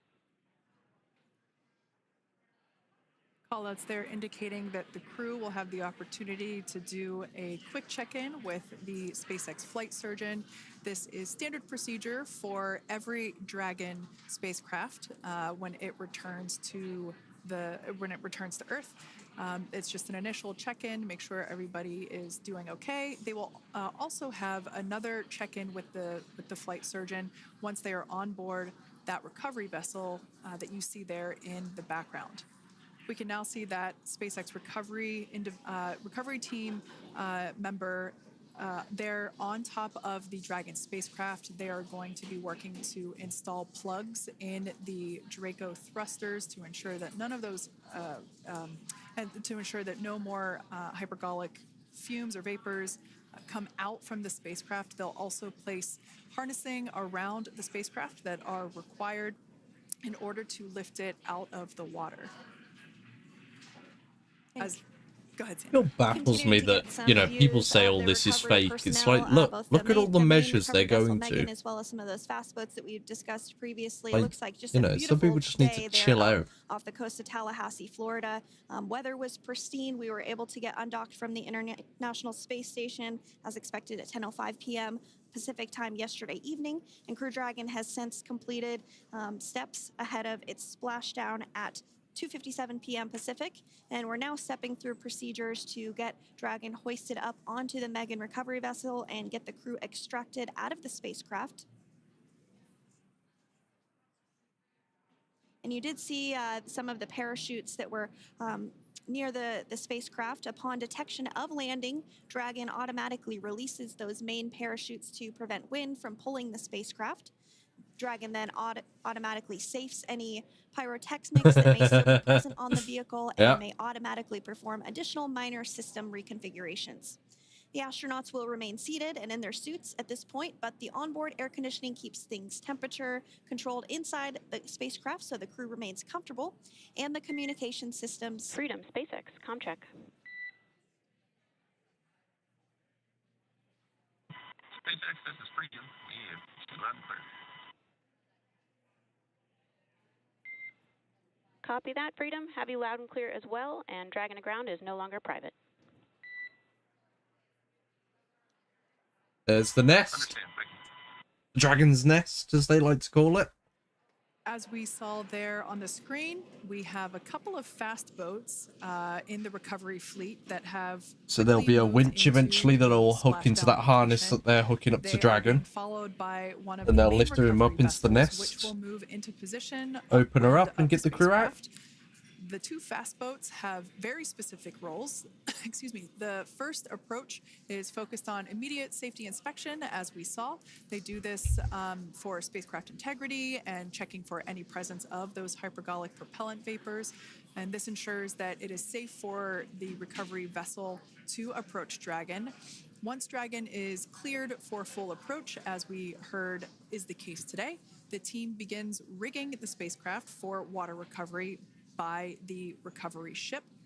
The second fast boat is responsible for parachute recovery and also serves as a redundant boat to the first one that makes the initial approach to the Dragon spacecraft. As we saw a little bit earlier, we were also able to see one of the recovery team members get on a jet ski to help gather up the parachutes that were automatically detached from the Dragon spacecraft upon splashdown. And it will take a little over 10 minutes for the recovery crew to complete their safety checks. Once complete, the team will begin preparing Dragon to be lifted, and as you see, they are preparing for that to take place at this point. As part of the preparation for this lift, one member of the recovery team has climbed on top of the spacecraft already, so they can attach Dragon's hoist rings and connect to the lifting lines. It will take us less than an hour to raise Dragon to the recovery boat and remove the crew from the spacecraft. Yeah. After medical checkouts, the crew will return to land within 4 hours by helicopter. And if no additional medical assistance is needed, the crew will board a waiting NASA plane and depart for Houston. Butch and Sonny might need a little bit more because they've, of course, been up there longer. They only originally planned to be up there for, what was it, like 6 days? They've been up there 280 plus. So, they're going to need a little bit more help, a little bit more, a bit more of a medical check over than what Nick and is it Alexander? And as we continue to await Dragon to be hoisted up onto the ship, we have a very special treat. NASA Public Affairs Officer Jaden Jennings, who is actually on the recovery vessel and had a bird's eye view of the splashdown today. Jaden, how are you? How was the view from the recovery vessel? Hi, Sandra. How do you hear me? I've got you loud and clear, Jaden. It's so great to hear you. Awesome. So splashdown, Sandra, was nothing Freedom, short of be advised. spectacular. We are transitioning the forward link. Comm will be unavailable for approximately 5 minutes.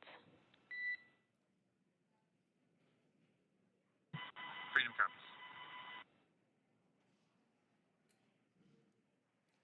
Thanks so much, Jaden. We did just have some communications letting us know that we'll have about a 5-minute period where we won't be able to hear from the crew. So please go ahead, tell us, how was the view from the recovery vessel?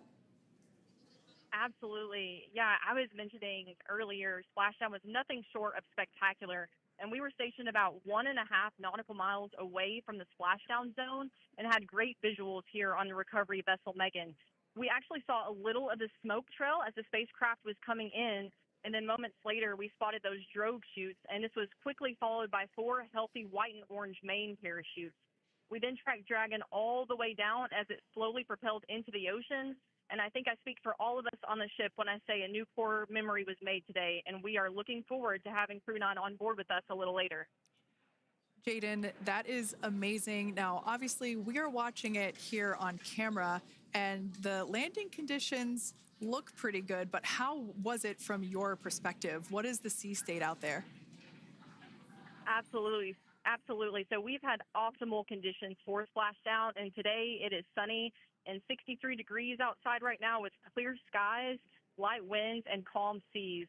The sea looks absolutely beautiful right now, and light blue with the sun reflecting from it. And Kay, I think the crew's going to like what they feel weather-wise on this picture-perfect day for splashdown off the coast of Tallahassee. Thanks so much, Jaden. It certainly looks like a beautiful day. Can you tell us a little bit about the journey of the recovery forces to get to this point? Sure. So one unique aspect of this recovery was the onboard training on station conducted for Butch and Sonny to ensure they were ready to return on a Dragon spacecraft. That training covered all aspects of their return, including nominal and contingency departures, deorbit burns, splashdown, and post-landing ops, which is what this team is preparing for now. As for the recovery teams themselves, we started the day taking a series of helicopters out to the vessel. And as standard, the recovery director and crew support teams were on that first helicopter out and took the time to get everything prepared on the ship. About 2 hours before splashdown, they deployed those fast boats and jet skis into the water. I was actually 190,000 people just watching this stream alone. About an hour and a that's half crazy. before splashdown and landed on top of the helicopter pad on the Megan. But it still baffles me, like, all the measures that go into place and everything they have to do. Can only be described, like, it's always been the same. Even when the shuttles, even though they landed on a runway, they landed on land, like a plane, literally like a plane does. Such great news. I'm so glad that It you're took able them there to a experience while it to be in able to get the person. crews out Can you there tell and us a little get the bit, crews about overlooking. what's next to retrieve the crew for the recovery personnel on board? Yeah, space is cool stuff, Sheriff. Yeah, Kate. So But coming up next, like, Dragon yeah, will be it took them hoisted so into long the before they could on-deck even open the translation hatch, system, or the nest open the at hatch to the aft space end of the shuttle, ship, or and then they'll be translated pretty quickly towards that yeah. egress platform. But the interesting We'll perform part is, of another course, series of going to safety be when they checks start as doing final Starship. precautionary measures, just to make Because sure it's not there going to are no land, it's not hypergolic going to vapors splash present before down, it's going opening to be that side caught, hatch. and then, And then once that side like, hatch of it's the going to be spacecraft caught by is the open, the crew will chopsticks be assisted on out of the whichever capsule tower one by one from it's NASA landing at, SpaceX. Freedom, SpaceX. and then... Oh, hold on. Freedom's got you loud and clear. Thanks, Nick. Yeah, so like they're going to be caught by the tower, put on top of the booster, which is probably already going to be prepped for the next flight out of there. They'll get the crew out, like, and then they'll just egress onto the tower. Like, and you know, you can see this guy. That guy's probably having the time of his life climbing all over a space capsule like that. I'd do that job. I'd love that. And Jaden, if you did just want to go ahead and let us know what is next to retrieve the crew, we are continuing to get some great views on our screen, but I know you have an even better view yourself. Oh yeah, Sandra, this view is absolutely unbeatable. So just to kind of finish off what I was saying is once that side hatch of the spacecraft is open, that crew will be assisted out of the capsule one by one from NASA and SpaceX medical personnel, where they will then head to the med bay. And after those medical checks, they will get on that first helicopter out and arrive at the airport, where they will then board a NASA plane and then head back to Houston, Texas at the Johnson Space Center to begin their post-flight period. And we're eager to see the Crew 9 astronauts back on Earth, and we'll keep you updated on every moment of this process. And with that, I'll toss it back over to you guys in Hawthorne. Thank you so much. That was Jaden Jennings, NASA Public Affairs Officer, who watched Freedom splash down firsthand from the recovery vessel. Megan, thanks so much, Jaden. So we are continuing to get these great views on our screen here of Freedom. As we mentioned, it splashed down at 2:57 p.m. Whoever's flying that drone must be having the time of their life as well. Tallahassee, Florida. The recovery personnel are continuing to step through procedures to hoist Dragon onto Looks the like there's recovery still a vessel, parachute in the water Megan there. which is now coming into view. You can see just how close Megan is at this point, and that's that helicopter. It looks like it's maybe got like some buoys or something on it, so it, you know, it doesn't sink. The coast of Florida, and then eventually they'll fly back to Houston. Just underneath that helicopter pad is that translation deck where we will see the nest once it is loaded up with the Dragon spacecraft on board. The nest will be translated to the forward end of the recovery vessel, and that is where our Crew 9 team members will egress from the Dragon spacecraft. Now, here on your screen, we can see dolphins, actually. Oh my who God! want to come and play with Dragon. Now, one of the fast boats there in place, working to assist the recovery team member. It's incredible. Fucking dolphins have rocked up. Views. We really see them even better in daytime, but just seeing the recovery team work in tandem to step through each step, to step through each operation. You know, obviously they're getting quick assists from the honorary part of the recovery team, those dolphins in the water there. Now, the recovery crew team member that is crawling around the Dragon spacecraft. You know, these guys have just come back from space. First thing they're greeted by is a fucking dolphin. Like, that's awesome. Now standing in the bucket where the main don't worry, Sheriff. Don't worry. Dragon was on orbit. We don't we don't filter that much in here. I probably should. I probably should filter a lot more than I do.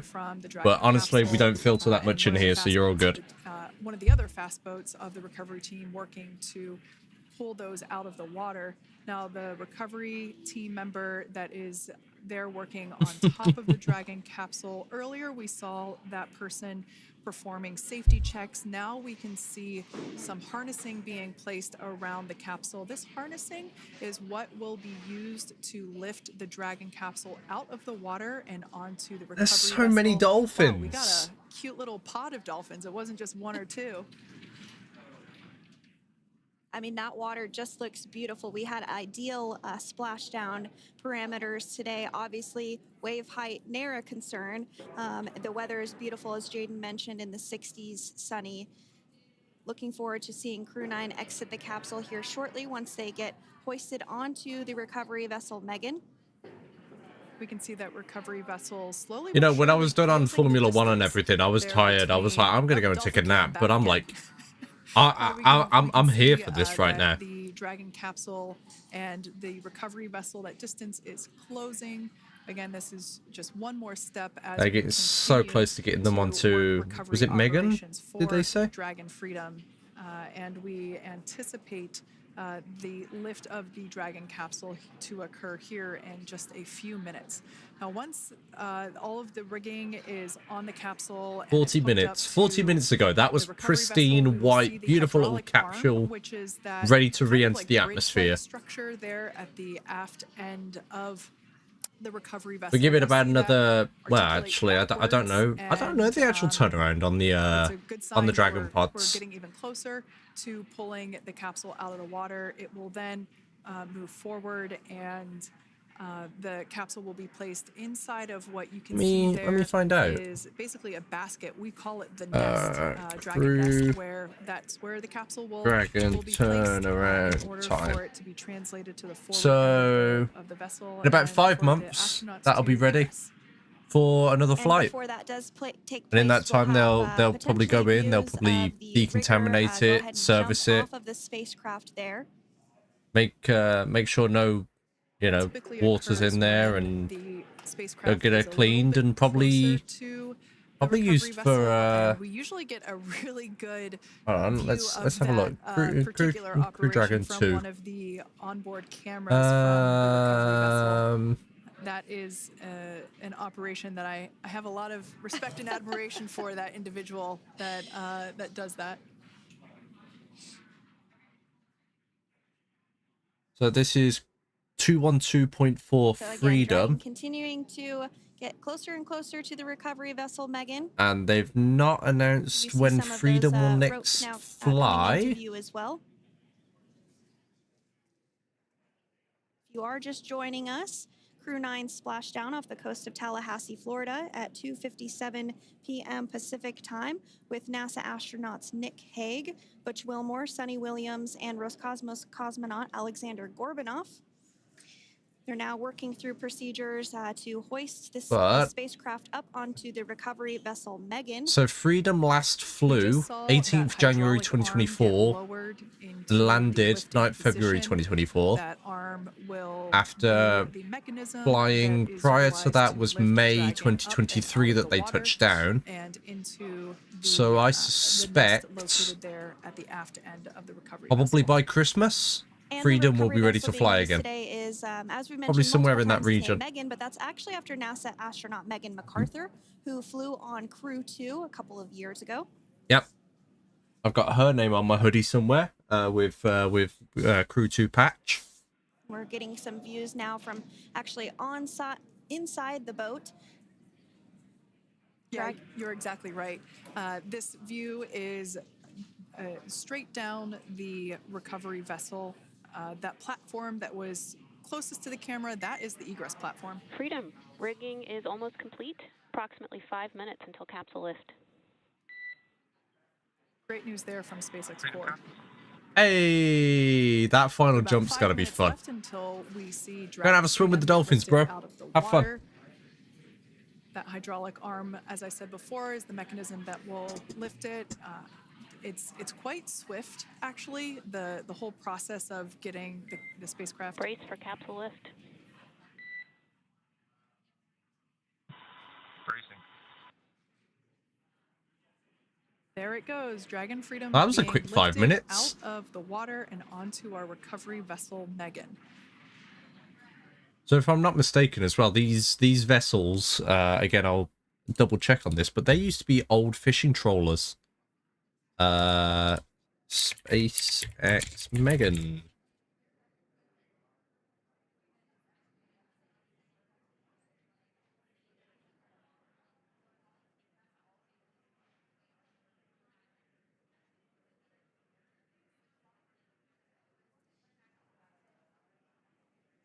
So once securely on, Welcome aboard the recovery vessel.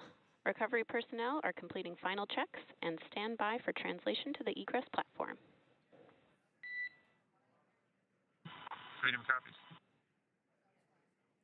Great news there, letting us know that Dragon Freedom has been successfully recovered from the water's surface.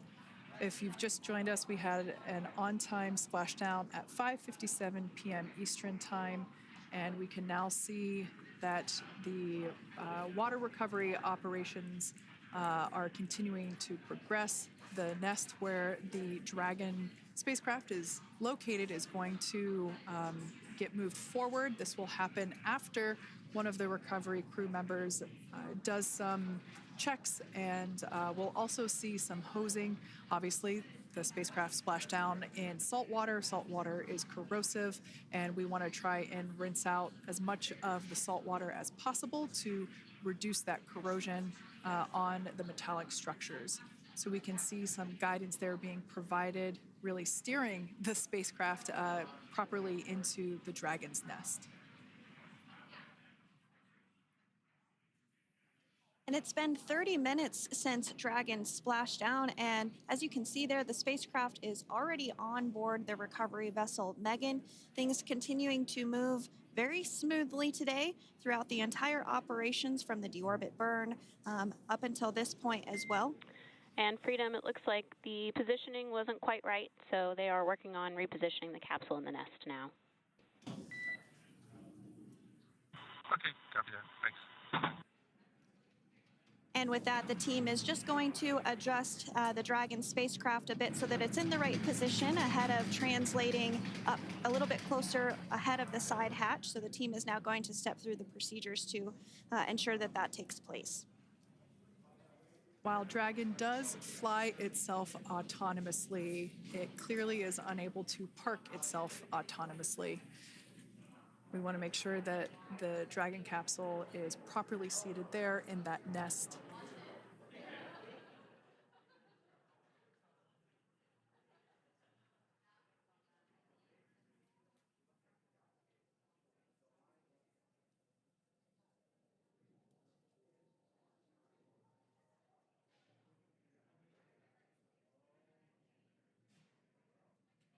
Once Dragon is fully seated in the nest, we'll probably see a bunch of that salt water come out from the bucket there located underneath the side hatch.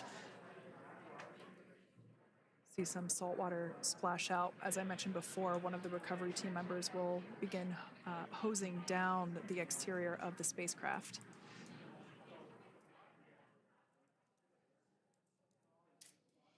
So you are continuing to get some great live views on your screen of Crew 9, which includes NASA astronauts Nick Hague, Sunny Williams, Butch Wilmore, and Roscosmos cosmonaut Alexander Gorbanov, who splashed down off the coast of Tallahassee, Florida, 2:57 Can't seem to get them positioned right. time this afternoon. Now working to get that space. They don't even know which way is up after where they've just come from. Making some final adjustments and tweaks to ensure that it's nice and secure.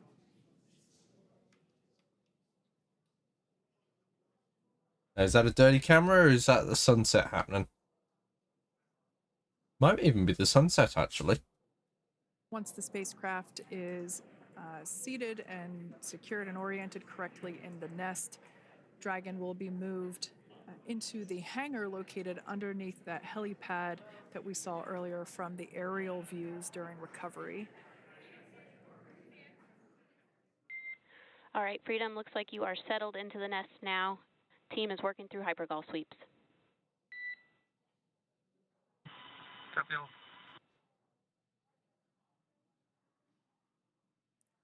Call out there telling us that the recovery team is doing the second round of those hypergolic sweeps. This helps ensure that everyone, all the recovery team members that are located basically right where this camera is located on, towards the forward end of the recovery vessel, that they will all be safe once the spacecraft is translated forward.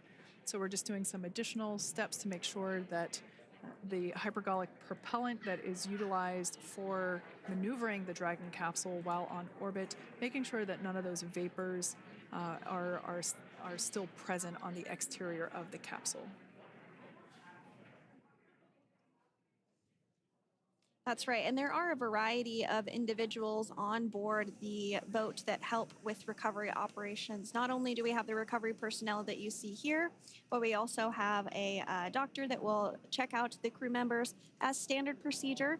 As with any spacecraft that is returning from space, we always perform a medical check with the crew. So you will see the crew come out of the capsule and be placed on stretchers, just like with the Soyuz landing and with all of our Dragon splashdowns. That is the nominal procedure. Mm-hmm.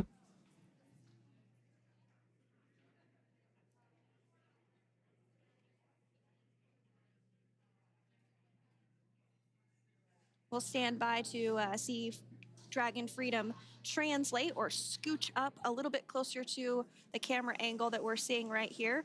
And then teams will step through procedures to get that side hatch opened. You see it right in the dead center of your screen there. It's kind of that rectangular shape. It has not been opened since since Crew 9, which include Nick Hague and Alexander Gorbanov, launched back in September from the Kennedy Space Center in Florida. Even just the very first time that hatch is opened. So I wouldn't want to do it the cheap way that Bezos does it, where they just send them up and within about like 15 minutes they're back down.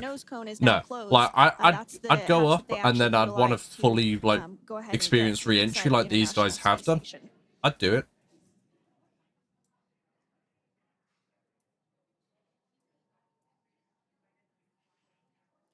So as we get a little closer to that hatch opening That'd procedure, be cool. you might start to see I know I'd do that as well. frame, for some There of that are support. some things here on Earth that we can do that kind of allow us to experience that. I don't know if you've seen them, but there's the let me just turn the stream down a little bit. There's those planes where like they basically they go up and then they practically just immediately pitch and go straight nose down. And like because of the momentum and everything, I don't remember entirely how it works. But because of the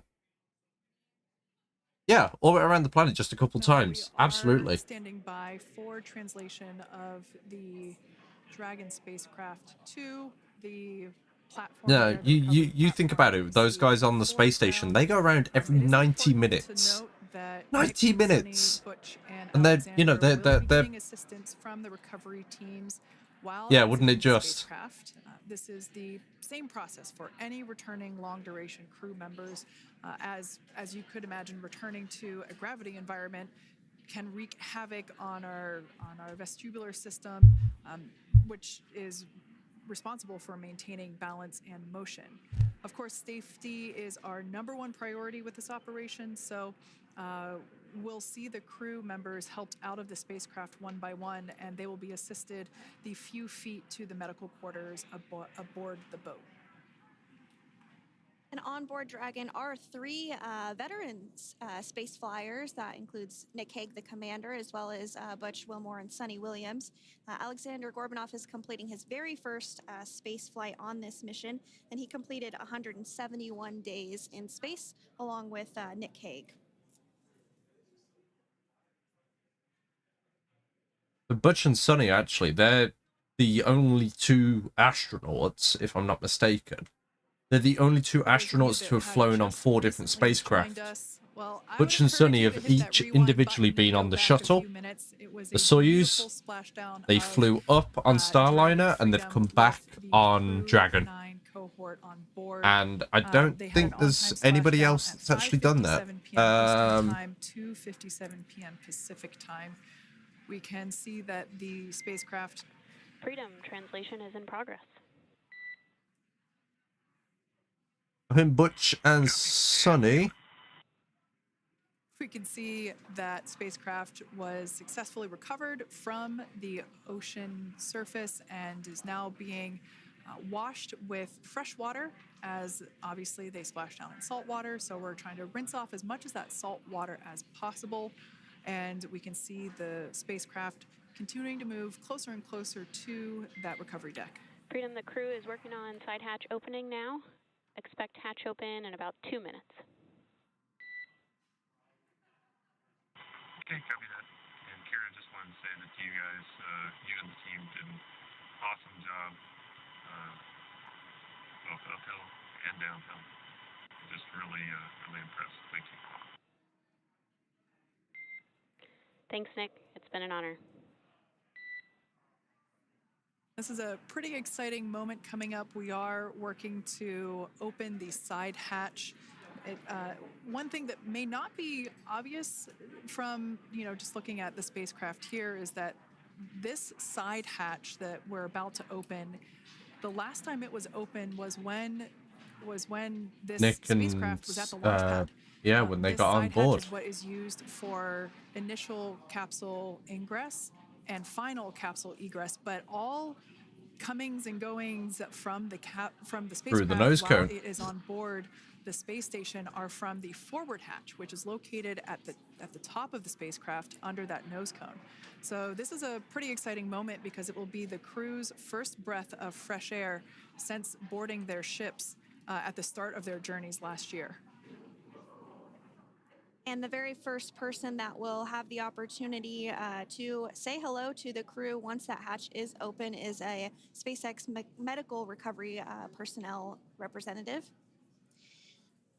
Then we'll see procedures take place to remove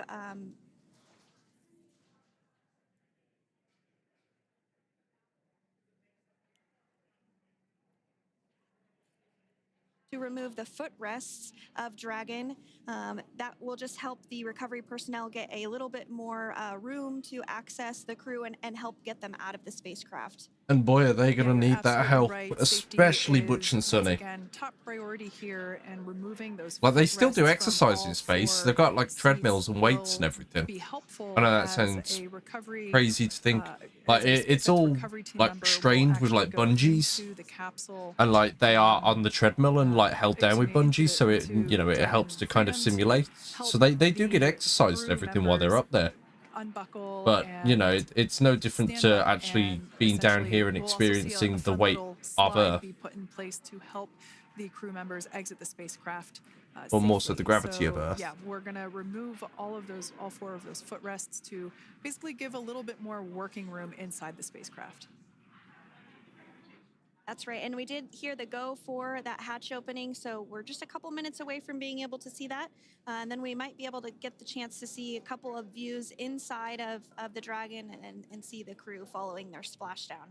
Hooray! Now, opening that side hatch isn't quite like opening, the door to your car. We have to depress the seal around the side hatch, as well as, we'll now see them open that side hatch up. Yep, they'll need like a big old key, big old tool to unlock it.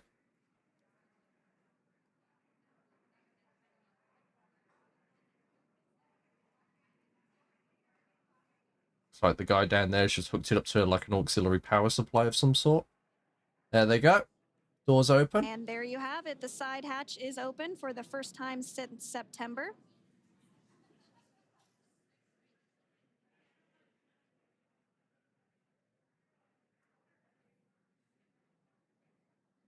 We can see some of the protective equipment there that was brought into frame that will help protect the edge of the side hatch. One, from any potential damage. Oh, we can see the recovery crew member there taking photos of the side hatch seal. This is part of the standard operation for recovery. These photos will get saved into our procedure. Get it all documented, make sure that everything is okay. Frame around the side hatch. This helps to ensure that the side hatch itself, the edges of it incur no damage while crew members are coming out from the spacecraft.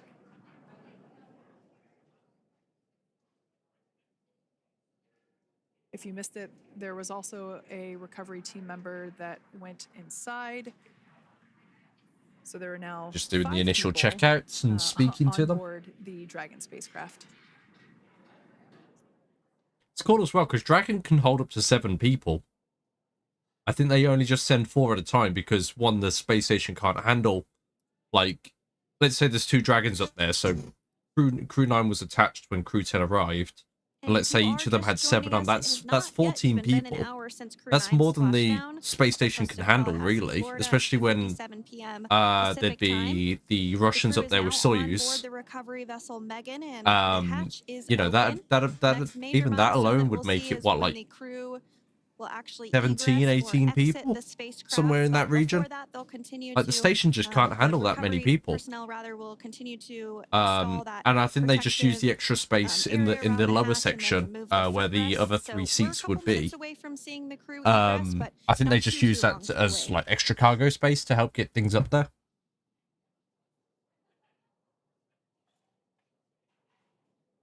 We'll probably see those footrests being handed out here in the near future, as I mentioned before. Oh, of course, we got to get a well-documented photo of the moment.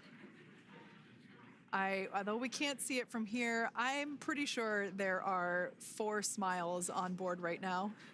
And we did hear that report out from the commander, Nick Hague, following splashdown, that there were four smiles as far as he could see. Yeah, capsule full of grins. Now, generally speaking... There they are! And there we do see Crew 9, some happy waves, smiles all around, back on Earth.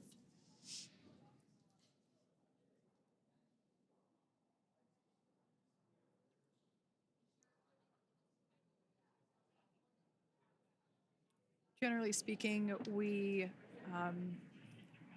have the individuals in the 2 center seats of the spacecraft exit first. You might hear us refer to this as the exit process as egress. It's just another term for exiting the spacecraft. Generally speaking, we most of the time have the 2 center seats egress first, as it makes moving around inside the capsule a little bit easier. The side 2. And it's usually done in a reverse process for them getting into their seats as well. We can see the tablets that were previously located on the upper leg of the crew members. We can see those being handed out to the recovery team. Those were taken off prior to the entry phase, to spacecraft reentry. Those had to be stored and secured prior to dynamic operations.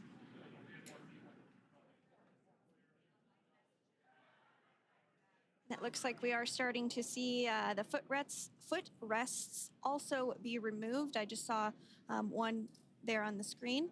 There are 4, of course, 1 for each crew member. There's 2.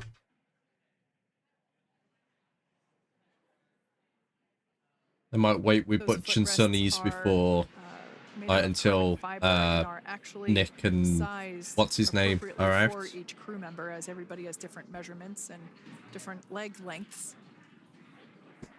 Same goes for the yeah, that's the thing as well. All the seats in there, they're custom made. Like they're not just like your regular seat, and they're like, okay, you're in seat 1, seat 2, seat 3, seat 4. Comfort and safety. Like, it was a little bit hard for Butch and Sonny because, of course, they needed like their measurements and everything, even their suits. Everything's custom made. Slide the crew members out from inside the spacecraft. And once the Gonna be an OC tonight? Yeah, I'll probably be loading up once they got the crew out. Not too sure what I'm doing just yet. Checkouts. This is standard procedure for all Dragon spacecraft flights. Are you going to be joining us tomorrow as well, Sheriff? For a Drew's little daytime session? Don't know how you're doing it. See, that's the only bit that concerns me. You know, you think about that tiny capsule. They've been in that since... Well, they've been in that about 18 hours now. Since they, you know, exited the space station. That pod is all they've had for the last 18 hours. I personally prefer the capsule when it has some of that charring from atmospheric reentry. It is the signature sign of a capsule that has returned to Earth.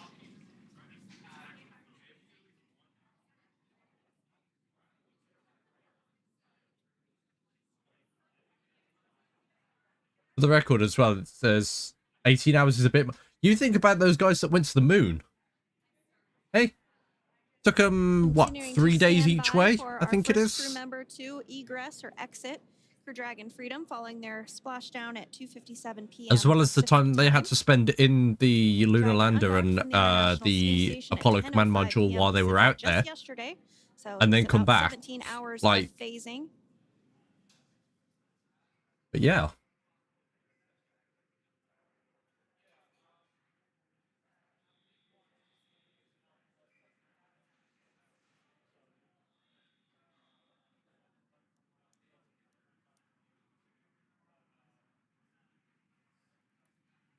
And while on board the International Space Station, Crew 9 contributed to 900 hours of science, over 150 research experiments and investigations, making great use of the microgravity lab of the International Space Station, which celebrates 25 years of continuous human presence this November.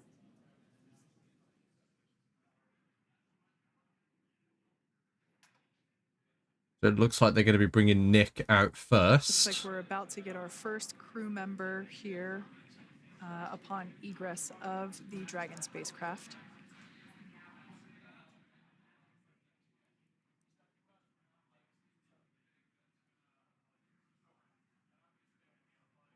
Because not only is there there's not only SpaceX and NASA crew on there, but because they've got a Roscosmos astronaut on board, they'll have some guys from Russia on there as well, ready to take is it Sergey? Crew 9. Alexander Gorbanov. So they'll have a couple of Roscosmos guys there as well to get Alexander. And who's first? On board, clapping as our first crew member. And that is NASA astronaut Nick Hague, commander of Crew 9. So we'll see a couple of Roscosmos guys move in soon. Some smiles, thumbs up, and a wave. Can't get any better than that. Yeah, that is one happy camper, that's for sure. As we said before, it is standard procedure for all of our long-duration crew members to receive assistance upon egressing from the spacecraft. We basically help them move off of the recovery deck and into the private medical quarters for their initial consultation with the SpaceX flight surgeon. So we'll see that take place for all 4 of our crew members today.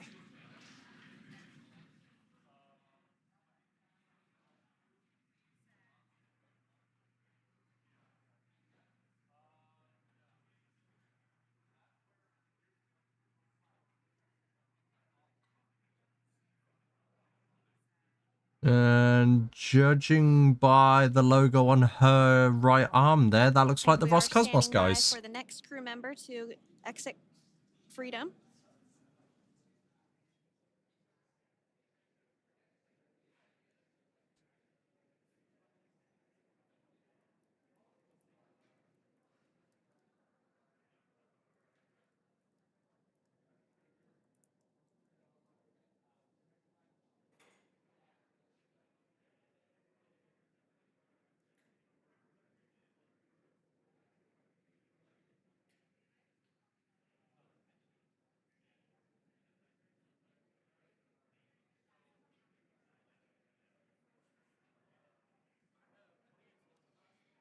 Next up out of the capsule, we expect Roscosmos cosmonaut Alexander Gorbanov.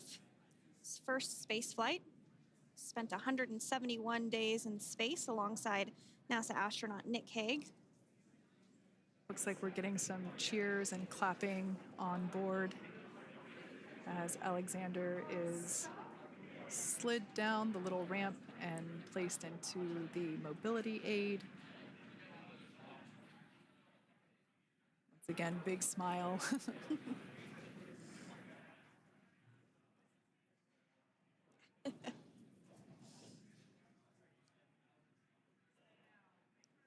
And they're the two we've been waiting on, Butch and Sonny. Now Now, the two crew members remaining in Dragon are NASA astronauts Sunny Williams and Butch Wilmore. They completed 286 days in space. 286 days. What the One hell? of the remaining footrests being removed from the Dragon spacecraft.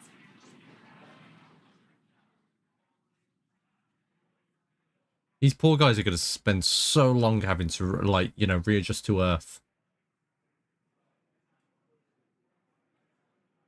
As I said before, we generally try to have the crew members that are located in the two center seats aboard Dragon.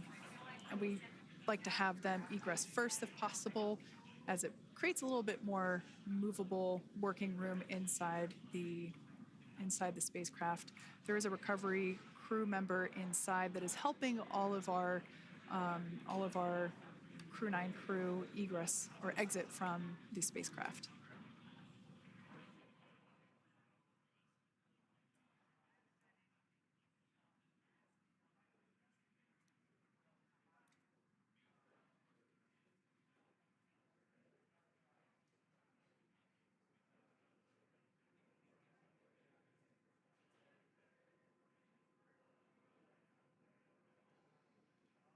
We are standing by for the next crew member to egress or exit Crew Dragon Freedom following the splashdown not even an hour ago at 2:57 p.m. Pacific time.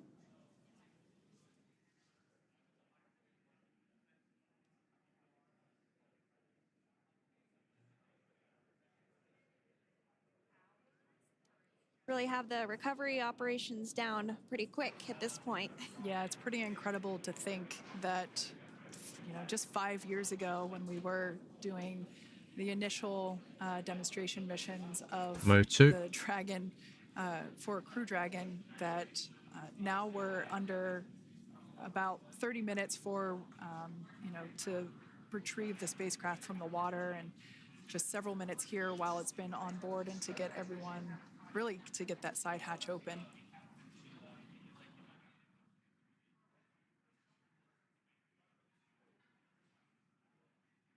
For those of you that have just recently joined, the Dragon had an on-time splashdown. Oh, it looks like we're getting our next crew member here. That is none other than Sunny Williams. Well, I swear to God, if I see Jerry out and about with some matches, I will be, I'll be making a citizen's arrest. Onto the mobility aid.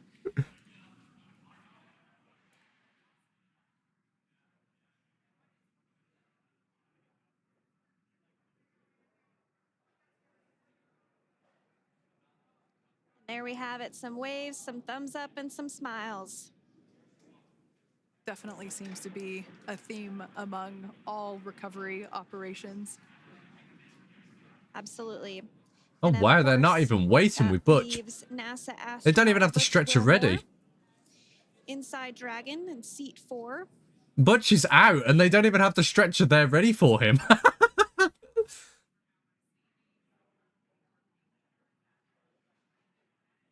We're getting some views of him now as he egresses or exits the spacecraft. Is he going to attempt to... Oh, no, okay, the stretcher is there. I was going to say, is he going to attempt to walk? You think about how all that muscle mass that he's going to have lost.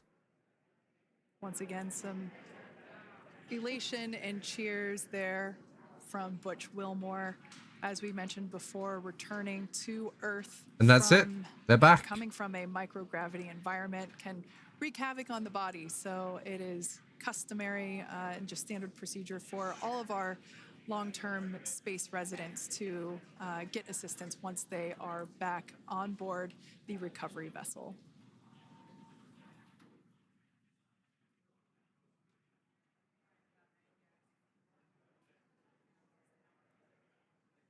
Well, now that Nick, Butch, Sunny, and Alexander are safely back home on Earth and getting checked out by the NASA medical team, we're going to wrap up our live coverage of their return. The Crew 9 mission began a little differently than usual since Butch Wilmore and Sunny Williams were already aboard the space station when Nick Hague and Alexander Gorbanoff arrived on the Crew 9 spacecraft in September. Having arrived as the crew flight test crew for Starliner, Wilmore and Williams were fully incorporated into the space station's Expedition 72 team and began research and other work aboard the station along with the other crew members. Williams commanded the orbiting laboratory for much of the expedition. After a successful liftoff and separation from Falcon 9, Nick and Alexander made a short flight on board Dragon to the International Space Station. Veterans of long-duration space station missions, both Williams and Wilmore conducted spacewalks during their 9 months in space. Like all crews on the 9 station, months. Crew 9 had the ability to leave That's at any insane. point had there been an Like emergency. you think about it, Their right? full-duration mission And coming to I an know end, this is like the crew began craziest thought packing going up through my their mind right personal now. items for their return to Earth There would have been a about week lady, ago, and right? worked through There would have been a tasks woman and that shared was, lessons learned with you know, Crew 10 potentially teams not even as they pregnant arrived a few days ago. when they went up, Their journey and now home that began about you know that 17 baby would hours probably be ago when newborn. they closed the What is forward hatch happening? Dragon Like and 9 undocked months from the they were space sent up station there. at 10:05 p.m. Pacific. Like, of course, like, 1:05 you know, not a.m. intentionally. There was After four absolutely no successful intention of them departure staying up there for burns 9 and months. a phasing burn to But, line like, up their orbit, Nick, Butch, that's- Sunny, and Alexander rested for a few hours before waking That's up insane. to prepare for re-entry this morning. Right, but what we are going to do is we're going to mute the main stream. I am going to be right back. I am going to restart the stream because there's a few little things I want to tweak in the settings, still adjusting to OBS. And then we're going to be back with some Station 2 fire and EMS this evening. Anyone ever gotten pregnant in space? No. Because, Sheriff, I'm going to be straight to the point about that. It's against the rules. I actually don't know whether there's... I have an idea for a roleplay scene Wednesday. Are we talking about the day session with Drew, or...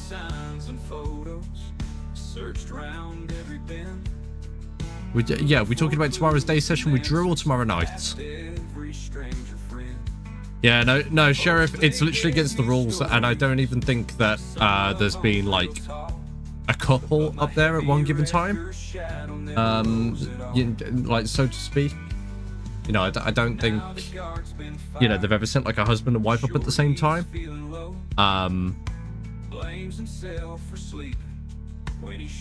For the day session. Yeah, yeah, I'm unsure about that. I might do... I don't know, I'm thinking I might do Elio for the day session, but if there's only like 10 of us, you know, I'd like to make some fun for whoever decides to do Elio tomorrow. So, maybe we'll. Maybe.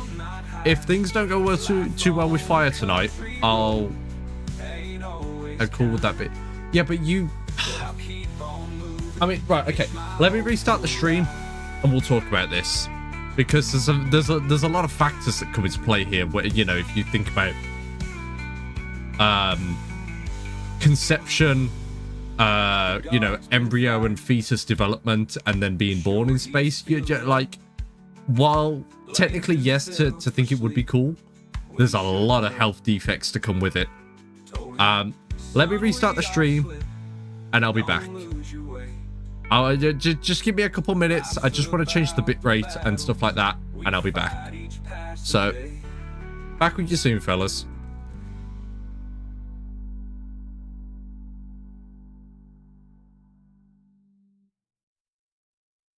Oh wait, do I even need to...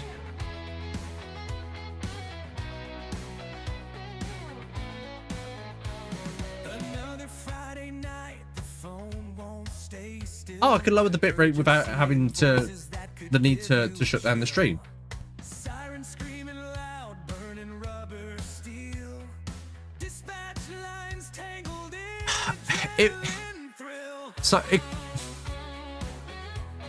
I get it.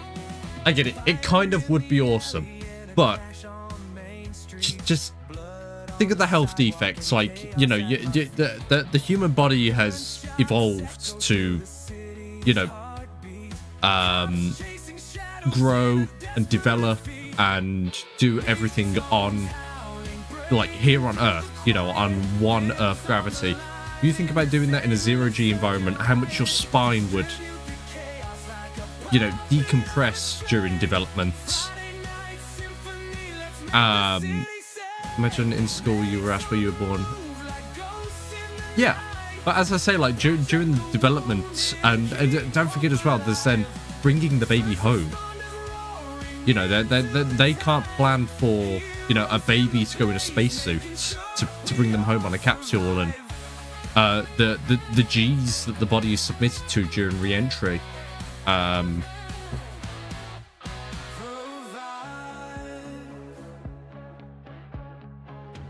G4. The forces during atmospheric re-entry, anywhere from about 4 to 9 G's. You know, think about a newborn baby being subjected to that. That's not fair on them. Like, I know you were just kind of like theorizing, like just based on some random stuff that you were saying, but to me, that's just not fair on the baby. It really isn't. You know, especially as well, you think about it, if they've been born, developed, and, you know, conceived, born, developed, everything like that, all in a 0G environment, and then you're bringing them down to Earth. Like, think of that on their bones, their muscles, their spine, like just everything. It wouldn't be fair. It just wouldn't. You know, you imagine, like, you've been born here on Earth, and then, like, you've got to live the rest of your life with a hippopotamus sitting on top of you. Probably a bit more of a drastic thought, but it's along the same lines. Like, the weight that their body would be subjected to, like, just by coming back down to Earth. Right. What I'm going to do is I'm going to rename the stream.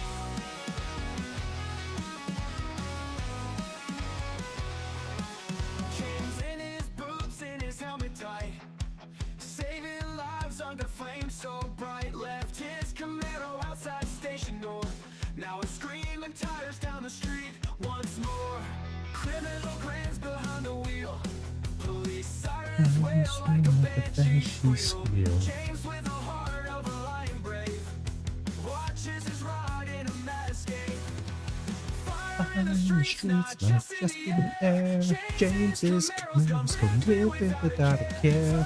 The key and it's wild on the run. Heroes in the smoke, villains under the sun. Stations buzzing, radios ablaze. Chasing shadows under neon haze. Chains ain't giving up without a fight. Firefighters, heart burning through the night.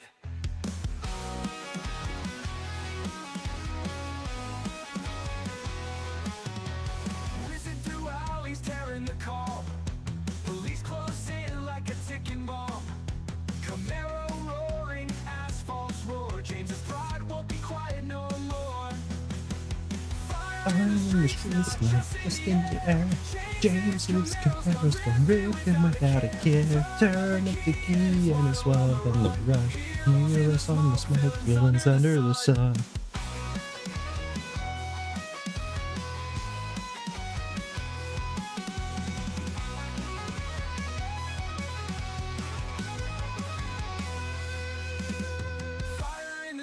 Not just in the air. James's Camaro's gonna rip it without a care. Turn on the key and it's wide on the run. Heroes in the smoke, villains under the sun. Stations buzzing, radios ablaze. Chasing shadows under right. Chains ain't giving up without a fight. Firefighters, heart burning through the night. Under the sun. Under the sun. What?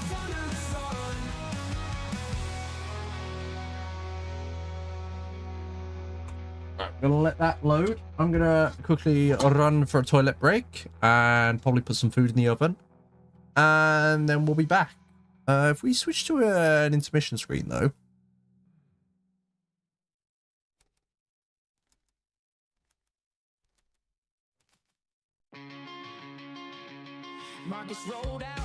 Just gonna hide the hide that real quick though. No. Oh bloody hell.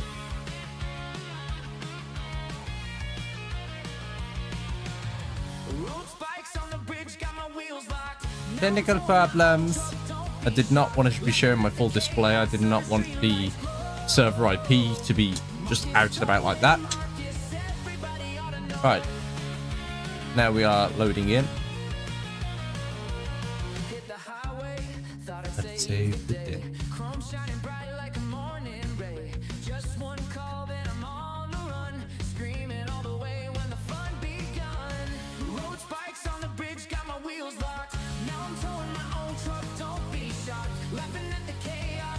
Hey, Sheriff, that's what a whitelist is for. Like, somebody could try.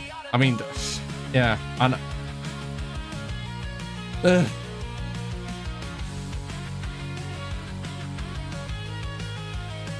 I should have just left it on the Be Right Back screen.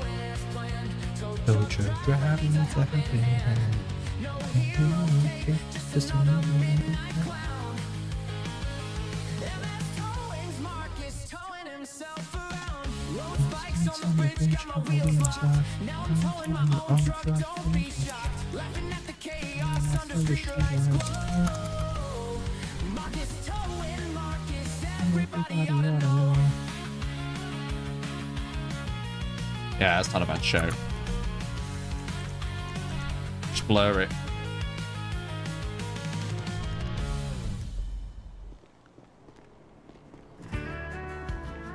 Right.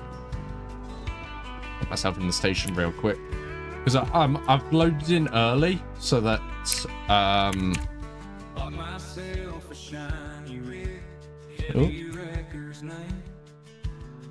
I've loaded myself in early to kind of give the stream time to, well, not the stream, the game time to do whatever crap it's going to do, see if it's going to give me that early trap, exit crap.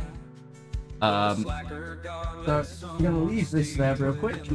I'm going to go pee and put some food in the oven. Sat down at the diner, poured 2 cups of joe, told the local sheriff, shaking his head real slow. He said, son, it's a heartbreak, but these things do occur. Gotta keep on trucking, but I know how it does hurt. Where's my heavy river, the one that took my pride, stolen in the darkness like a thief that will not hide. Life on the country road ain't always kind, but I'll keep on moving, hitch my hope for a ride.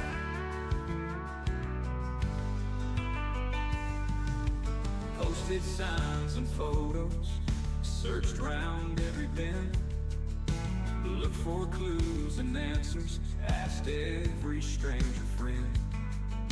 Folks, they gave me stories, some of them real talk, but my heavy wrecker's shadow never rose at all. Now the guard's been fired, sure he's feeling low, blames himself for sleeping when he shouldn't though. Told him, son, we all slip, don't lose your way. Life's about the battles we fight each passing day. Where's my heavy river, the one that took my pride, stolen in the darkness like a thief that will not hide.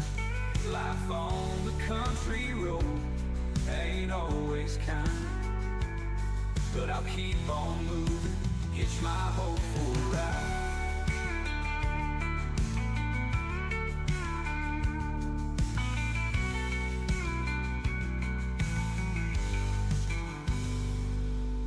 I heard it. I heard it. I was out of the room and I heard it. Son of a bitch. Yeah. This is why I did it while I was out of the room, so it would, you know.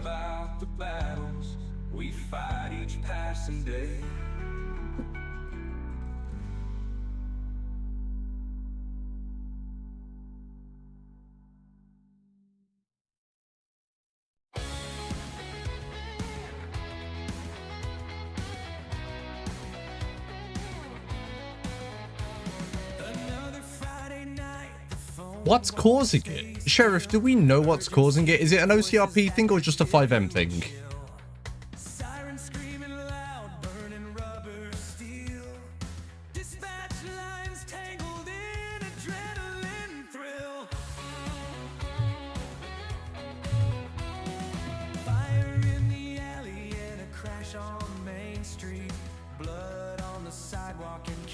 At my feet, gunshots echo through the city's heartbeat. Cops chasing shadows in a desperate feat. Beatons howling, breaking through the quiet. Lives on the line in this endless circuit riot. Distribute the chaos like a puppet on a string. Give me a page real quick.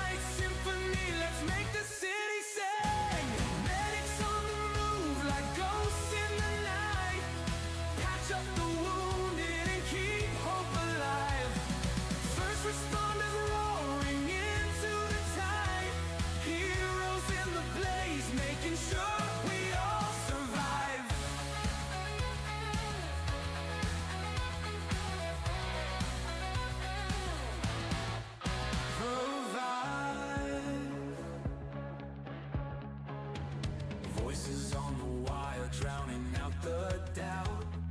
Desperation knocking, but we figure it out. Each call a new chapter in this endless bout. Stay strong, stay focused on the turnaround. Beat tones howling, breaking through the quiet. Lives on the line in this endless circuit riot. Distribute the chaos like a puppet on a string. See, that's what I'm thinking. But I know it could just be a Sonoran thing, and I might just be spitballing here. I was going to dispatch with Bradley on Friday night, maybe Saturday night, and there was no body cams, so I spoke to Bradley about it, and he said, yeah, I'm messaging Ryan. Ryan's going to do some work on it. And then not long after that, we had no body cams, and we had no like and Sonoran maps was messing around, but I think that's more of a Sonoran thing than a 5M thing. So I don't know, man. Let's make the city sing.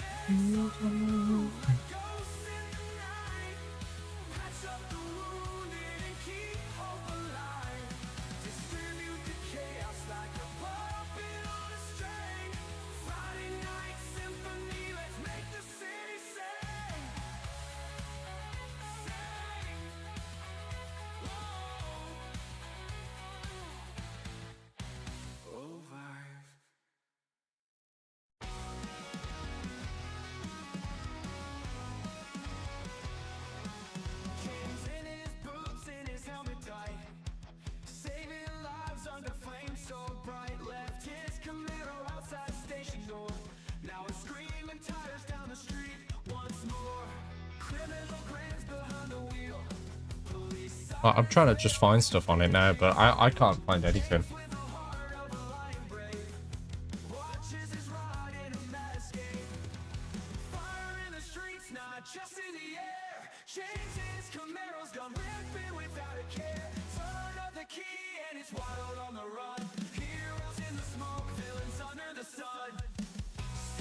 See, I see that page getting linked everywhere, but it doesn't do shit.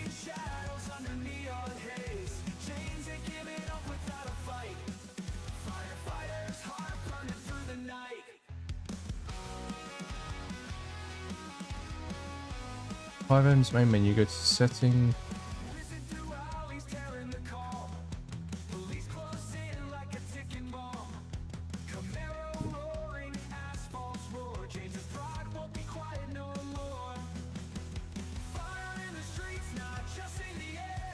I highly doubt it's in video.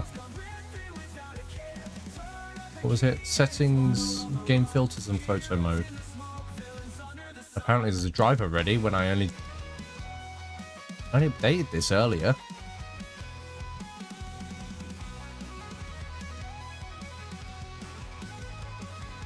Sure, why not? updated my drive. I'm just doing that now, but I only put this on earlier, so I don't know why. Oh, this got pushed today. Oh.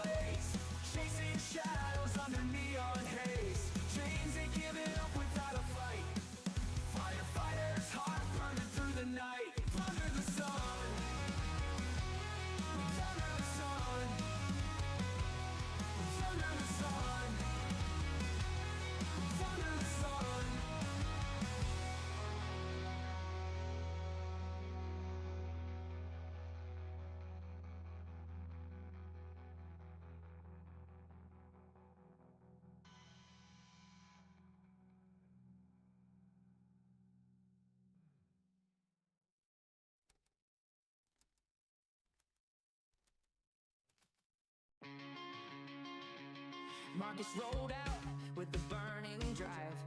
MS towing, baby, keeping dreams alive. First night on the job, got the tow hook ready. Feeling like a hero, but the ground was unsteady.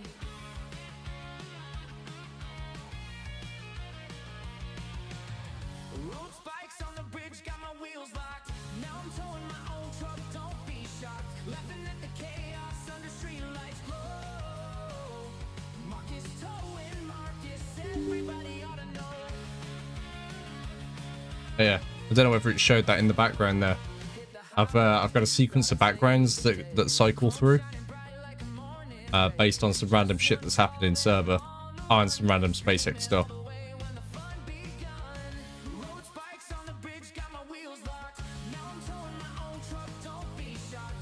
So if you do some fun shit in server and I enjoy it, chances are you might end up on my background. A lot of the ones I've got are from the Boat Boy video where he fell into the when they jumped into the lava in the end where Chuck was a robot.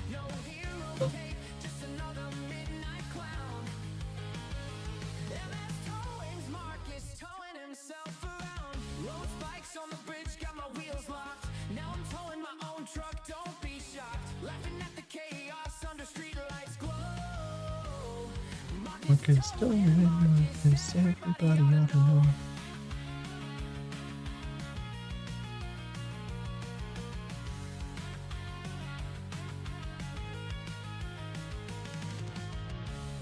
Let me see,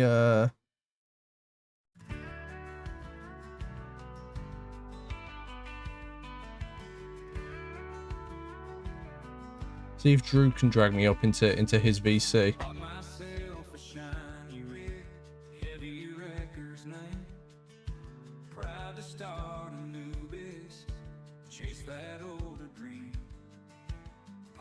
By the station, thought it'd be alright, but a slacker dog let someone steal it in the night. Sat down at the diner, poured 2 cups of joe, told the local sheriff, shaking his head real slow. He said, son, it's a heartbreak, but these things do occur. Gotta keep on